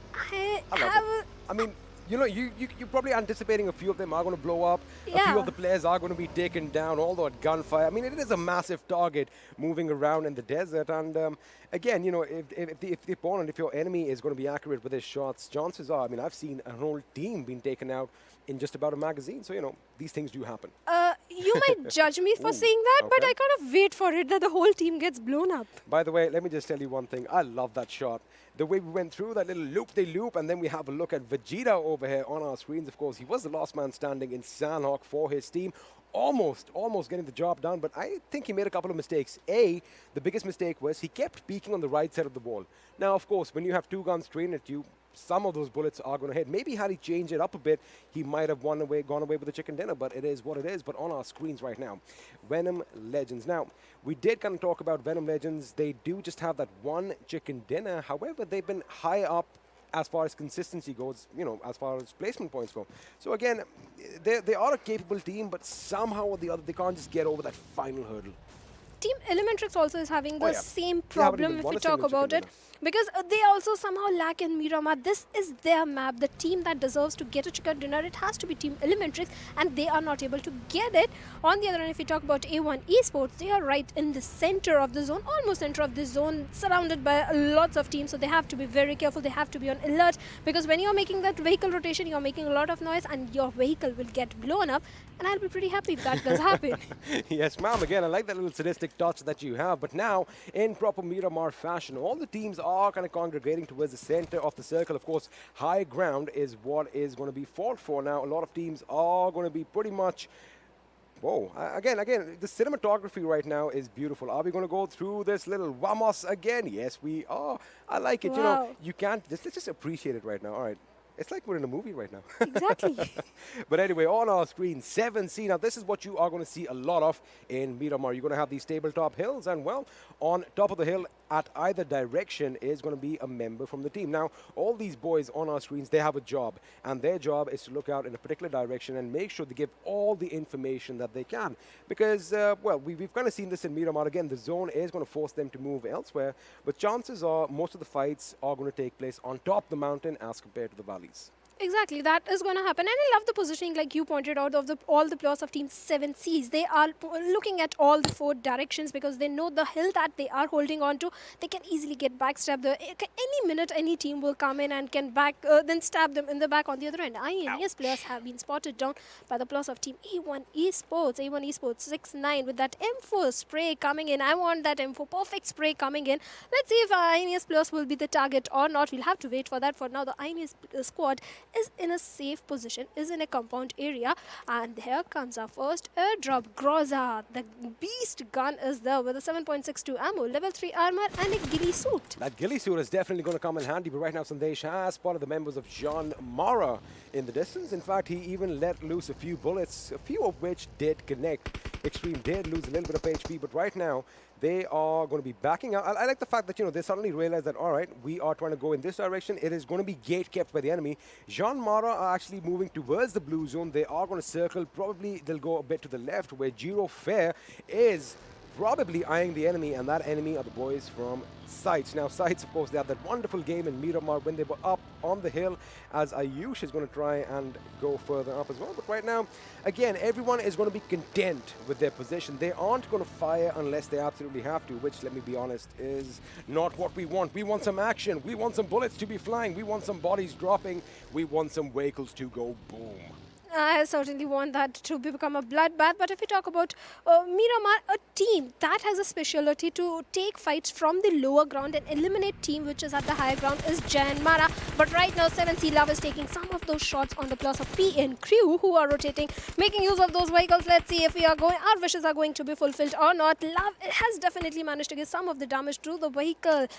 But no I already blood. see a wry smile on Shadow's face right now as that buggy was going by. That sadistic look kind of did did show up, and she wanted that vehicle to explode, but right now they are going to be content with just firing bullets at one another, and Captain with a Car 98 headshot nonetheless is going to get a knock on 247 Gaming. Let's see if our observers can keep up with the action this day, because Captain is going to be sighting up the enemy once again. Before that, make sure your weapon is properly reloaded. He is going to open, I love the fact that he has an 8-time scope as well. Now 247, they are in a bit of a predicament because they are in a valley of death situation, although they do have their houses around that. If another team does kind of roll up from the other direction, well, ASL is going to be saying hello. ASC is close by as well, so, you know, they could be in a world of trouble. But again, you know, we always keep saying this. We speculate a lot while casting. You know, the whole woulda, coulda, shoulda. Let's just get on with the action and let's see what's going to happen here. I think if the players of Team 247 Abrupt Slayers don't peak too much, they are in a safe spot. They can just let the game breathe, let just go with the zone, because obviously position points are also going to matter. But I think players are not going to be so calm and composed. They want to take that fight, and Raza with that perfect M416 spray coming in, tried to take down Captain over there, but somehow Captain didn't take much damage. Let's see if Vijita can do the job. Gaming is also looking pretty good. Wasif has got a Scar L2 first aids, level 2. He has got a good loot. He has got a good loot. I think Wasif might get an angle on Heaven. He suddenly realized, I saw something that wasn't supposed to be there, and we might just have a few Scar L shots being shot off at that window. Heaven could be taken down as Raza is going to try and help his teammate as well. But again, see, it's going to be a long-distance fight right now. Unless one of these teams doesn't get at least a knock or two, they aren't going anywhere. I think the aim of the game right now, the whole deal is that they just want to deplete their opponent's resources. I'm talking medical packs, I'm talking ammunition. The less they have, the more... what's the word I want to use? The more desperate they'll get to, you know, get out of that corner. So right now, all 247 should do is just put as much pressure as they can, because have a look at the distance. Unless they have their vehicles on standby, they aren't doing anything. And also, let me just point out Joker's position. Now, all eyes are going to be on the house. But now this is a winning situation. Now, if they do decide to pull up, I'm pretty sure no one is going to be expecting a man prone just behind that fence. But one thing I have to say is Abrupt Slayers Joker and one of his teammates is right there. But what is another teammate doing? They are so spread out, Abrupt Slayers. If 247 players decide to rush in, and I can already see Raza making use of that vehicle, there is a possibility 247 might rush in. Then Abrupt Slayers need all their 4 players. But Captain is so far away on the flank. Now, see, again, we've talked about the whole risk and reward situation. Of course, it is risky going on a flank, especially in a map like Miramar, because yes, you are on the tippity top of a hill, but you got to remember one thing: somebody can see you from, well, anywhere else as well, because, you know, you are going to be clearly visible, and especially if you take a few shots, well, you can say bye-bye to your position unless you have one of those beautiful suppressors on. But right now, Joker without the suppressor is trying to lay a few shots on Wasif, and in fact, Wasif's head is going to be peeking through. He might just take a shot to the head, but I think that level 3 helmet is going to hold its own.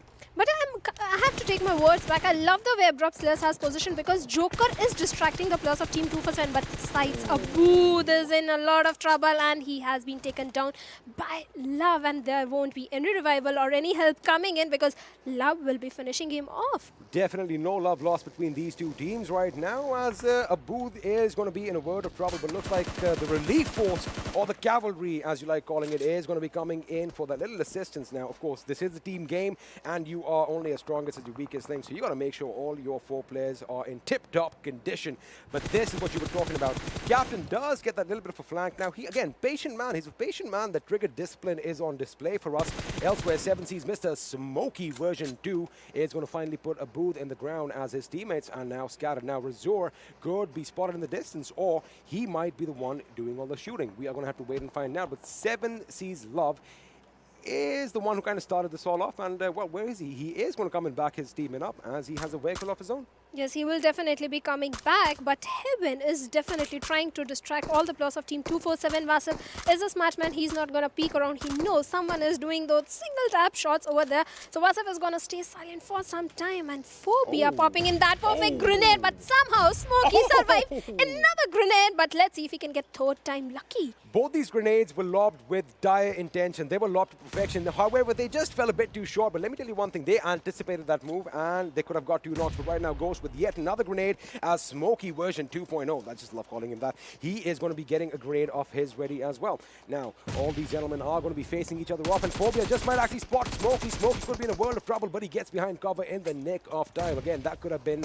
very, very, very bad for this lad over here. Razor is going to be catching up with his teammates as well, and he can actually be in a wonderful position to lay down a lot of damage from the side, because 7C are going to be expecting all the players from sites to be in that little area. Now Fair with another grenade. Can he finally get a knock for his team? That grenade is going to go wide, and right now, Razor is going to move back, and with that, have a look at this. Team T2KSG Shadow have been eliminated in the 16th position. Yes, they have been eliminated. This is kind of a surprise to me because A1 Esports, I think they were trying to rotate into the zone from the southern side when A1 Esports just boomed them. But this I love about 7C Esports if we talk about this particular team, because they kind of read enemies' mind. That we can see with those perfect grenades, kind of they dodge, and Goose has been taken down by Smokey over there.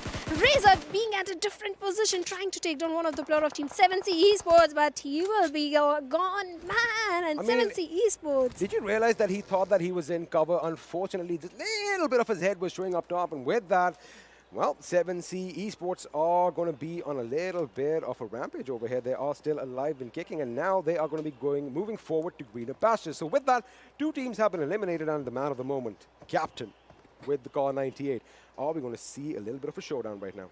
Yes, let's see if Captain can take that one knock from 247, because that one knock is going to be an opening that the players of Abrupt Slayers can rush in towards the compound of 247, and Captain is being so silent and so patient that he has got a Car 98. One shot is all he needs. He's just waiting for any player to just peek in, and he will take that particular shot. However, Captain is also lucky. Now remember, this is taking place in that massive crater just north of Bendita. Now he does have cover from 247, but he's got to be careful that nobody should come up behind him, because, well, if you get spotted out, it is going to be problematic. And now the circle has shifted, and we've taken a little bit of a drastic shift up north, which means PAINxELMT are going to be pretty much dead smack center. This game, we said it, Shadow, 6th position in the first game, 4th in the second. They might just break the top 3 this time around. Yes, I would love that if they do that, because they are right in the center of the zone. Like you said, on the other hand, Assiduous Esports, crazy, just knocked down Rafat from Venom Legends with that perfect mini shots coming in. Let's see if a revival is going to come in or not. Evil Eye is going to keep an eye on the claws of team Assiduous Esports so that they don't close in. Captain's location has been compromised, and now Abrupt Slayers need to worry. Now, you know, talking about, again, Captain with a beautiful headshot, courtesy that Car 98 gets that knock on Raza. And again, I'm going to be a disappointed man because I did not see that shot take place. But it is what it is, and right now at distance, Vegeta has spotted the members of ElementriX at range, laying down some heavy, heavy fire in their direction. In fact, Sonim and Orange were in a little bit of a predicament, but they are going to be moving away to fight another day. Elsewhere, Vegeta is going to make sure he repositions himself again. I like the fact that 247 are on the move, and every single man is capable of taking out entire squad. But right now, Vegeta has been spotted, and now is he going to zig and zag his way across the enemy? Because right in front of him, we have blah, blah, blah. And looks like he kind of has an idea that there could be someone in that shack. Let's have a look and see, because now he has changed his direction, and he is heading for Stalwart Esports. Well, there you have it. In fact, 247 Gaming knocks out ElementriX, blah, blah, blah. Yes, they did manage to knock him down over there, but Sonim will be taking down another player of team 247. Gaming has been knocked out, and let's see, 247, they are in a bit of trouble. Blah, blah, blah is still down on his knees. Let's see if a revival is going to be coming in or not. Sonim is under a lot of pressure, but look at Raza and Gaming and blah, blah. That is not how you park a car, first of all. Let me just tell you that right now. I mean, that is the Golden Mirado, and now grenades are going to be going off. Molotovs are going to be thrown. Orange has been picked up, but he gets taken down courtesy of Jax from A1 Esports. Massive explosion over here, and I am upset because the Golden Mirado is no more. I'm more hot about that than anything else right now. I just love the way A1 Esports did that third party in that particular situation. They still have the chance to get all the kills of ElementriX and 247 in their hands. Let's see if that is going to happen. Or in fact, Stalwart Esports can also do that. Well, look at that, a vehicle explosion happening it, and INES players are just blown up, and Tier will be getting finished off by Boro, and Sandesh will be capitalizing on the kill of it. They're getting finished off. INES got finished off. That vehicle explosion just completely made them so vulnerable, and well, a couple of teams came in and stole all those kills. But right now, Sonim, he is the last man standing for ElementriX. He is out in the blue. He needs to be careful if he wants to make his way into the circle. Now, it's a good time to patch himself up. That first aid kit is going to be administered. We might just see a little bit of a domination spree on his part. But right now, R3D are the ones who are going to be gunning the opposition down, as Assiduous Esports are in a world of trouble. Yes, Assiduous Esports is definitely in a lot of trouble. On the other hand, Stalwart Esports has to enter into the zone. They are making use of those vehicles, but Sonim is giving a lot of trouble to the players of Abrupt Slayers. One perfect grenade XP, and Sonim can eliminate the whole squad of Abrupt Slayers. Well, you just said that. There we have it. The grenade has been lobbed. Unfortunately, it's going to bounce off just a little bit too much. I don't think anyone is going to be taken out. That was a last-ditch effort. Another grenade goes in. You got to aim a bit higher, but now he's moving in. Is it going to be a bit of a miracle over here? He jumps, he shoots, and unfortunately, he gets taken down from Captain's Ratata. With that, ElementriX are eliminated in the 13th position. But have a look at this. Morte at distance, at massive range, is laying down, spraying down lead in 247's direction. Vegeta, oh my goodness, that guy is Neo because not a single bullet connected. Yes, not a single bullet connected. Somehow he is surviving, but he has got a task to enter into the zone, and Morte is not going to let him enter into the zone that easily. On the other hand, Abrupt Slayers might sneakily enter into the zone, making use of those vehicles. PAINxELMT, I love the fact they are in a good position. Malik, on the other hand, is not in a good position. He's a solo player right here. He is alone, all by his lonesome, while his teammates are engaged in fights elsewhere. But now the thing is, PAINxELMT, they are going to have to move out of this little haven that they kind of made for themselves from the beginning of the game, because the zone is going to force them just a wee bit. But let's see if they come out guns blazing, because now Malik and Kashuf are going to be engaged elsewhere as their attention is drawn away from them, which means PAINxELMT can now actually kind of sneak out the back way. Morte elsewhere is still going a bit ballistic as he gets a few knocks over here. He's going to get 6ix9ine as well, almost getting in, but 6ix9ine is going to be in his buggy, and that buggy is on fire. And elsewhere, looks like 247 made short work of ASL. Well, I love the way Stalwart Esports is playing all the 4 players. Their positioning and that vehicle blast coming in. Sinister just got knocked out, but Morte will be getting counter-knocked by the players over there. And Sandesh is shooting bullets on Detron, but somehow Detron survived. But no, Playzone will be playing his part, and Team Venom Legends player just got the Abrupt Slayers got eliminated. Well, the Playzone is like, hey, I don't want to be left out. I want to come in on the kills as well. Let me tell you one thing. The Playzone might actually be our real kill leader, but coming back to the game, Venom Legends getting eliminated in the 9th position. No chicken dinners for them on this day yet. PN Sandesh from PN Crew on a little bit of a rampage as he racks up a quick 5 kills in a blink of an eye. Surprisingly, PAINxELMT again are a whole team. They are still in this. They've made it to the top 8, but I think we might see them break the top 3. RD3 Shaw again on a little bit of a domination spree. A little different game from R3D right now, Shadow. All 4 members alive, 5 kills already. Yes, that is what happens when all the 4 players are sticking around. You somehow manage to come in the top 8. They can even go for a chicken dinner. We'll have to wait for it. Right now, Stalwart Esports. I think it's something like, you know, when you see your interview, it kind of just revitalizes. Like, oh, this is what we talked about. Let's get back into that mentality. Exactly, but Dante is in a lot of trouble because right in front of him are going to the players of Team Stalwart Esports. Luffy backstabbing Stalwart Esports. Malik has been taken down. Ayush, perfect grenade coming in. Joker has been knocked out. And Rohan, let's see if he can take down 2 of the players of Stalwart Esports. Kashuf just got knocked out. And the last man surviving, Blade, is going to be running for his life. But Playzone will be eliminating him. That's it, and just like that, just like Domino's, 3 teams just topple over one another. We are now down to the final 5 teams. The Stalwart Esports are going to exit in the 7th position as well. 14 players alive. Looks like Poison just opened up on the boys from R3D. R3D seem to be eliminated from this game as well. Yes, they have. They go out in the 6th position with 5 kills. Now, we are down to the final 4. PAINxELMT look like they are in a world of trouble as the Playzone is going to come in and play Spoilsport. Again, a valiant effort on their part. A 5th position finish is nothing to sneeze at. Looks like they are definitely crossing that 100-point mark. They are definitely crossing that 100-point mark. On the other hand, Ayush getting those 3 kills just in few seconds. 7C players are throwing those grenades toward the players of Team FutureStation. Let's see if a grenade is going to connect or not. Fear again with that grenade coming in. But Thrive somehow surviving on a sliver of HP. How does that man survive an artillery barrage like that? Now, we are down to the final 4 teams, even Stevens all around. Every single team has 3 members playing. The question is, who is going to walk away with a chicken dinner? Gunner with a grain off his own. Ooh, he almost got knocked off his feet there. Storm taking a beating from Bad Rev on the other side. Now, this is going to be everyone is engaging with everyone. Poison comes up. He almost gets the knock, but Ayush's grenade goes boom in his face, takes him down. But Ayush is going to come in and knock out Wang as well. Is this man going to be stopped right now? 4 kills for himself already. PN Crew crossing the 10-kill mark. They have crossed the 19 kill mark also. Not the 19 kill mark, they stayed at the 19, but Storm is going to backstab over here. Oh. And it does backstab, takes down Poison. Let's see if he can take down Ayush also. Ayush is still surviving through that ridge cover. And let's see, 7Cs will be taking him down. Love has been knocked out and Ayush, it was coming. 7C Esports took down PN Crew. They did take him down. PN Crew out in the 4th position, 12 kills, which means now we are down to the final 2 teams. There is going to be a showdown between 7C Esports and FutureStation. Now, grenades are going to be going off. We have a little bit of a no-man-land situation over here. That is somewhere you do not want to be. You are only going to see plumes of smoke as all those grenades are going to be popping off. Some smoke cover is going to be deployed as well, as eventually both these teams are going to have to crawl towards one another. But the question is, who gets spotted out first? All right, let's do a quick prediction. Who's walking away the winner this game, Shadow?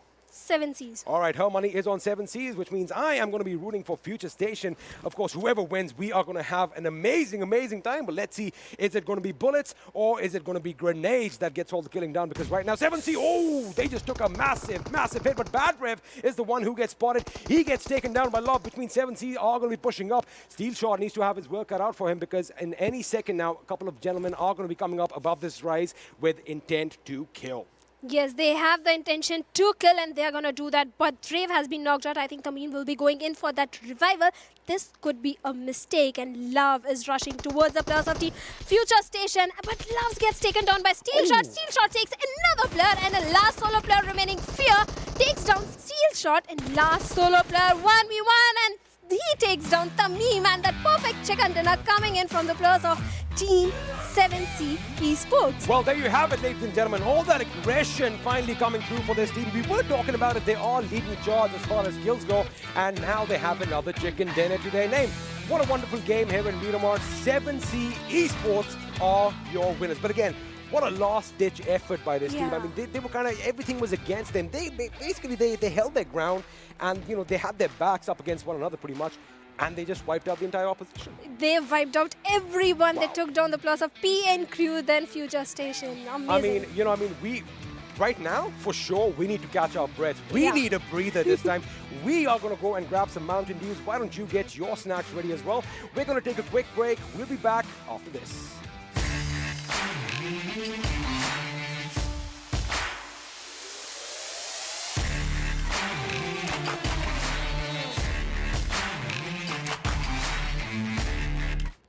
Well, what an amazing game on this land of Miramar, ladies and gentlemen. Welcome back once again to the PUBG Mobile Pro League South Asia Season 2. Super Johnny right here, being joined by Fixes and Ocean, who is dabbing just like the squad members of 7C after the chicken dinner. I mean, that was needed, right? We were talking about it. A team that is very good with kills. Yeah.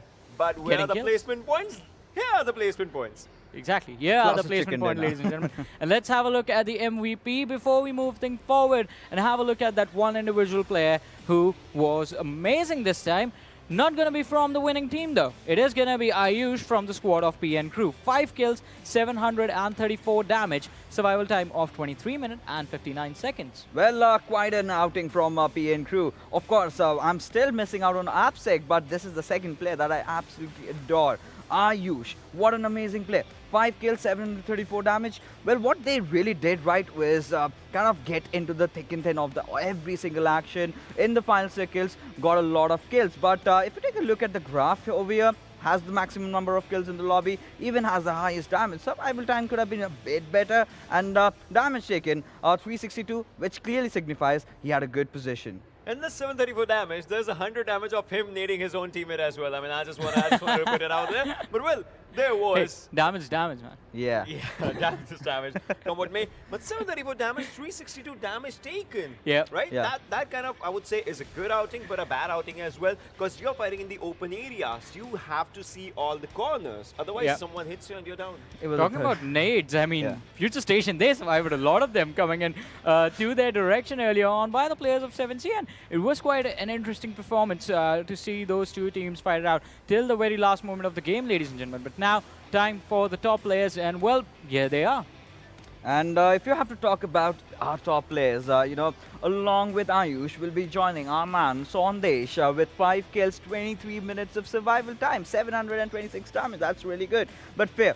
He's been instilling fear in the heart of the enemies right from Vikendi. But this time around, even in Miramar, he was on point and loved joining him. And the best part is, sure, you know, R3D, apart from Vikendi games, they've not been, you know, really bombarding. And today, R3D, a very decent performance. Given the fact all the players have a badge of maybe scout, maybe rusher, or maybe a sniper, it shows one thing. This game was not as a support game. If you want to survive, right? You wanted to rush in, even in the open areas, given the circle was going towards the top side of Minas Generales and obviously backside of Junkyard. So this circle was more of a rushing circle. If you find someone in the open, you just take him down. Same happened in the final fight, right?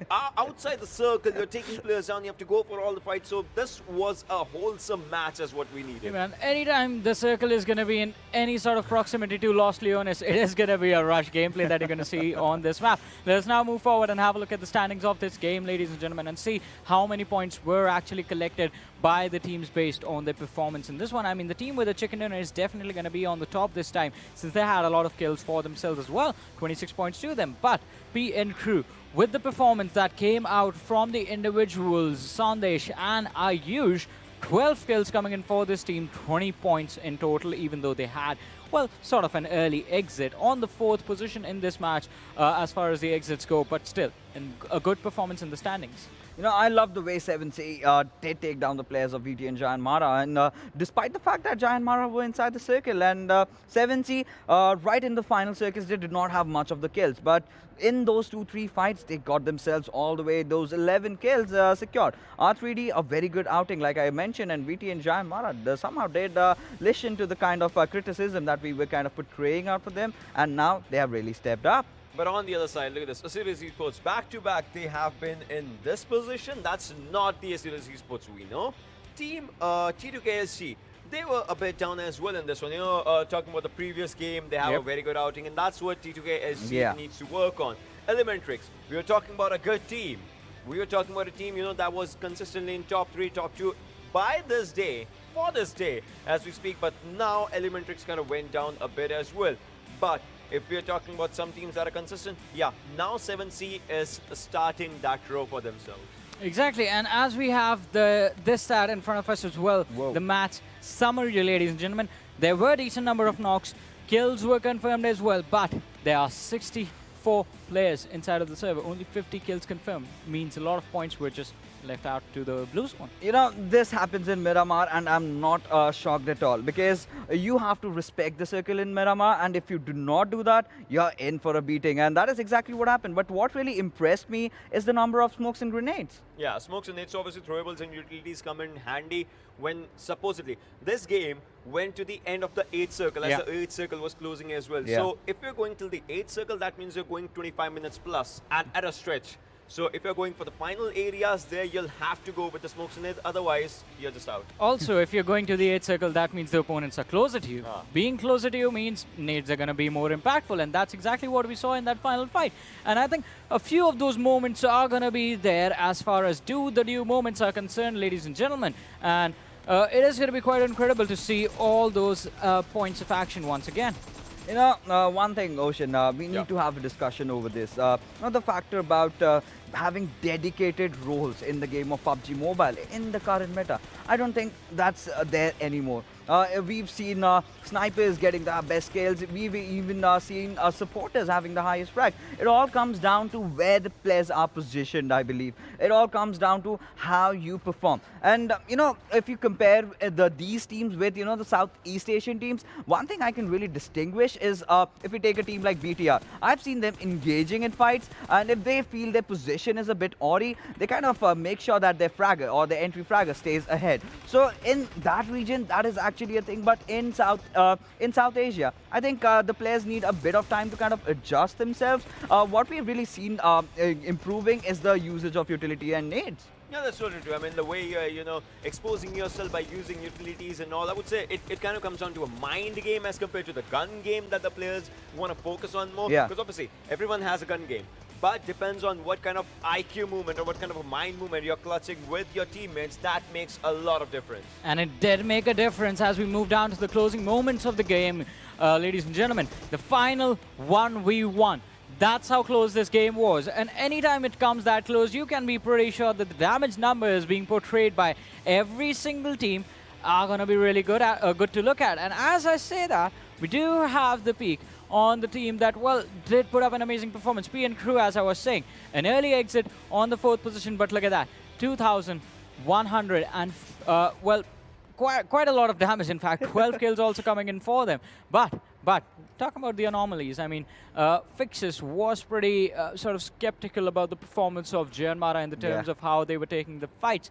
And this, I think, is going to be the perfect match to showcase this. They have sort of recovered as well, I have to say, though, because if you are somehow managing to finish inside of the top 3, you are getting those placement points. And at the end of the day, it is about the points. Doesn't matter how you get them, doesn't matter if you are just finishing consistently high enough and not getting those kills, as long as you are being consistent. That is going to be the key word over here. And JyanMaara finishing on the 3rd position in this game. I mean, if they can manage to do that in the next 2 matches as well that they're going to play, it is going to be pretty good for them. But as we move forward, I mean, the winners of this game, 7C, always making sure that they get those kills for themselves. 11 kills in a single game, pretty high performance, and that is always going to be expected from this team. But Stalwart Esports, I have to say, this time sort of managed a really good recovery from the last game, wherein they were taken out pretty early on. On Sanhok, water is not there apart from the edges, so they had to stick to the land, and sticking to the land is going to make sure that your bullets stick to your opponents as well.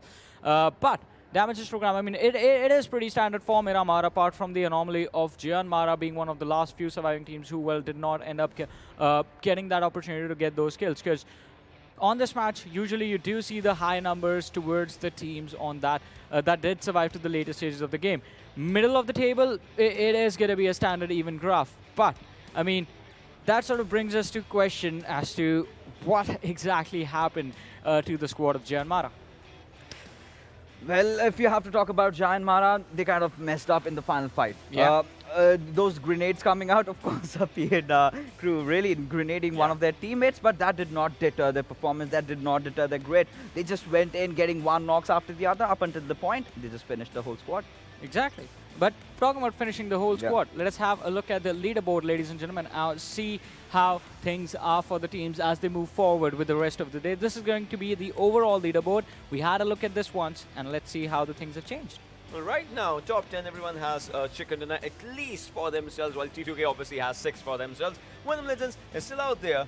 166, 155, 144. I mean, that's some sort of a pattern that's happening out here. But look at the teams that have crossed the 300 marker. It starts from Abrupt Slayers, goes till T2K and C. So this is pretty good, pretty handy. 7C. This was their 4th in this one. That gives them a pretty good jump. But the major thing is the number of matches that DRS and DEADEYES they have played or haven't played for now in this day. I mean, they will always look for a good jump when they'll come for the game. Yeah, of course. And, you know, today I'm kind of witnessing that FutureStation is feeling a bit under the weather. Steelshot did kind of try his best in those final fights, taking that entire fight to a 1v1 situation, but that was all he could do. But look at Team PAINxELMT. We did anticipate them that they will be crossing that 100 points mark, and, well, they're pretty close, and I believe they are going to do that. And they're kind of nearing that gap between R3D Esports as well. But Team ElementriX, well, falling down. You know, that's not where we would anticipate this team to be. But look at this. Okay, so JyanMaara are sitting on the 18th position right now as far as the leaderboard are concerned. But they're still in the top 3 in their group. if it works, it works. I mean, if it's not broken, don't fix it. Don't fix it. Yeah. I mean, But I'm pretty sure you guys have a lot of questions about from the team that actually won the chicken dinner and the team that, as far as skills are concerned, seems to be doing phenomenally well for themselves. I have a surprise for you guys, and I have a surprise for you guys as well. Ladies and gentlemen, please welcome Fear from Team 7C Esports. Fear, how are you doing? And congratulations on that amazing performance. Thank you so much, Johnny. I'm feeling really good right now, and yeah, I'm doing fine. Well, I'm going to throw over to the analyst. I'm pretty sure these guys have some questions for you as well. I mean, even I have questions, but I'm going to ask them later. So, you guys take. You want to go first? All right, well, I'll go first. I want to ask you one thing. I mean, this is the final, week in the way everything's going on, right? Yeah. So how are you guys preparing for this final week as compared to the first two that actually happened? So our first week went quite well, not that bad. But our second week, first 2 days were good, but the later 2 days we had 10 matches that went really bad. So we changed some stuff, and our on our rotations, and we are working on our position points right now. So yeah, and we are still trying out different things so we can be more better in the finals. Yeah. My question to you will be that, well, you've been doing really great on those kill points, right? One thing certainly is kind of poking me is the position points. So is it a strat that you've been saving, or is it just that you want to get enough kills and maybe in the finals you showcase your true potential? Look, the meta right now is kills, but yeah, we are getting kills. We're getting kills. But the problem was with our positioning points. So we are right now working on our position points so that in final we can dominate with both our positioning points and the kills. We get kills. Yeah.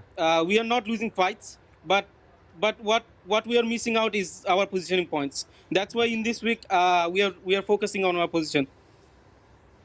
Well, I mean, you certainly do get kills. Your team certainly does get kills for yourself. But finding the balance is going to be pretty important, as you said, feels so wonderfully. Yeah, exactly. And, I mean, you are the clutch meister, my man. No one can forget that 1v5 during the scrims that actually happened. So my question is going to be, like, we know you're going to go for those placement points, but this is going to be the last question. Are we going to see more clutches happen from you?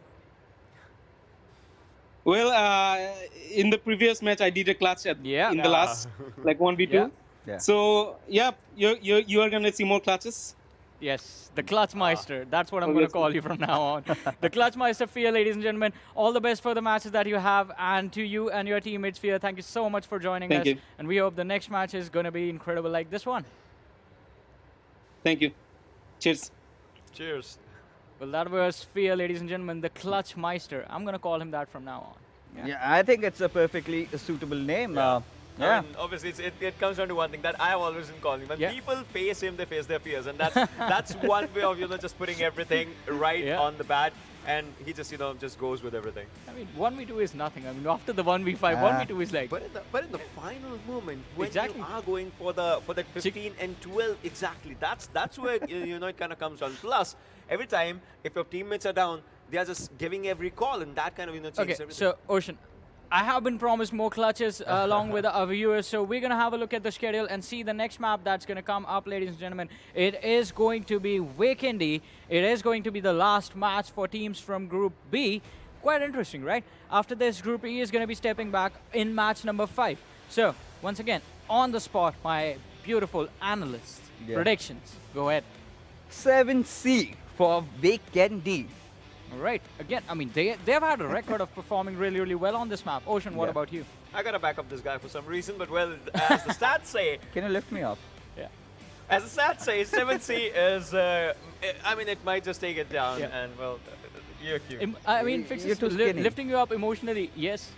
Physically, no. Physically, never. You've got to do more than just deadlifts. Well, talking about lifting, let's see if the teams can sort of lift them up after the out of the tough situation. One team that has definitely lifted them up, lifted themselves up really well today, it's going to be PAINxELMT. They have been amazing. They have been incredible. Plus, I like one thing, they have done their homework of first 2 weeks and they're applying it right now, and they are applying it good. They know Kills, not a big factor for them. They go for the good rotations, and those good rotations help them, bounding all the teams that are coming from the back ends. We saw this, we discussed this, right? Those teams are, it's like those teams are in a puzzle right now. Yeah. And they are the riddlers. What about you, Fixes? I completely agree with, like we mentioned in the last week, Gurkha coming in as a coach. That certainly shows how they have been revolving around, how they've been taking their rotations. And this time, what I really liked about this particular squad is the way they were taking their fights. This time, we did get to see that pinch of an aggression, but the question still remains, is it too late? I mean, all right, if we're going to be honest, I think it is a bit too late. This is the final week of the league stages. PAINxELMT, I mean, they're going to have to cross the 200 points by the end of the week. And even then, it's going to be a... You're the professor, do the maths. It might be late, but they are going out by giving up a very good fight, and that's going to be memorable. Hey, make it or not? I would say it might be a... You're the professor, do the maths. It is, I think, something that this team has... Going out by giving up a very good fight, and that's going to be memorable. That's going to be remembered forever. If we go down swinging, right? Yeah. And that is, I think, something that this team has sort of adopted really well for themselves. But time for me to step down from the analyst desk, and that is the only area that seems to be keeping me safe from... along with the weather on the map that we have from the commentator as well. So, Experiment Shadow. I see this time, especially, you are properly dressed for this environment right now. You are pretty much in the snow. You have a little bit of cover. We always have our desk to hide behind. So, I love the fact that we have a security, but now it is going to be... I have a car this time. Ah, you do, but it is kind of battered up, so I don't want to be seen driving around it. But anyway, Vikendi is the map, and Shadow, what are we expecting? Obviously, it's going to be a start little slow, obviously, but I want PN Crew to get that 20 kills because it was Vikendi. They got 19 kills. Let's hope for 20. And, well, since we are all dressed in black today, I want to ask the men in black. So, Agent S, Agent E. Except somebody always has to come and, kind of just mess things up because Fix has decided to wear his jacket and he kind of threw the whole men in black vibe out, but still. All right. We are black. We still got this. We still got this. We still got our thing. I'm going to be the head of the org right now. I'm going to be like Agent S, Agent E. Do you see anything weird going on? Well, Agent S, I think we are ready for game number 4. It is going to be the Candy, and why don't we let the boss go do his thing while we take over? Yeah, we'll definitely take over because the match is about to start in few minutes. And Vikendi, the bolt actions. This is a map again for that bolt action, but I'm an AR fan. I'm not a bolt action fan. And you just mentioned PN Crew. It was Sandesh who in fact had that M24, and in fact he got 4 headshots in Vikendi, one after the other. But the sad thing is we did not get to see them. But a kill is a kill, and any second now the match is going to be underway as all the players in fact are getting ready for the fight. It is going to be game number 4. It is going to be in Vikendi, and as always we are going to have a look at their beautiful faces. Yes, the beautiful and confident faces are right in front of our screens, and they look pretty confident. We even saw the interview also of 7C. Fear, he looked confident. He was very sure he's going to clutch it out again. And let's see, the player with the blanket has decided to remove the blanket when it comes down to Vikendi. Oh, that is actually a bit of a misnomer because in Miramar he definitely had the quilt on, and now I don't know, maybe he's a cold-blooded mammal, but let's have a look and see if we can spot your favorite players. I know she's already spotted Envy, so she is going to be happy with her, I beg your pardon. Almost messed that up. But anyway, this is going to be the last game for groups A, B, C, and D, so catch them while you can because after this, we are going to have Group B sit out, and then Group E is going to join in on the action. Now, let's have a look. I mean, I love the fact that, we are flies on the wall. We can have a little look at our favorite players and just see how they go about their business.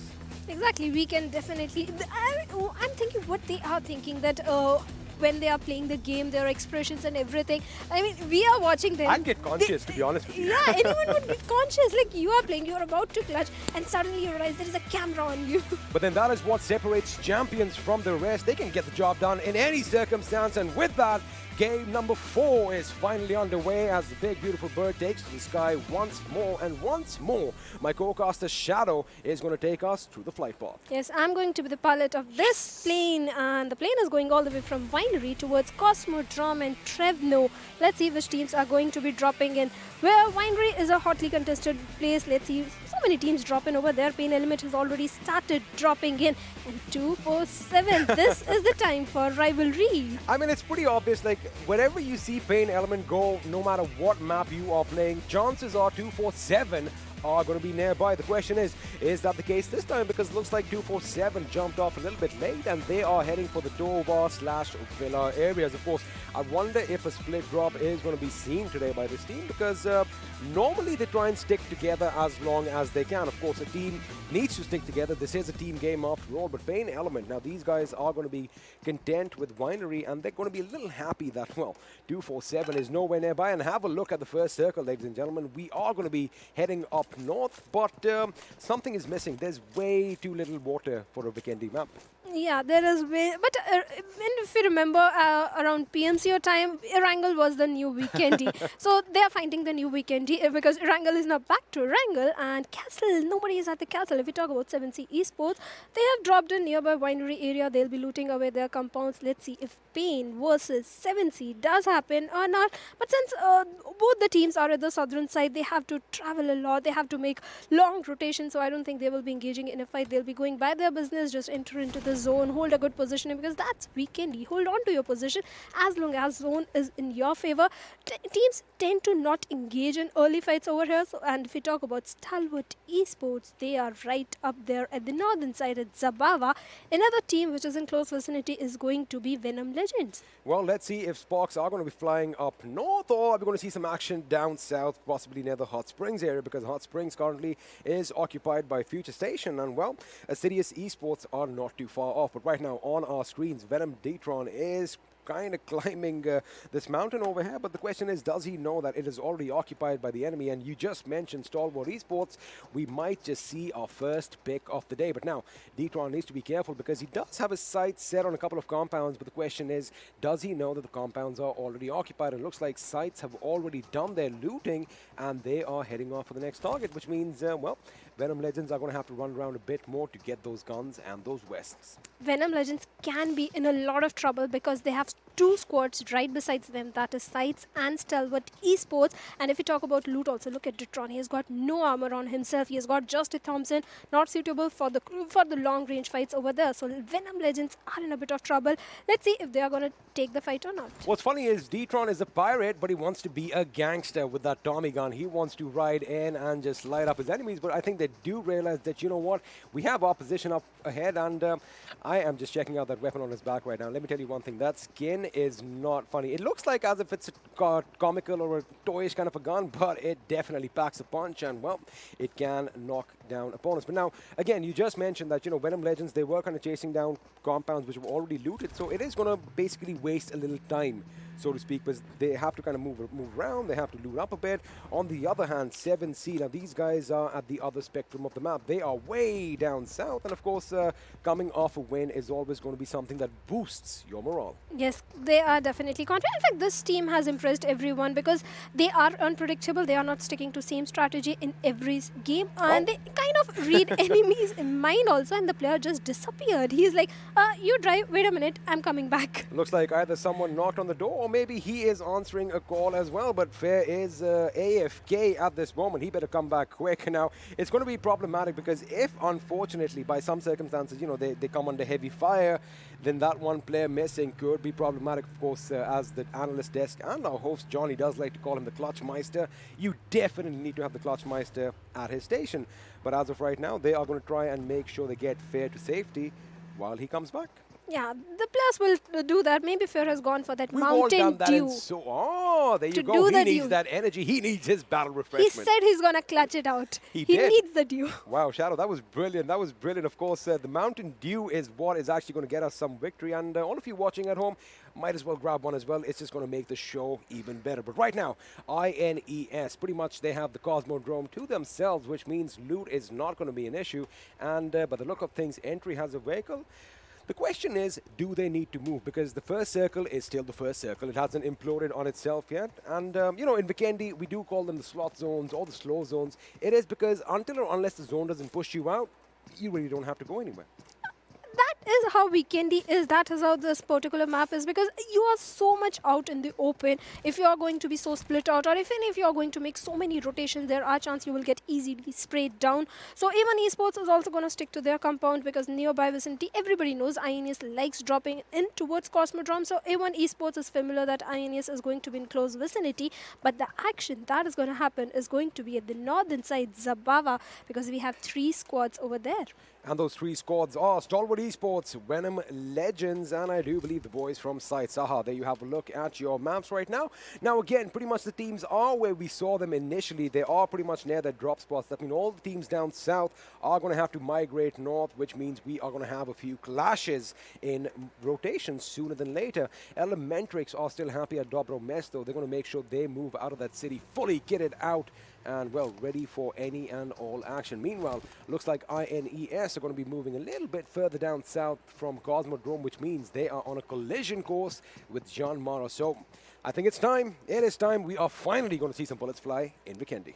That is going to happen because ElementriX and 7 Seas will be making those parallel rotations, and if they go towards Zabava, 3 squads are already waiting for you. So both the teams needs to be very, very careful, because from the looks of it, they are going to enter Zabava. On the other hand, Orochi has got his eyes on the players of Team JyanMaara over there. Let's see if he's going to get that initial knock that is required or not. Now, one thing that I like is I'm not sure whether Orochi actually spotted anyone, because if he did, I think he might have, because now 2 of them are in their vehicles. They are ready to crash at the walls of that compound, but looks like Day is going to make sure he has one last look. It's important. You leave somebody behind. Now they are going to be popping out the windows, and now here we have it. INES are going to be mounting up an assault. I think they definitely know now that the enemy is inside this compound. INES versus JyanMaara, and only one team is going to walk out alive. Gunner is the first one to draw first blood as Yashiro gets taken down, which means now INES are going to be on the back foot as JyanMaara can actually make something of this thing. Jiro Fair jumps down. We're just going to have a look and see what happens as JM are trying to spread out as much as they can. They want to choke their opponents in. Entry could be in a world of trouble, but let's see if he can, well, I wonder what's going to happen. They are moving in. They're going in for the kill. The question is JyanMaara going to wipe out INES? I think they can do it from the looks of it, because Yashiro has still been knocked out. There is no chance that he's going to get a revival anytime soon. And Entry has been spotted out, but he takes down Extreme. But Entry, you want to survive very long, and here goes Entry also. And with that, INES is in a lot of trouble right now. Maybe if Orochi and Entry kind of came out at the same time and then gunned the opposition from either end, they could have got a couple of knocks. They could have kind of turned the tables, well, in their favor. But looks like JyanMaara are the ones who are going to come out on top in this little skirmish, as INES have been reduced to a one-man squad elsewhere. Sights are opening up against 7C as A1 Esports takes on PN Crew. Yes, they definitely takes down PN Crew, but another player of Team 7 Seas, I think Love just got knocked, and Evil Eye will be getting that counter knock from Stalwart Esports. Stalwart Esports, Kashuf is also down on his knees, and Detron with that Thompson. What just happened in the kill feed? A1 Esports Sinister just got knocked out by a vehicle explosion. A1 Esports just got reduced to a 2-man squad. Meanwhile, Rafat over here wants to reclaim his #1 kill spot from week 1 as he guns down 2 members from Stalwart Esports pretty much in the blink of an eye. Evil Eye is knocked out, and looks like Stalwart Esports are going to be reduced to a one-man squad. Now, this is the determination we want to see from a team like this. Now, Rafat, of course, he was dethroned after week 1. I'm pretty sure he wants his ground back, but right now, PN Crew are moving in on JyanMaara's location. That means no respite for this team, despite taking out a team. But right now, Wang is going to be the one who connects first. Mr. Boro goes down, is going to come in for some assistance because he is a little far away from his teammates. He needs to be coming up behind them, which means JyanMaara's gunner could be detrimental in this fight right now. I mean, they can really cast them off guard.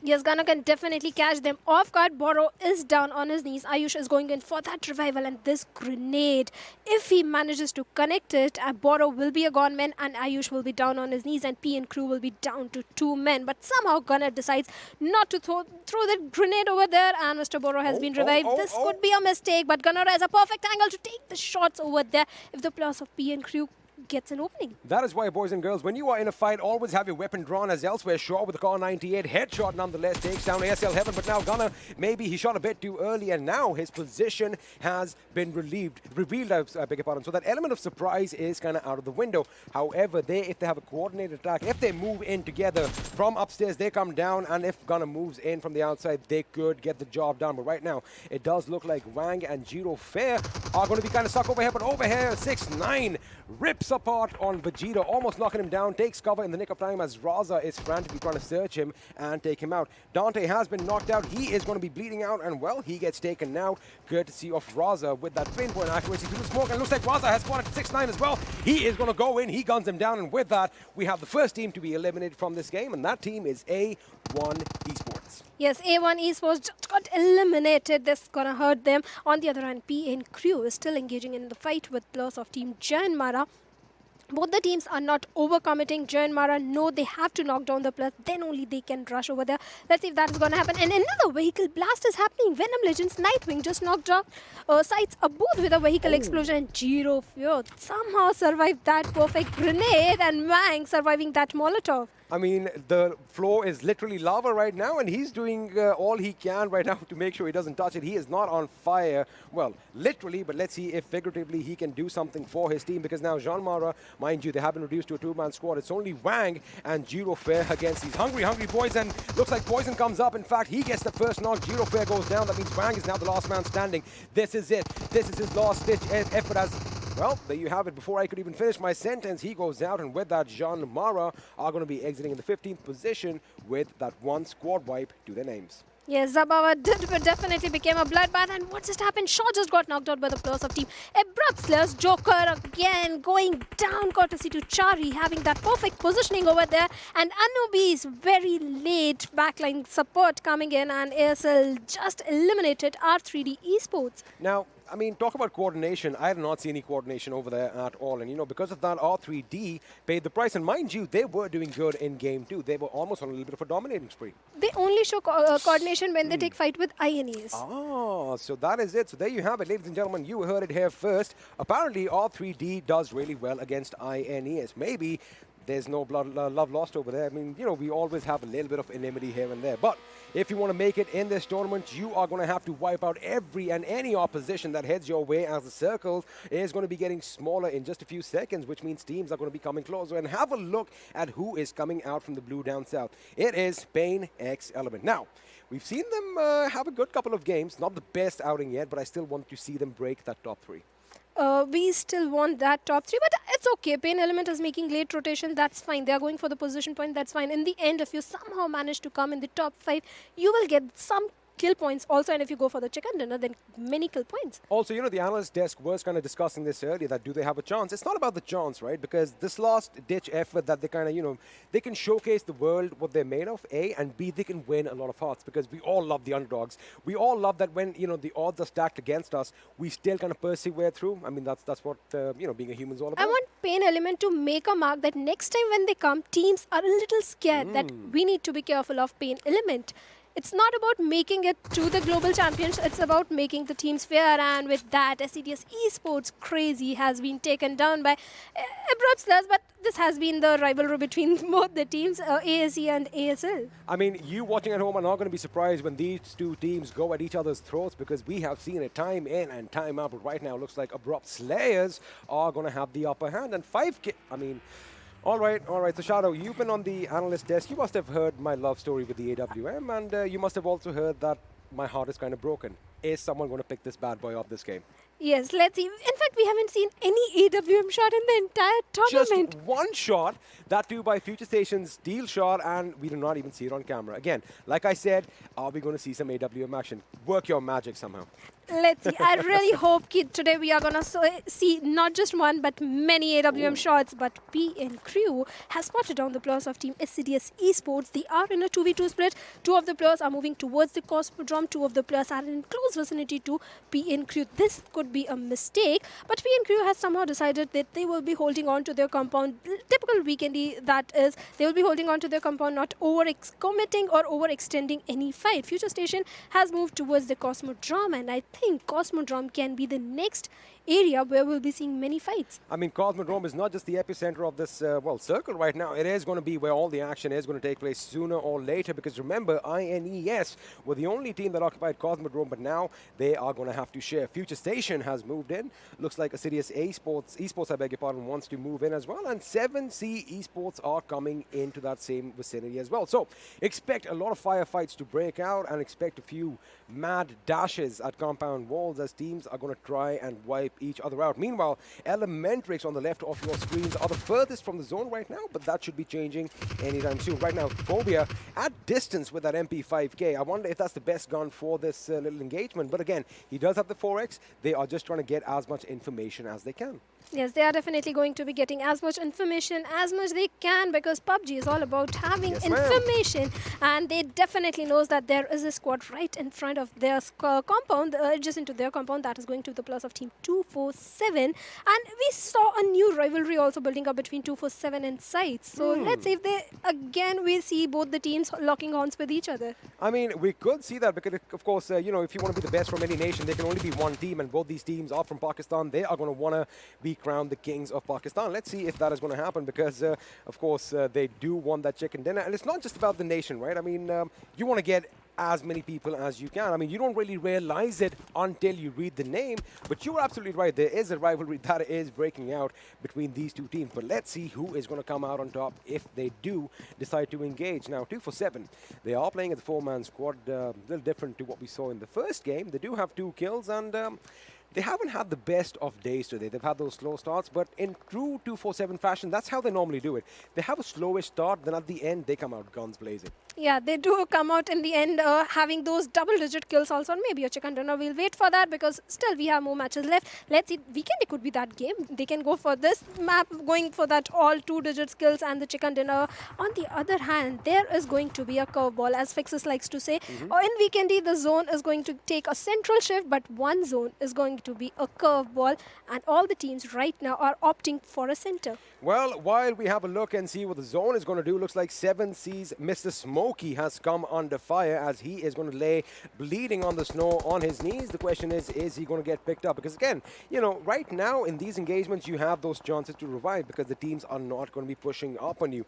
But what I am kind of worried about is ElementriX, as they are out in the open, and looks like they might just have a little bit of a tango with, well, I'm wrong, because Stalwart Esports just have one man standing, and that man is Blade. But now, focusing our attention back to the Cosmodrome, as teams are going to be vying to get a little bit of a position they can kind of dig themselves in. They are getting ready for a fight, and well, ASC, they have a 3-man squad right now, as G1 Crazy was lost earlier, but we know that they can do a lot of damage over here. But looks like this 7C's Love and Mr. Smokey are both down on their knees. Fair over there, trying to pop some smoke, trying to get some cover from afar, but looks like Venom, Evil Eye, and D-Tron are going to move in and seal the deal.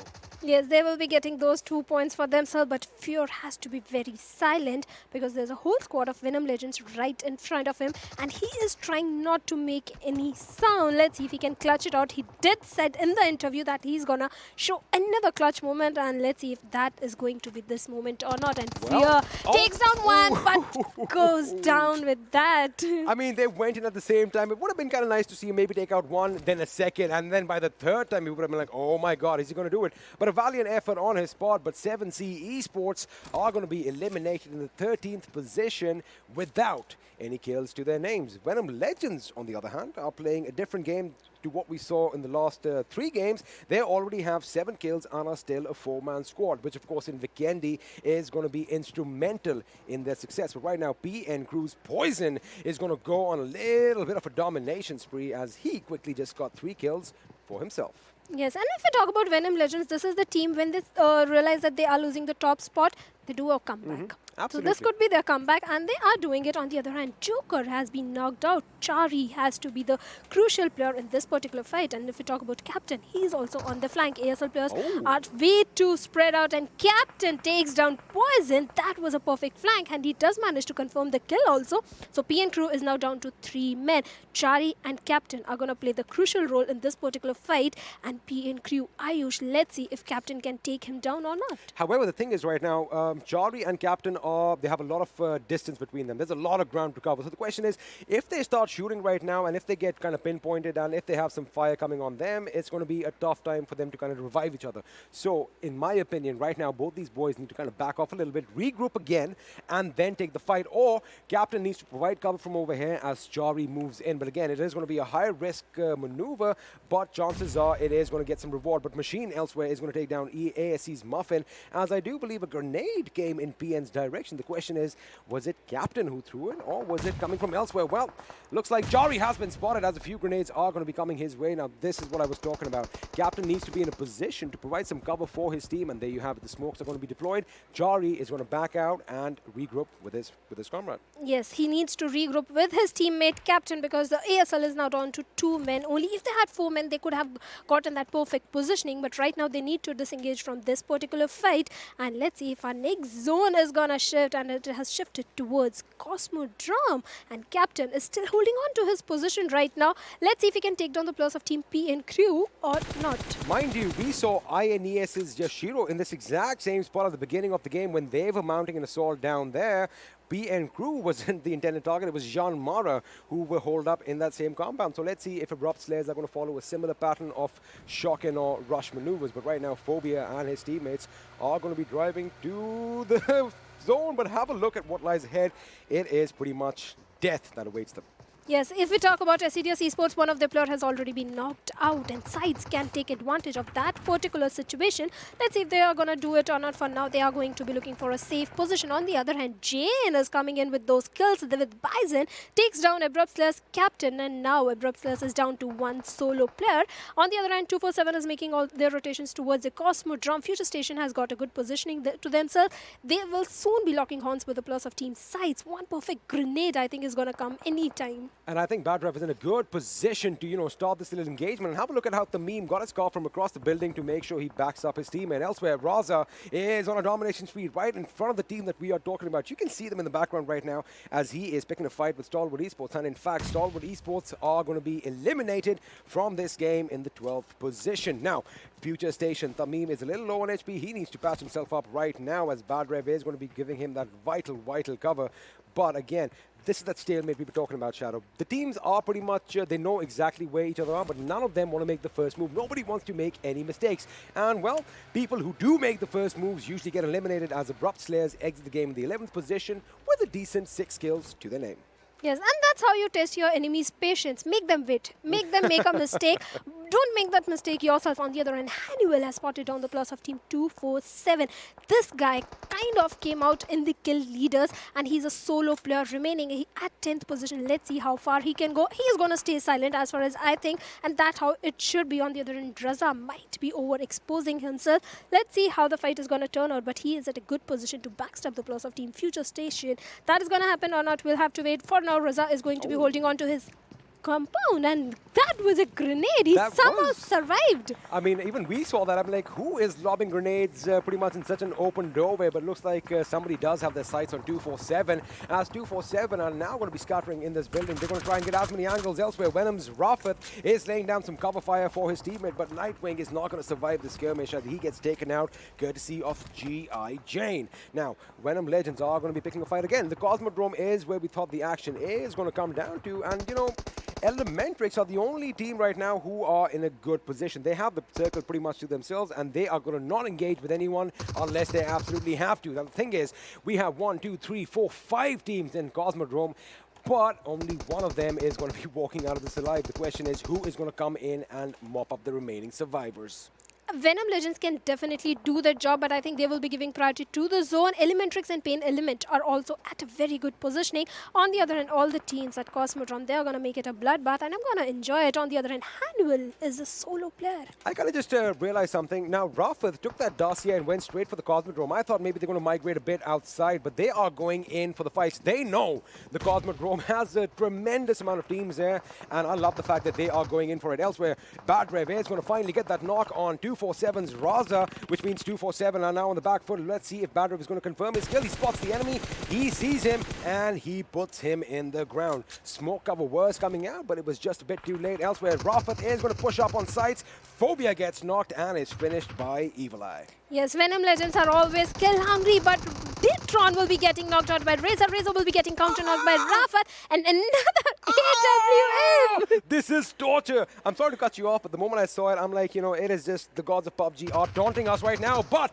Evil Eye is the one who is actually in pain as his team gets eliminated. And let me tell you one thing. Valiant effort by Venom Legends, eliminating the 10th position with a good 9 kills to their names, which means we are now down to the final 9 teams as Tamim lobs a Molotov of his own just to make sure that 247 are going to be coming behind cover. Now, he doesn't want them to move out as now he is going to be making his moves. Elsewhere, have a look at Hanuel. He is still quiet as Jane is going Rambo with that machine gun gunning down the opposition. Well, Jane and M249, it's a long story. He always goes with that kill hungry spree when he gets that M249. On the other hand, 247 Gaming just eliminated a few other players. Vegeta is still down on his knees. PN Crew got eliminated at 9th position, but amazing kills, 7 kills in their hands, and Wasif can spot down the players of Team SCYTES, and Team SCYTES is in a lot of trouble. They have to enter into the zone, and 247 Gaming is waiting for them.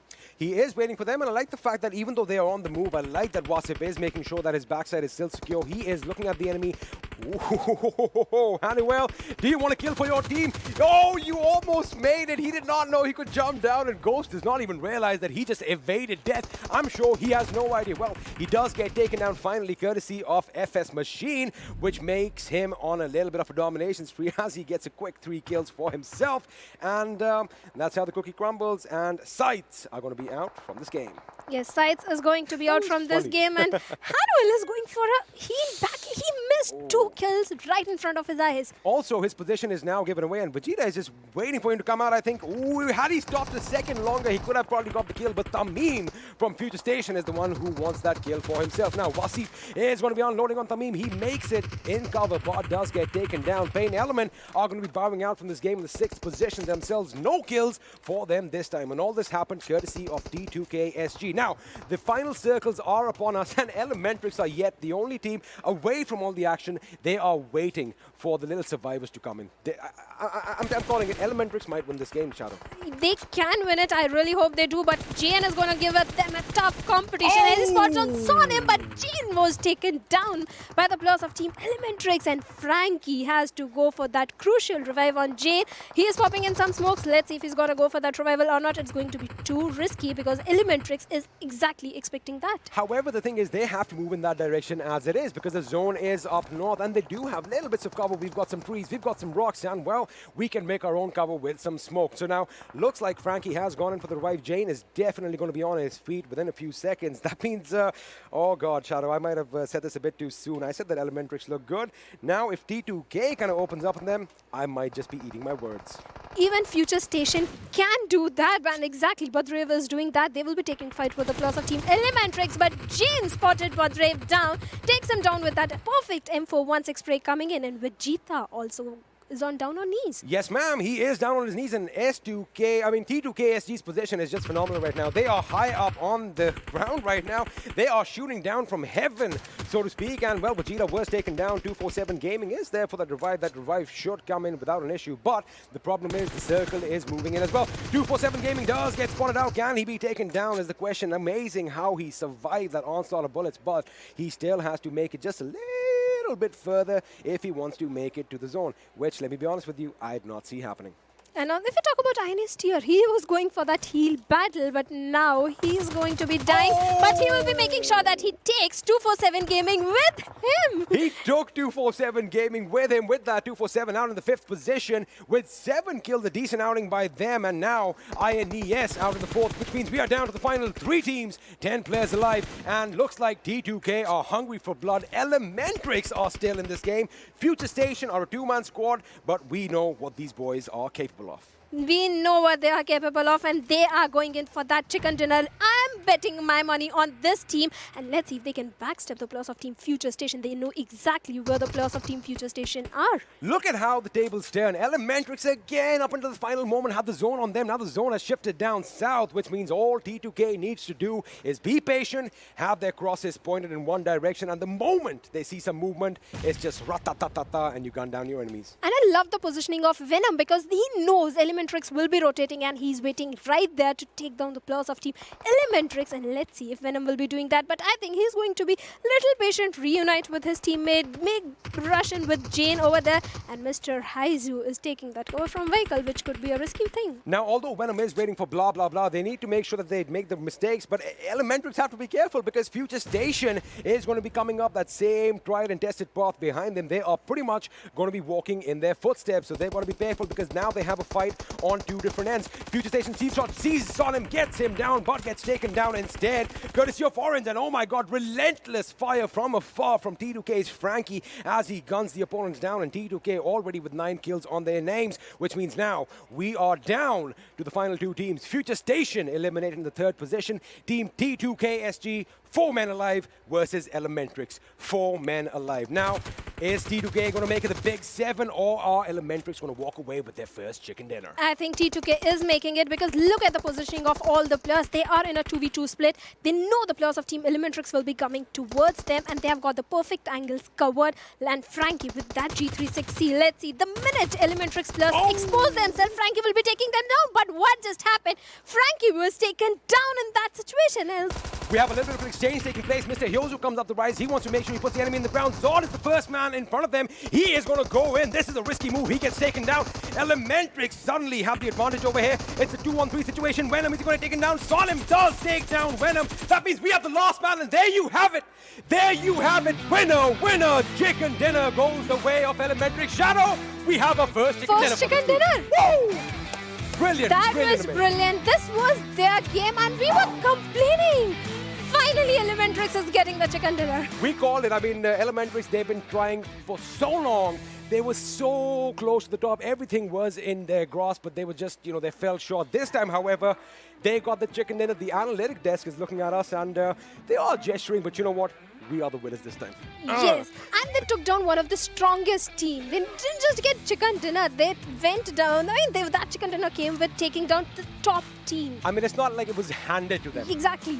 They fought for it, and they got the job done. Now, I think my crystal ball is working again. It is working again, and Johnny is saying that it is working. I'm getting the thumbs up from over there. You know what? We are going to take a little bit of a breather. I think we definitely deserve the Mountain Dew over here. In fact, I'm going to grab one. Why don't you guys grab one for yourselves? We'll see you after this break.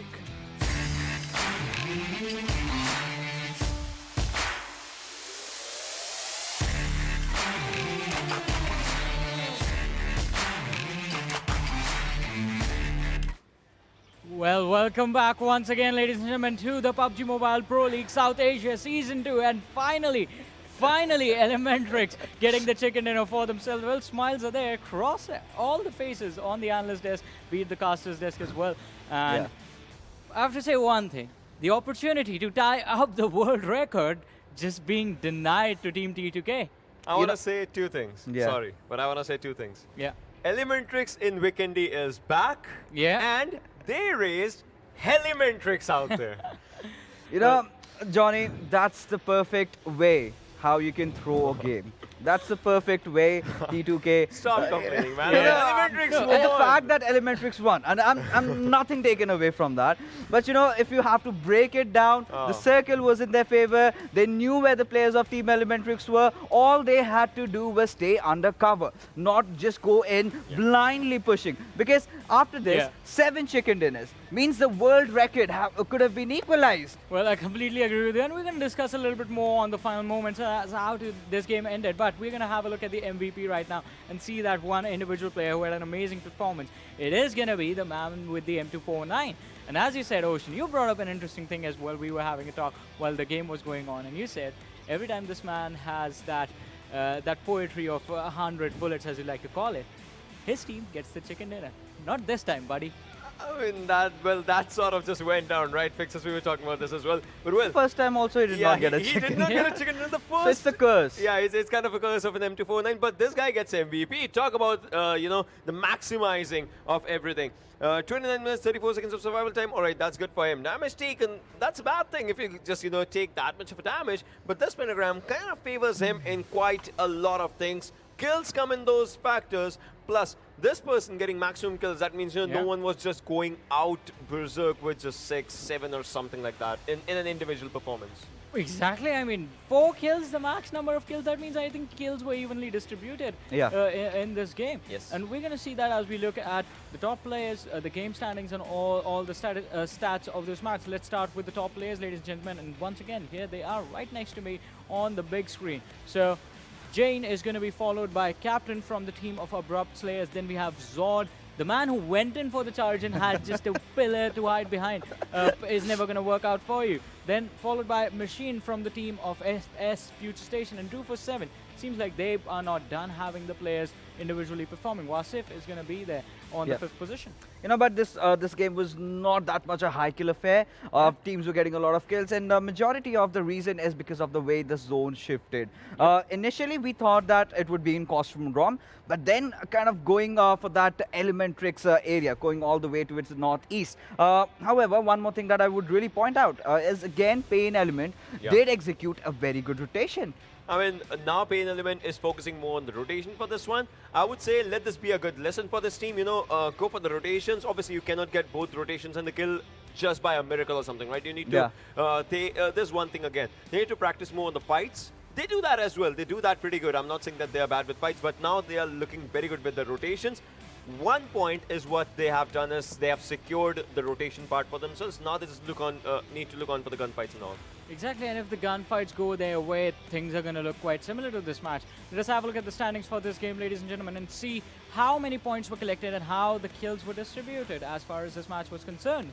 And there you go, Team ElementriX are bagging the chicken dinner, and they did not have a lot of kills up until the end when all the players of T2K just presented themselves on a silver platter. All they had to do was just shoot them down, and 22 points is what they've earned. Not far behind are the players of T2K. In fact, GIJ, like we call him, he's been phenomenal. 21 points for this team. FutureStation being very consistent as they are, getting out those 15 points. But what really caught my eye was Team 247. Well, having a kind of a dismal performance, now they have really stepped up. What really caught my eye is INES has 1 kill, and we know where that came from. We're taking 247 Gaming down. I mean, moving forward, we'll be seeing other teams as well.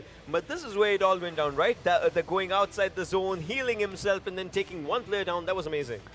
One more thing that I would really point out, despite the fact that PNQ had an early exit, that 7 kills will definitely help them up. But as we move along further and look down on the 7C Esports, well, they packed the chicken dinner in Miramar, kind of messed up this time in Vikendi. The most surprising team, however, is R3D kind of messing it up. Yeah, exactly. And you picked 7C this time.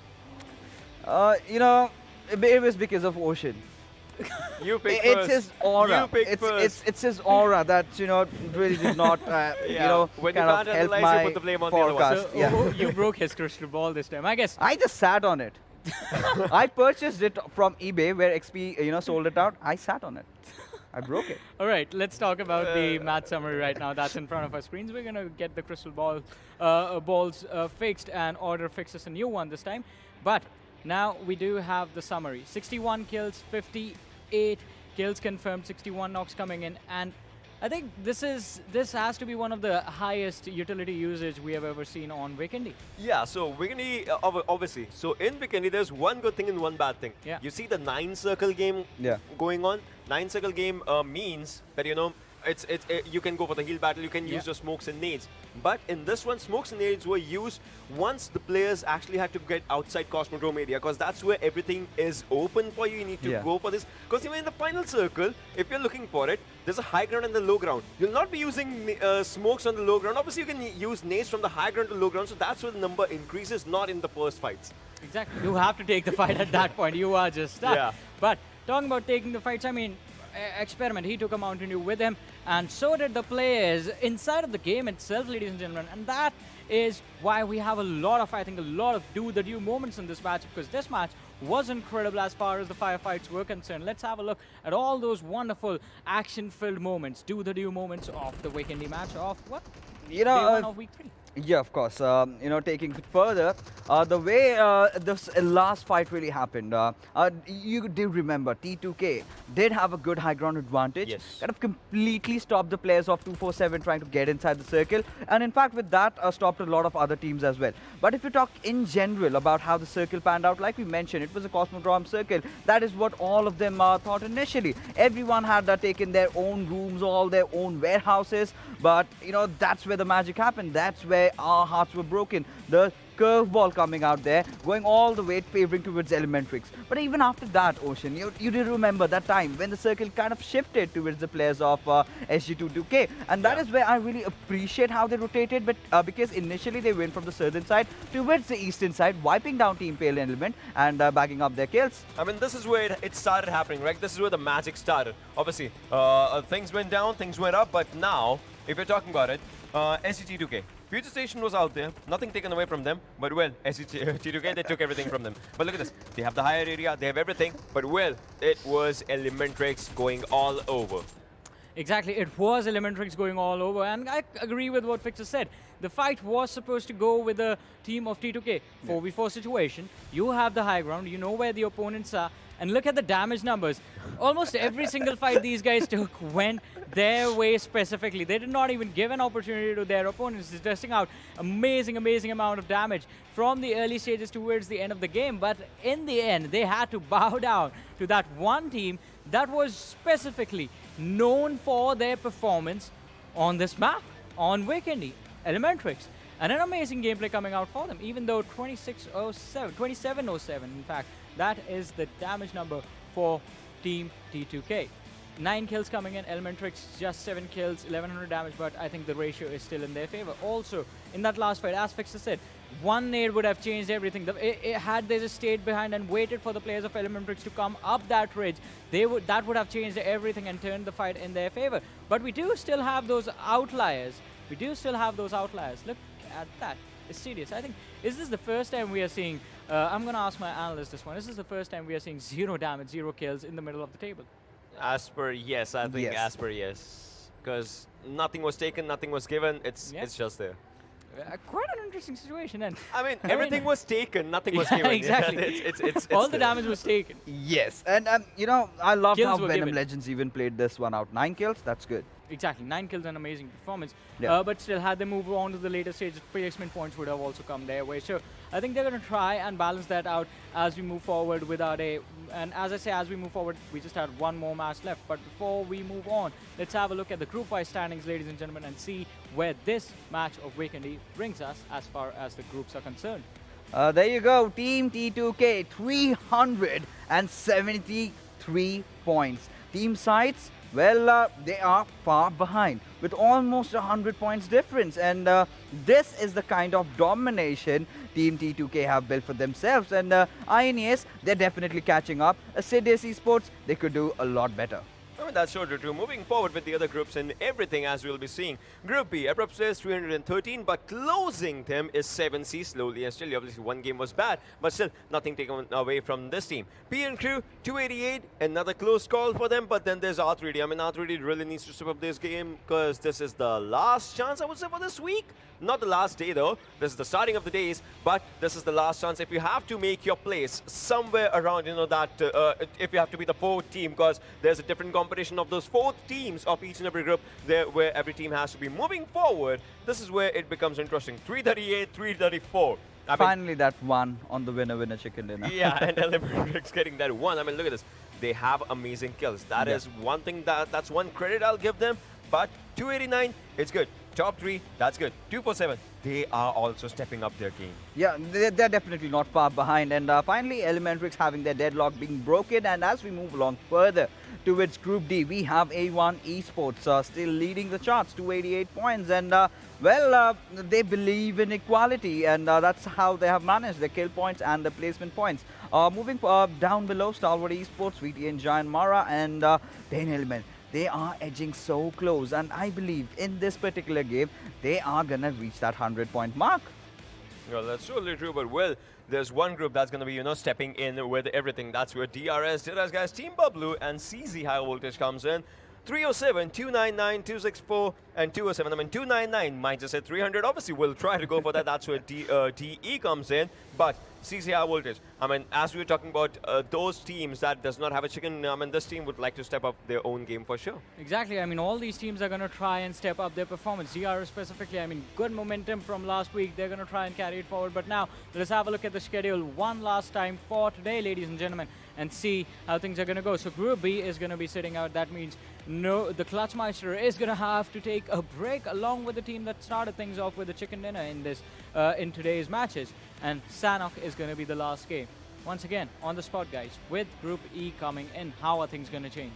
I think I will go for DRS on this one. I know, I've done that in the past, and every single time they come with the first game, they kind of mess it up.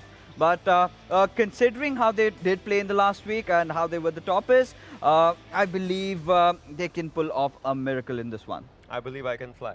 Well, moving forward for my thing, if I have to say for this one, it's going to be a different one. Stats say PAINxELMT will reach 100. My heart says DRS, but my brain says T2KS, you just go for that 7th number. I mean, it's kind of a topsy-turvy curve for me altogether. Like you have to put your hands up. All right, well, do this, man. All right, so Ocean is all alone. Fixes has. I mean, that's what you do when you get deadlifts of 10 kgs. All right, so predictions from the analysts are done, and it is going to be a tough one to call. I mean, these guys are sort of having a war amongst themselves. Talk about a different war going on altogether with the people on the other side of the stage. And it is going to be incredible, because as I say about the fight that is happening between the people on the other side of the stage, the map is right here, Sanhok is here. Bring it on. All right. Bring it on. The fight has started over there. What do you guys have to say? Experiment. Yeah. See, they are fighting amongst themselves. Shadow and I are one tight-knit unit, and we already have our pick. We made ElementriX win a chicken dinner in the last game. Can we do the same for Code Zero High Voltage? Ooh. They are getting I it. See you guys from there discussing and scheming we together. already made our discussions, and Ocean kind of took the safe way out this time around. His heart says one thing, his mind says the other, but at the end of the day, he's picked 3 teams, and if he gets one right, I'm telling you, he is going to rub it down our throats. Unlike them, we are a team. We don't fight amongst each other. Don't leave me hanging now. Yeah. Boom. So we are. I'm going to join you guys. And Johnny is at also our side. You know what? I have some space in the middle over here. Just Why don't you join scoot us. up over here. It'll be nice and right. I'm going to let you guys take this over. I'm going to go grab a Mountain Dew. Alrighty, as Johnny is going to go and grab a Mountain Dew, we are going to be underway with match number 5, the last game of the day, and it is going to be once again in the beautiful tropical island of Sanhok. Shadow, are we expecting something different or something more similar to last Lot more difference, because Group E is coming in. Code Zero High Voltage, DRS, Deadeye guys are joining in, and the island that was kind of empty, that is Camp Alpha Island, will be having 3 teams over there. Aha, and let's see if the zone this time actually heads towards the northwest, because that is going to be definitely interesting. But now, for the last time in the day, you get a chance to see your favorite players in action. You can be a fly on the wall in their room and pretty much spy on them if you think about it. But all of them are in front of us, and now we can kind of notice a little shuffle. Since Group E has come in, a few faces have gone away, but a few faces that you all recognize have come in. And of course, Rated's right down there in the bottom row with the Nepal flag in the background. He has to be my favorite. Yeah, of course, you have to be proud you are representing your country, and it's better to show it on camera also. But Deadeye guys, they do perform, they show good rotations when it comes to Sanhok. But let's see, where is Envy? Envy is missing because that group is sitting out. So who am I supporting? Maybe the guy in yellow hoodie? Well, maybe the guy in yellow hoodie, but the thing is, let me show you something. Envy, we're sitting right over there. Oh, Envy's going to have a talk with Shadow later on, but right now... Old age does that to you. It does. I mean, come on, we're not that old. if you're going to talk this up as old age, then I am ancient. But anyway, coming back to the game, the big bird is going to be in the sky for one last time, and have a look at that flight path. We are pretty much heading straight down south, and well, Camp Alpha Island is pretty much in the contention for all these teams. Yes, it is definitely going to be in contention, and last time we saw DEADEYES being very smart, taking down Uzi because then his CZHIGHVOLTAGE will be going for that hills area, but now I see CZHIGHVOLTAGE changing their drop location. Interesting. JyanMaara is there, they are not going towards JyanMaara drop location. So where are the players of team CZHIGHVOLTAGE going? They are in a 2v2 split. Let's see, let's wait for it. Stalwart Esports is again going for that same drop location. DEADEYES is again going towards Hathin. SCYTES has the whole boot camp to their name, but this time they have DRS around them. Oh, looks like ASL, although they aren't playing this game, looks like CZHIGHVOLTAGE are going to be taking a play from their game book, as they have landed towards those warehouses to the north of boot camp. And have a look at Assassin and Havoc, they are separated. But now the zone has formed, and well, you did say Group E has come in and they love going on that northwestern island. There you have it, Shadow. We have the northwestern island as the epicenter, and forget Erangel trying to be Vikendi. Sanhok wants to jump in on the action as well. Yeah, we have so much water over there, but I have to say one thing. This time when DEADEYE guys goes toward the uphill area to spot down the players of team CZHIGHVOLTAGE, they will be like, what? Where is CZHIGHVOLTAGE? Anyway, I think we might have some action breakout right at the beginning, as Kurkure is dangerously close to Raza, or should I say it's the other way around? Because Raza, oh my goodness. Oh that was quick. Goodness, that was beautiful. I mean, that little bit of a pre-fire over there, that sound sense is on point right now. Kurkure has been taken down. Hanuel, he does not realize that he is the last man, well, not the last man, he's the only one in this compound, so he definitely should be going in for the kill right now. Yes, and if we talk about it, it's just few seconds in the game. So obviously both the teams had a little short on the armor and the gun also. And if we talk about Venom, Detron, he is also taking down the players of team T2K. Venom will be has been taken down in just few minutes, and Assiduous Esports is in a hell lot of trouble because 247 is creating trouble for them. Muffin is so far away, and Muffin also get taken down by Vegeta with that UMP45. I mean, let me tell you, 247's spotting prowess is second to none, as these guys just take out enemies willy-nilly pretty much all around them, and we have a shotgun in play as well. A double barrel to the face, that is going to be devastating. But anyway, looks like ASC are on the back foot, as they have been reduced to a potential, should I say, a two-man squad, or I think it's only going to be Jivan Crazy who is going to be left standing. Now, Hanuel could have acted a little quicker when Raza was the only man in the compound, but of course he did not have all the information that he wanted, and with that, Assiduous Esports are looking like they could be well on their way out of this game. Yes, Assiduous Esports, it's a solo player. That is crazy. Zivan Crazy. Let's see how far he can go, because he's far away from the players of team 247, so he might be surviving for now.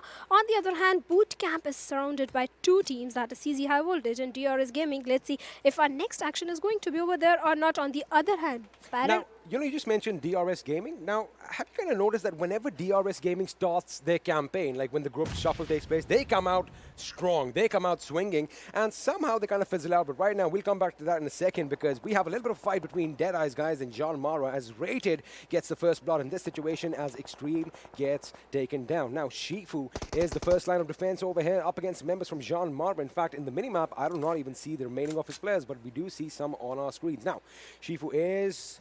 Wait a second, he's going to go out, shoot a bit at that tree. He's got to be careful, that's what I thought. He is going to be swallowed out by Wang. In fact, he was almost taken out. Now, Wang knows that the enemy is going to be a bit low on HP, but Gunner from across the water is going to come in with those precision shots and take down his mark. Yes, JyanMaara kind of knew that DEADEYES will be waiting for them right here, so they were kind of prepared. They left Rated so far away so that he can provide that support. On the other hand, JyanMaara is in a bit of trouble because their players are falling apart. Extreme is down. Let's see if a revival is going to be coming in or not. I think there should be a revival coming in, because DEADEYES is not directly rushing. They are trying to have a good formation so that they can put pressure on the players of team JyanMaara. This is what I'm liking about them. They're trying to get as many angles as they can, especially with Rated over here. This is a place where, you know, they are going to take cover from the guy shooting up ahead. Chances are they are going to take cover behind that wall, and he had a perfect layup. Let's see if that is going to work out for him, because Illusion was the man who was in fact kind of playing with them right now, but looks like JyanMaara are getting their act together. They have pretty much gotten over the loss of Extreme, as Gunner is going to back up in his little safe spot over here. The question is, are Wang and Jiro Fair going to join him? Because even now, they are on the other side of the water, and looks like Jiro Fair is going to be sizing up that mannequin. Lucky for him, it will not fight back. Yes, and if we talk about JyanMaara, there is a possibility that A1 Esports that is also rotating. They might take down the rest of the 2 players who are across the bridge area. Let's see, we'll have to wait for it. On the other hand, CZxHIGHVOLTAGE. That is a perfect spray coming in from Uzi, taking down 2 of the players of Stalwart Esports. Morte and Malik are in a lot of trouble because, my friend, when you are trying to get hold of those hills, you have to stick together because rest of the 2 players are so far away. They are going to have a little trouble for going for that revival. Let's see if that is going to happen or not. In fact, both the teams, all the 3 teams, CZxHIGHVOLTAGE, Stalwart Esports and DEADEYES, tries to get a hold of these hills. Oh yeah, these are like the hotly contested hills, of course, the infamous cliffs of the Northwestern Island, as I like calling them. And, you know, they have pros, they have cons. The best thing is you have that high ground vantage point, yes. But one wrong step, one little slip up, and you go all the way down. And more often than not, you go splat the moment you hit the ground. Hopefully that doesn't happen because, well, as Cooney was knocked out, Aussie has picked his player up. And looks like the relief team has come in as well. And, you know, just talking about Aussie, he really impressed me in a game recently in Sanhok when he almost wiped out Stalwart Esports. In fact, they had that last little finish for the chicken dinner, and right now we have an airdrop. I do believe it was a Grotza, which has been picked up by Illusion. Let's see how this boy puts it to use. Elsewhere, Kashuf is now going to be opening up on the main members of High Voltage as they are going to try and rotate around the rock, possibly come out pretty much right in front of us near those trees. This is their area, CZxHIGHVOLTAGE area. They know all the rotations. They know the strong points of this particular drop location. So I think they are at a good spot. When, like you said, Ozzy is a good assaulter. So I think he has the skills to take down the plus of Team Stalwart Esports, because the thing Stalwart Esports lack is forming good angles. So I think Team CZxHIGHVOLTAGE can capitalize on that. But let's see if Stalwart Esports has come prepared or not. This is going to be a pretty interesting fight. And let's see if the plus of Team DEADEYES also join or not. You know, since you've done a lot of analysis and you've been keeping an eye on all these players since the scrims, I want to ask you a question. Now, how much do you think they actually go and look at a game that's gone bad? Do they actually do their homework? Have you seen a change for the better? Suppose, if we talk about Stalwart Esports, you just said one thing that is lacking in this team is the fact that they don't really make those angles. Have you ever seen them try to do so after a game?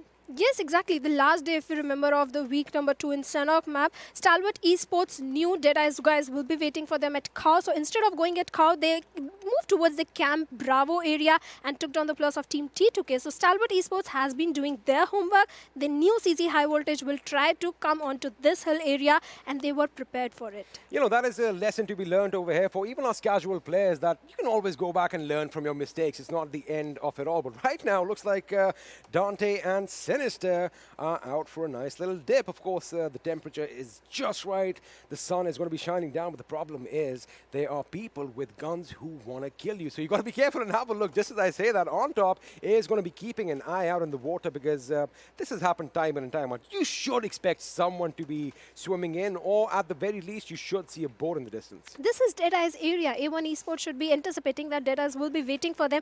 Will be waiting that players will be coming from the shorelines, and A1 Esports, if they are spotted down, they are gone. Just like Stalwart Esports in the match number 2 of Sanhok of today. Let's see if Illusion Sir can spot the players of Team A1 Esports or not. We'll be having 2 teams dying same fate if that happens. It is. I love the way you just put it right now. They actually could share their fate, but it looks like Dante, is he going to make that risky maneuver of getting in the boat?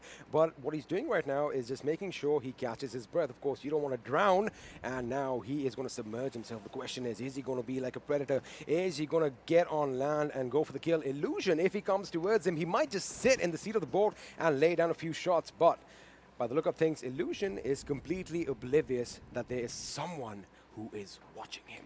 Just imagine Illusion coming out in the open area and Dante moving into that boat and shooting him. But that is not going to happen, because Dante has moved toward the compound area and Illusion sir has no idea. He'll be taken down off guard, and Dante does manage to take Illusion sir down. Credit where credit is due. The reaction time of Illusion to get a few shots off on Dante was phenomenal. But now DE are going to be one man down elsewhere. Cooney takes down Diamond as Bablu is going to move in. Zibyan comes in and guns down Cooney instead. We have a little bit of a trade-off elsewhere. Assassin from outside gunning down the members from Team Bablu as well. Danny just bit the bullet, but Zibyan is still active inside, as is the last member, Teen Wolf. Now can the captain pull up an upset over here? Zibyan against 2 members. Assassin gets taken down. Havoc is now in his sights. Havoc gets taken down. And with that, ladies and gentlemen, we have the first team to be eliminated from this game. And looks like, Shadow, you and I are wrong, as, well, CZxHIGHVOLTAGE did finish first in a way, but at the wrong end. Yeah, at the wrong end. PUBG gods here are pressed for a little differently. Lost in translation. Yeah. But I love the way ElementriX is rotating because the new team Bablu will be waiting for them right there. So this time they are taking another rotation, but A1 Esports will be finishing off. Illusions are over there, and now Deadeye guys are reduced to 3-man squad on the other end. PAINxELMT Fluffy is taking a lot of damage from the players of team T2K, where Zod is already down on his knees. Frankie will be going in for that smokes. He needs to give that crucial revival to his teammate. Let's see if PAINxELMT will capitalize on this particular situation where the players of team T2K are reduced to 2 men. Uh-oh, Luffy could be in trouble. I think Frankie has an idea. The grenade has been tossed. Is it going to be a good one? It was in a good direction. However, it blew up just a little bit too short now. PAINxELMT, they are out in the blue. They are going to have to make a move right now. But the thing is, they are clumping themselves. They need to get some different angles. They need to rush at the enemy because I think with every second that passes by, they are digging themselves deeper and deeper in the ground. Now, you know, coming back to that fight between Deadeyes guys, it was like they weren't expecting anyone to come out from the water. They thought they had their backs against the wall and, well, they paid a heavy price. But right now, Hot 10 is going to be divided between those two teams. But we're going to concentrate over here and see if Luffy, Envy, and Rohan are going to make it out of this alive. Yes, let's see, because they are taking fight with T2K, a team that is known for their gun skills. XP, another AWM. I'm just going to ignore it this time, Shadow, because that's what we're going to do. Ignore the AWM. I am not a sniper fan anymore. Do you think PUBG gods are playing with you? I mean, my heart is already broken. They can't really do any more damage right now. Oh, that went a bit deep. I am only talking about the game right now. Oh my God, even I was like, whoa, where did that come from? But now, back in the action as Jane is trying to dodge a few grenades, PAINxELMT are still in this game. They need to make a move. Envy needs to go left. Luffy needs to go in the center. Rohan needs to go from the right and, well, put up one show for us. Go anywhere, just take down T2K because that is exactly what we are hoping from PAINxELMT to put up a good fight. And let's see if they are going to do it or not, because Zone is going to be doing his damage onto both the squads, and Frankie took down Envy over there. And Fluffy, he has to be very careful. He is at a good positioning. He can take down the players of Team T2K if they come out in the open area, but their location has been compromised. And let's see, a perfect grenade towards Fluffy. Fluffy will have to come out in the open. You know, the thing is, we see so many grenades now. We take it for granted that everyone is going to throw those perfectly lobbed grenades because that is what has happened. But right now, Jane has spotted out Rohan, which means now PAINxELMT are down to one last man. It's going to be Luffy up against the world. And I think Jane has spotted him out. He jumps left. Jane is still stuck on limbo. He still thinks that the opposition is up there. But now Rohan gets taken out with misery. Luffy is going to hide. You cannot hide behind a house which is built on stilts because you will be seen. And with that, PAINxELMT are out in the 15th position. They do have a kill, though. They do have a kill. I think he was trying to be a snake. He was trying to be a snake. He was like, maybe they might not have seen me go prone. That could have been it. Maybe they'll go to their business, go towards the zone. They'll be like, the third player is somewhere far away, not providing the backup. But that's the story. If we talk about Venom Legends, they are so far away from the zone area. Deadeyes will be waiting for them. So that is also going to be a little bit of trouble. But I think they will be anticipating teams at the shorelines. On the other end, 247 Gaming, they are looking pretty comfortable in their compound. But no, they have spotted down the players of Team JyanMaara. They have spotted down the members of JyanMaara. It looks like JyanMaara could be heading in their direction. Of course, they've got to be careful because high up on that hill, we still have Stalwart Esports spread out across those infamous cliffs, and the boys from SCYTES are nearby as well. So, of course, all these shots are going to be basically homing beacons for all the teams to, you know, kind of converge their gunfire at one place. But let's see what's going to happen because the circle is going to be shifting any second now. Are these teams going to be content with their position, or are they going to be forced elsewhere? We are going to find out in about 3, 2, 1. There you go. We waited, and there you have it. We are going to the infamous cliff, Shadow. Wait a minute, XP. Imagine the circle keeps taking central shift. Stalwart Esports and SCYTES are in the zone. And then comes the final circle. It goes in the favor of SCYTES. And Stalwart Esports is still sitting at the top. Well, then you only do one thing. You take the Lord's name and you jump. And you hope for the best. And you die. Well, there you have it. You die. Or what if we have a little bit of a cinematography session as you are jumping down, the guns are going rat-ta-ta-ta-ta, and a few heads get popped on. Maybe we might see that. I don't know. Let's see. We can see lots of firecrackers and grenades popping in there because they are going to be dying. But that's a joke. If we talk about Deadeye, guys, what they are doing on top, sir, is so far away from his teammates, making those flanks or rotation. But Sanhok is not a map where you flank or rotate solo. Also, you don't want to be driving a buggy with the wheel missing because you are going to be slow. And of course, SCYTES have heard the opposition, and Deadeye's guys on top. He's like, you know what? I'm just going to dish my buggy and go for cover, which is the right call because you did mention his teammate is way far off. In fact, rated is let me do some maths. He is more than 500 meters away. Anyway, coming back to the game, 247's Raza is opening up. He does get a knock on Ghost, and he did spot the other members as well. Abud coming under fire from Morte from heaven up ahead. Remember, they are on the cliffs up top, so I did say that SCYTES need to be careful. They are going to be picking a fight on two ends. Now, looked like Raza was kind of anticipating him to come in, and Morte over here with some more sprays. However, it is not going to be enough. Yes, it is not going to be enough. And 247 is creating lots of trouble for the players of Team SCYTES and Phobia. He has to give that crucial revive to Ghost.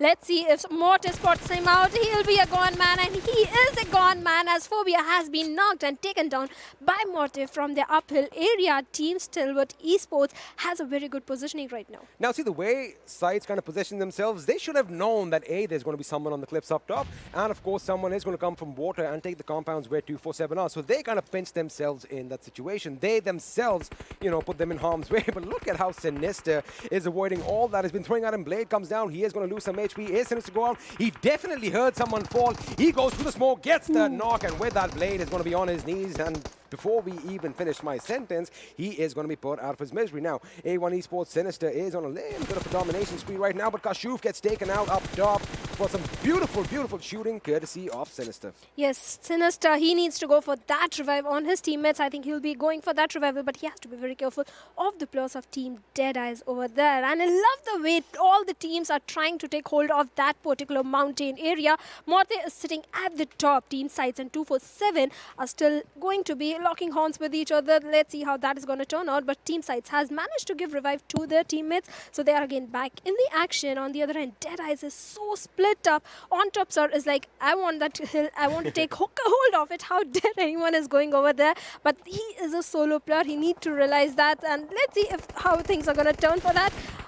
Elsewhere, Venom is going to be picking a fight with JyanMaara as Giro Fair gets a knock on Even Eye, and well, Giro Fair is going to make sure he gets his kill. Now, Jax might have spotted an enemy in the distance. I think he is expecting someone to come over that little hill, and if Rated is spotted, he is going to be in a world of trouble. Wang over here picking up his teammate Gunner as he got knocked out. Venom Legends are going to be coming in. That's a massive grenade thrown by Giro Fair. Is it going to hit its intended mark? Rothfuss almost making it to cover, but gets taken down courtesy of Gunner's Ratata. With that, Venom Legends, in fact, are going to be eliminated in the 14th position with just a kill to their name. Kudos to JyanMaara for basically fending off this attack. Yes, JyanMaara really did play out well in that particular fight, but Deadeyes, I'm a little disappointed. I'll say it again and again, but Morte is at a good position. He can take down the players of Team SCYTES. Let's see how the zone is going to shoot, because that is going to be the deciding factor. On the other hand, all other teams are sitting right at the edge of the zone. I must say one thing, the way SCYTES kind of got back on their feet, they were under fire from all directions, and now they are still a three-man squad. They are not going to move out from that compound unless they absolutely have to. In fact, they are still in the circle. Expect them to stay there for maybe another minute or two. Rated, on the other hand, we were just talking about it. One wrong move and you go all the way down. Boom, and another one who goes down is Orochi as he gets taken out by Jane, and Jane is going to follow up with another knock on INES entry. Yes, Jane is definitely knocking down the players of Team INES. Two of the players are down on their knees. Let's see if Jane can clutch it out. T2K can clutch it out or not, because INES is in a lot of trouble. All the four players are so spread out. The chance of backup or providing that support to give revive to Entry and Orochi, I don't think that is going to happen anytime soon. Frankie is popping in those grenades to confirm those kills. Let's see if those grenades are going to connect or not. And Yoshiro has already retreated from this fight. I think this is a smart move, because there was no chance to give revive to his teammates. Let's go for the position points. That is absolutely correct. They should get themselves in that next zone, as 247 Gaming is going to be unloading on Gunner. JyanMaara under heavy fire. Kapshi over here gets a knock on Orange at distance. Of course, the blue zone is going to be doing its damage as well. Now, blah, blah, blah. Is he going to go for his teammate, or is he going to try and regroup with the others? But looks like FutureStation are going to be running into ElementriX's position, especially Kapshi. He is so close to blah, blah, blah. Just driving his buggy in front of him, almost daunting him. But now, they are going to pay the price. Mr. Hills who gets one. Is he going to get the second capture? Almost getting taken down, but he is going to make it in cover in the nick of time. He did manage to take down two of the players, but Mr. Haizu's location has been compromised, and Steel Shot with that grenade takes down Mr. Haizu, and ElementriX is in a lot of trouble, but someone else is trying to get that kill, and that is Team Bablu, Teen Wolf. And with that, Teen Wolf is going to go on a little bit of a domination spree. It doesn't matter how you get the kills, as long as you get them. Raza, on the meanwhile, is going to be opening up on JyanMaara. It looks like 1, 2, 3. Have all of them been eliminated? 247 Raza on a bit of a rampage with a massive, massive grenade wipeout. JyanMaara exiting the game in the 13th position with this 3 kills. Now, we are going to join blah, blah, blah, the last man standing for ElementriX, as he has pretty much an uphill battle ahead of him. Yes, and he's a little short on healings also, and he has got FutureStation right in front of him. He has to take that fight, enter into the zone, but he hasn't got that much healings and the time. And experiment, look at the zone and look at the position of DRS. It reminds us of the game where DRS got the chicken dinner when zone was in their favor, but zone shifted. We did see that earlier as well, and again it's shifted. The question is, can DRS pull off a repeat, or are they going to get taken down? Now, talk about the zone. We still have those cliffs in play, which means Stalwart Esports are going to be moving a bit further down south. They've got to be careful, though, because A1 Esports are pretty much on their back. Now, blah, blah, blah is going to be applying those bandages. He does have that one first aid kit, and Machine is also going to be waiting for him. Now, this is it. Now, have a look at what happened over here. Machine's teammates have gone up ahead, but they do know that someone is behind. It looks like Machine could be spotted out now, and that is going to be a big, big, big blow. He gets taken down, but can blah, blah, blah basically get his kill before the clock runs out on him, because he will be spotted out. Is this going to be all in vain, or is the play zone going to come in? And there you have it. He gets the knock, but he does not get that kill point. Yes, he definitely didn't get that kill point to his name. On the other hand, DRS Nima has been spotted down by the plus of team 247 Vegeta, but Vegeta gets taken down by SCYTES. Ghost over there. Onto Sub will be taking down, guys. Lots of third parties are happening over here, and if his machine has been taken down by the play zone, kill didn't go to ElementriX, obviously, and 247 Vasif has been taken down by T2K Jane. Lots of third parties are happening, and T2K is in a bit of trouble right now. And 247 are picking fights on multiple fronts, as Mafia Ninja going to join in as well. He gets Raza finally off his feet. INES's tear gets torn apart by Gyals, and it looks like 247 could be out of this game courtesy the play zone. There you have it, a valiant effort on their part. 8 kills, but they are out in the 10th spot. Now, this means we are down to the final 8 teams, as FutureStation are going to be exiting as well. 9th position for them, just 3 kills to their name. Now, DRS, they're going to be moving uphill. Gyalsdan has spotted the enemy. The question is he going to take a few shots? Because if he does, A, his position gets exposed, and B, he still has about 50 meters to the zone. So in my opinion, they should be as quiet as they can right now, make it in, and then light the enemy up. I totally agree to it. If Gyalsdan could hear us, listen to us, if possible, just stay silent. Just stay silent.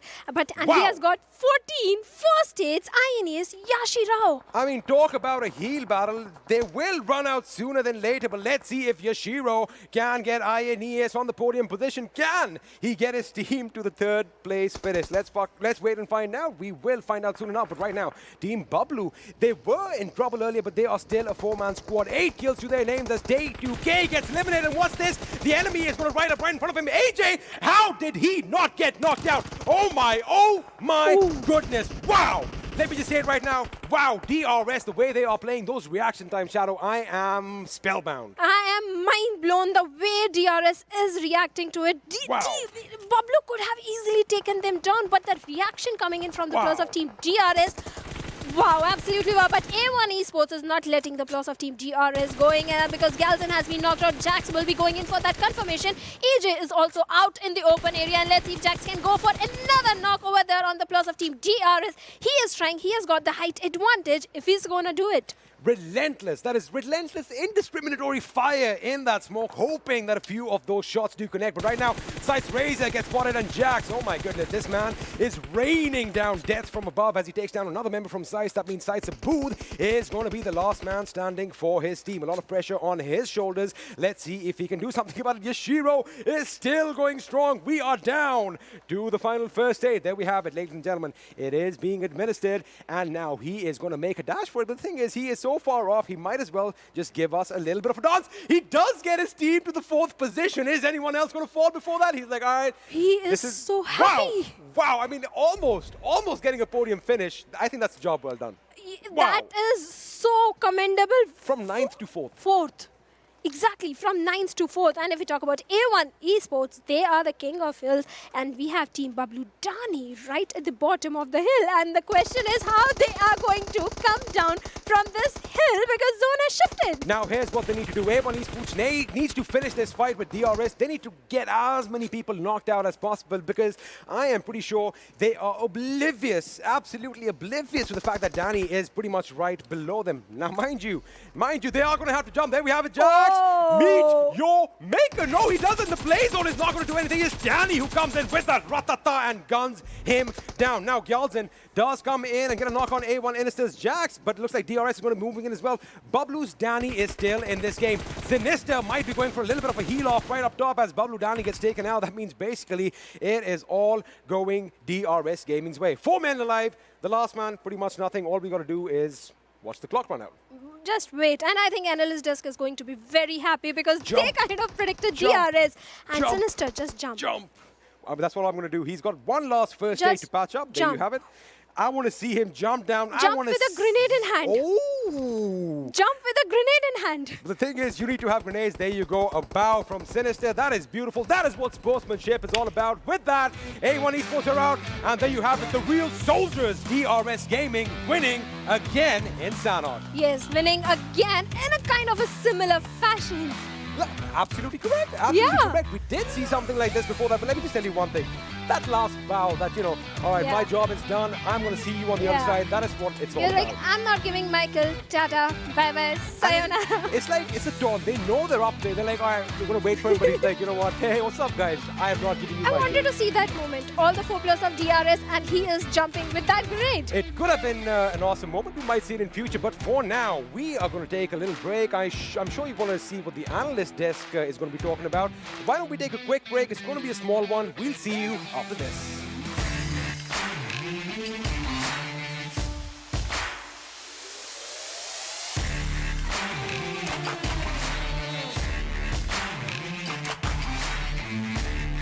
Well, my oh my, what an amazing match that was, and what an amazing game to bring an end to day 1 of the final week of the league stages. Welcome back once again to PMPL South Asia Season 2, ladies and gentlemen.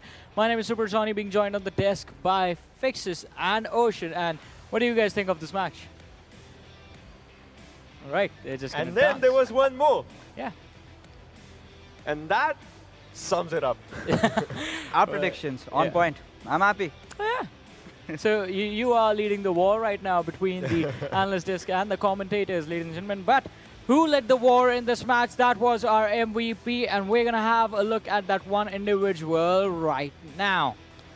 Well, 247's Raza. Second for the day. Yeah. And he's a happy man. 6 kills, 20 minutes of survival time. Not the best of survival time, but the damage he has inflicted out from this one, that's amazing to see. Even that one assist coming out of him. And 247 and Sanhok have a kind of a history going back. And this time they could not get the chicken dinner, but still, I think a good kill game is something that they would have really loved. I mean, I would actually agree to that one if we talk about it. I mean, 247 and Sanhok has, I would say, it's their strongest map as per se, and 947 damage given, 6 kills. Obviously, that's maximum. Assist, not assist, damage taken, not as such a good thing. Plus survival time, just like you mentioned, right? It's not the best of the survival time, but it is there for a reason.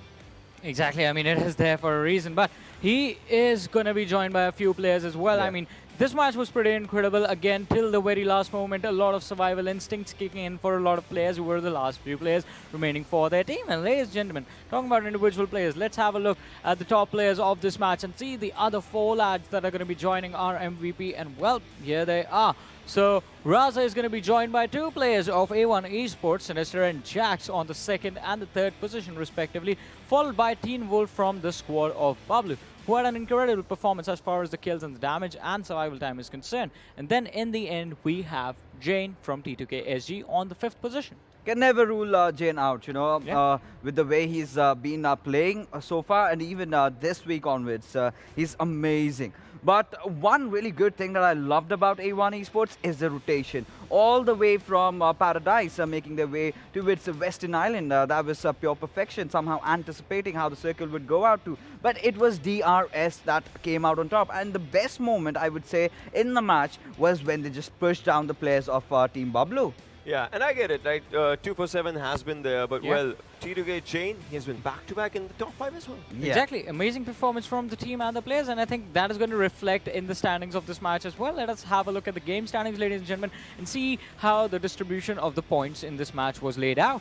As per if you see A1 Esports, you know, not getting a chicken dinner, but still, 21 points because the kills actually favored them. DRS Gaming, 5 kills for themselves, 20 points for them as well. Team Bablu, well, 10 placement points, 8 kills, 18 total points for them. DE had a good outing, had a good start, and that's where the line kind of comes up for them, as this is the team that, you know, ends with 10 points in their hands. 247 INES, Team T2KSG, and SCYTES, they have been doing decent as well. But onto the other side, if we just look on from 9 to 16, that's where the new numbers come in. I mean, Venom Legends, this was something unfortunate. PAINxELMT, this was something unfortunate. This means PAINxELMT still has to touch 100 marker. They are still down to 99 for today. Yeah, that one measly point, man. That 1 point is going to be, well, it's going to be like a thorn to them. Oh. And things are getting quite interesting on the desk as well. Where's Fixes? Oh.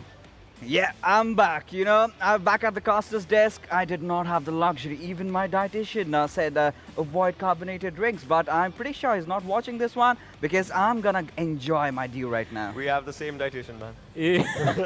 Look at you and look at me then. But right now, what I'll be doing is take a look at the smokes and grenades. 87, a good number. For Sanhok it is. Yeah. Yeah, for Sanhok, that's the average that we hit. But good conversion ratio as far as the knock to kill conversion goes. 63 knocks. 54 kills confirmed. Exactly, but well, talking about these smokes and nades, right? Yeah. We're talking about it. If you're seeing players, again, circles not in other people's favor, plus they're on the upper side of the mountains, you cannot smoke there, you cannot nade, you cannot do anything. All you can just do is just, you know, that, and that's where the game ends. So this amount of smokes and nades, it's good. It's good considering the circle and the favoring areas. Well, the plays were quite good, just like the Mountain Dew that's there on the head of Fixes, ladies and gentlemen. And this man always does the Dew quite perfectly, and so do our players. So let's have a look at Do the Dew moments of this match and see the incredible action one more time. You know, the way things started off in Sanhok this time, I think T247 was completely guns blazing, taking down squads after squads. And Assiduous Esports, well, they've had the good days, but today certainly was not one of them. A1 Esports, like I mentioned, that was an amazing rotation coming all the way from Paradise Resort, going towards Hatin. They did really put the job on the line, and they did step up. But Team Bablu, you know, right from the get-go, they were getting kills. They were getting those squad wipes. Quite, you know, different to how Team Bablu really approaches the game. But this time, they've got a lot of kills backing them up. I think in the foreseeable future, we might get to see that old glorious days of Bablu coming back. I would love that. I would actually love that. You know, the way Team Bablu used to have the fights. Plus, we still have the song, right? Bablu owns the Miramar, and that always comes up true. Mostly, but this was not the Miramar map, right? This is where Sanhok came in. So maybe tomorrow, maybe the day after tomorrow, we'll be seeing that sort of dominance by Team Bablu. Well, that's the story of another day. But right now, ElementriX already. So this team was also trying, and this team has opened up their account with that single chicken dinner for today, for this week, for their overall performance, and that has been doing recently good for them. So far, so good. But onto the other side, this is where the fights come in, right? This is where INES Yashiro was on the other side, just putting up his own first hits, doing his own 14. deal. Yeah, and that's you know, amazing. That's preposterous. And onto the other side, you know, when the final fights were happening, A1 Esports' player was also on the top of the mountain. Not the top of the world, though, but that was good. Yeah, of course. You know, that was amazing. It was amazing indeed, and he made sure that the ending to this match was also going to be amazing. Talking about amazing things. I mean, we do have the damage histogram in front of us, but instead of it being led by the team on the first position, I'm going to move towards here. A team that took an early exit, ladies and gentlemen. Right, the damage histogram hit me again. It's so tall. But 247 Gaming had an early exit, did pick up a lot of fights for themselves. 8 kills in the earliest stages, and that sort of pushed them really far ahead as far as the standings for this game was concerned. And I think this sort of showcases perfectly what the new point system is about. It's about the aggression. It's about getting those kills for yourself. Doesn't matter if you have the damage numbers like Stalwart Esports. Doesn't matter if your damage number is 1100. It's over 1100. If you only have 2 kills, the team behind you with 8 kills is definitely going to take you over. And efficiency is always going to matter for something, and I think efficiency has been showcased by Team Bablu and A1 Esports, taking the fights in the later stages and getting those kills as well. But as we move on, this game was interesting in the fact that the teams towards the end as well did have an amazing time fighting things out. I mean, look at JyanMaara, for instance, having 800 damage, 3 kills, but the exit was quite early on in the game. And it sort of, once again, as I said, aggression, kills are going to be the key to having a good position inside the match. But that also brings to question, too much aggression early on means you are going to miss out on the position points. Let us have a look at the group-wise standings and see what the end of today brings us to right now, and here they are. Well, as we come close to our first day of our last third week, in fact, we have T2K SG still leading. Team sides not far behind, 284. Well, it's quite far behind, to be honest, almost 100 points. Assiduous Esports, I do not know what really happened to them this time around, but I hope they pick themselves up. But INES, with that abysmal performance today, I think tomorrow they're going to catch up with Assiduous. I mean, looking at the kill points that Assiduous and INES have, look at this, 111, 110. They are on par with one thing. The other thing that they have to, just focus on is going to be placement, and obviously where they will try to go for that, for sure, if anything. On the other side, SCYTES is also pretty good, 123 kills for them. But well, moving further, as we always do with every game, every map, and every group, Abrupt Slayers 313, not so far behind as compared to the first group's lead at T2K SG, but well, right now 7C 297, PNQ 288. That's a small difference, but R3D, that's a bridge now. That's a bridge that they have right in front of PNQ. You know, with the way the difference has been there, they're almost closing out on 300. But as we can move along further towards Group C, well, this is the group that has been shining lately with all the teams, in fact, crossing that 200 mark. And 247 have been doing pretty decent over there. 230 points, I think they have a decent chance of qualifying. And maybe 247 might just be the 16th team to qualify. Venom Legends still on the lead. FutureStation, just that 1 point difference. Yeah, it's just a 1 point difference if you talk about it, but well, this might change tomorrow. Yeah. Obviously, as of now in the final game, yeah, exactly, one kill, and everything just comes up. Plus, given the fact the other team also has to not get a kill or anything, right? But Group D, 99, PAINxELMT, they still have to actually reach that triple-digit marker, the magic number for themselves. Well, 309, 240, and 212. A1 Esports is doing pretty good. I mean, each and every group, as we see, has or just is about to touch that 300 marker, and that sums up pretty good. Well, Group E is where extraordinary teams come up. DRS Gaming, I mean, they conquered the first match for themselves for today. You know, if you remember, after the first week, they were almost at the 3rd position and were in a very critical spot. But look at them right now, with even having just 33 games played. They've yet to catch up on their games, and they are already at 327 points. Consider they play 4 games extra. That will easily take them to the TBD top. Yeah, it's going to take them to the top, and it's not about getting to the top right here, it's about qualifying as well. I mean, if you are sitting on the first position in the league stages, that's just going to be a bonus to you in terms of the amount of cash you move forward with, and that is always going to be a good thing, right? Having extra money in your pockets. But now, we did have a look at the group standings and saw how close the teams are to qualifying for the finals. Let's have a look at the overall leaderboards as well and see where things stand as far as, well, the prize money distribution is going to go. Right now, even after having 37 games played, Team T2K sit on the top. 380 points. Venom Legends and FutureStation not far behind. And so is DRS, considering the fact that they've played 4 games short. And now Abrupt Slayers has also stepped in. A1 Esports, well, they've been doing decent. But DEADEYES, guys, well, just that one chicken dinner. But apart from that, they've always been there in the thick and thins of it. Placement points and kill points almost being nearby. 309 points, that's a good start. There I would like to really point up Venom Legends, they've not gotten the chicken dinners, but they've always been so consistent. Yeah, that's totally true. But when moving forward is where, you know, the things of worrying kind of starts up. You know, you have to worry about some of the things. Right now, side Team Bablu Assiduous Esports, they are doing good in their groups as well and in everything. But, well, 247 at 15. Obviously, they are in top 16 in this one. But, well, they have to be in good numbers in the fourth of each and every group. And that's where they are. 230 points for them. PAINxELMT about to hit that 100 marker probably tomorrow. That will be a good news for them. But R3D, CZxHIGHVOLTAGE, VTNxJyanMaara, we need to see those amazing games from these teams as what they are known for in scrims as well. Exactly, and I mean, let's have a look at the stats of one of the best performing teams we have had in this week, and the team that is on the first position right now, ladies and gentlemen, T2K SG.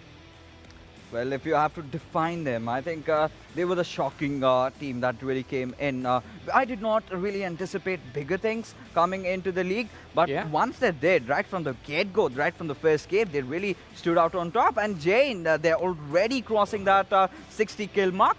And look at the survival time, the 19-minute survival time. And 1.78 kpm, that's amazing. That's super high. That's actually, it's over 1.78. I mean, that's what I would say. But right now, if you're talking about these things, I mean, they come with good numbers. They have Zor, the guy who actually does everything. They have SK49, the guy who was in high previously, and he knows how to, you know, just get the team together. They have Venom. Experience again comes in, and that experience is what they're actually taking forward. I think T2K stands up for what T2K in the team's name actually stands for, train to kill, and these guys are trained to kill.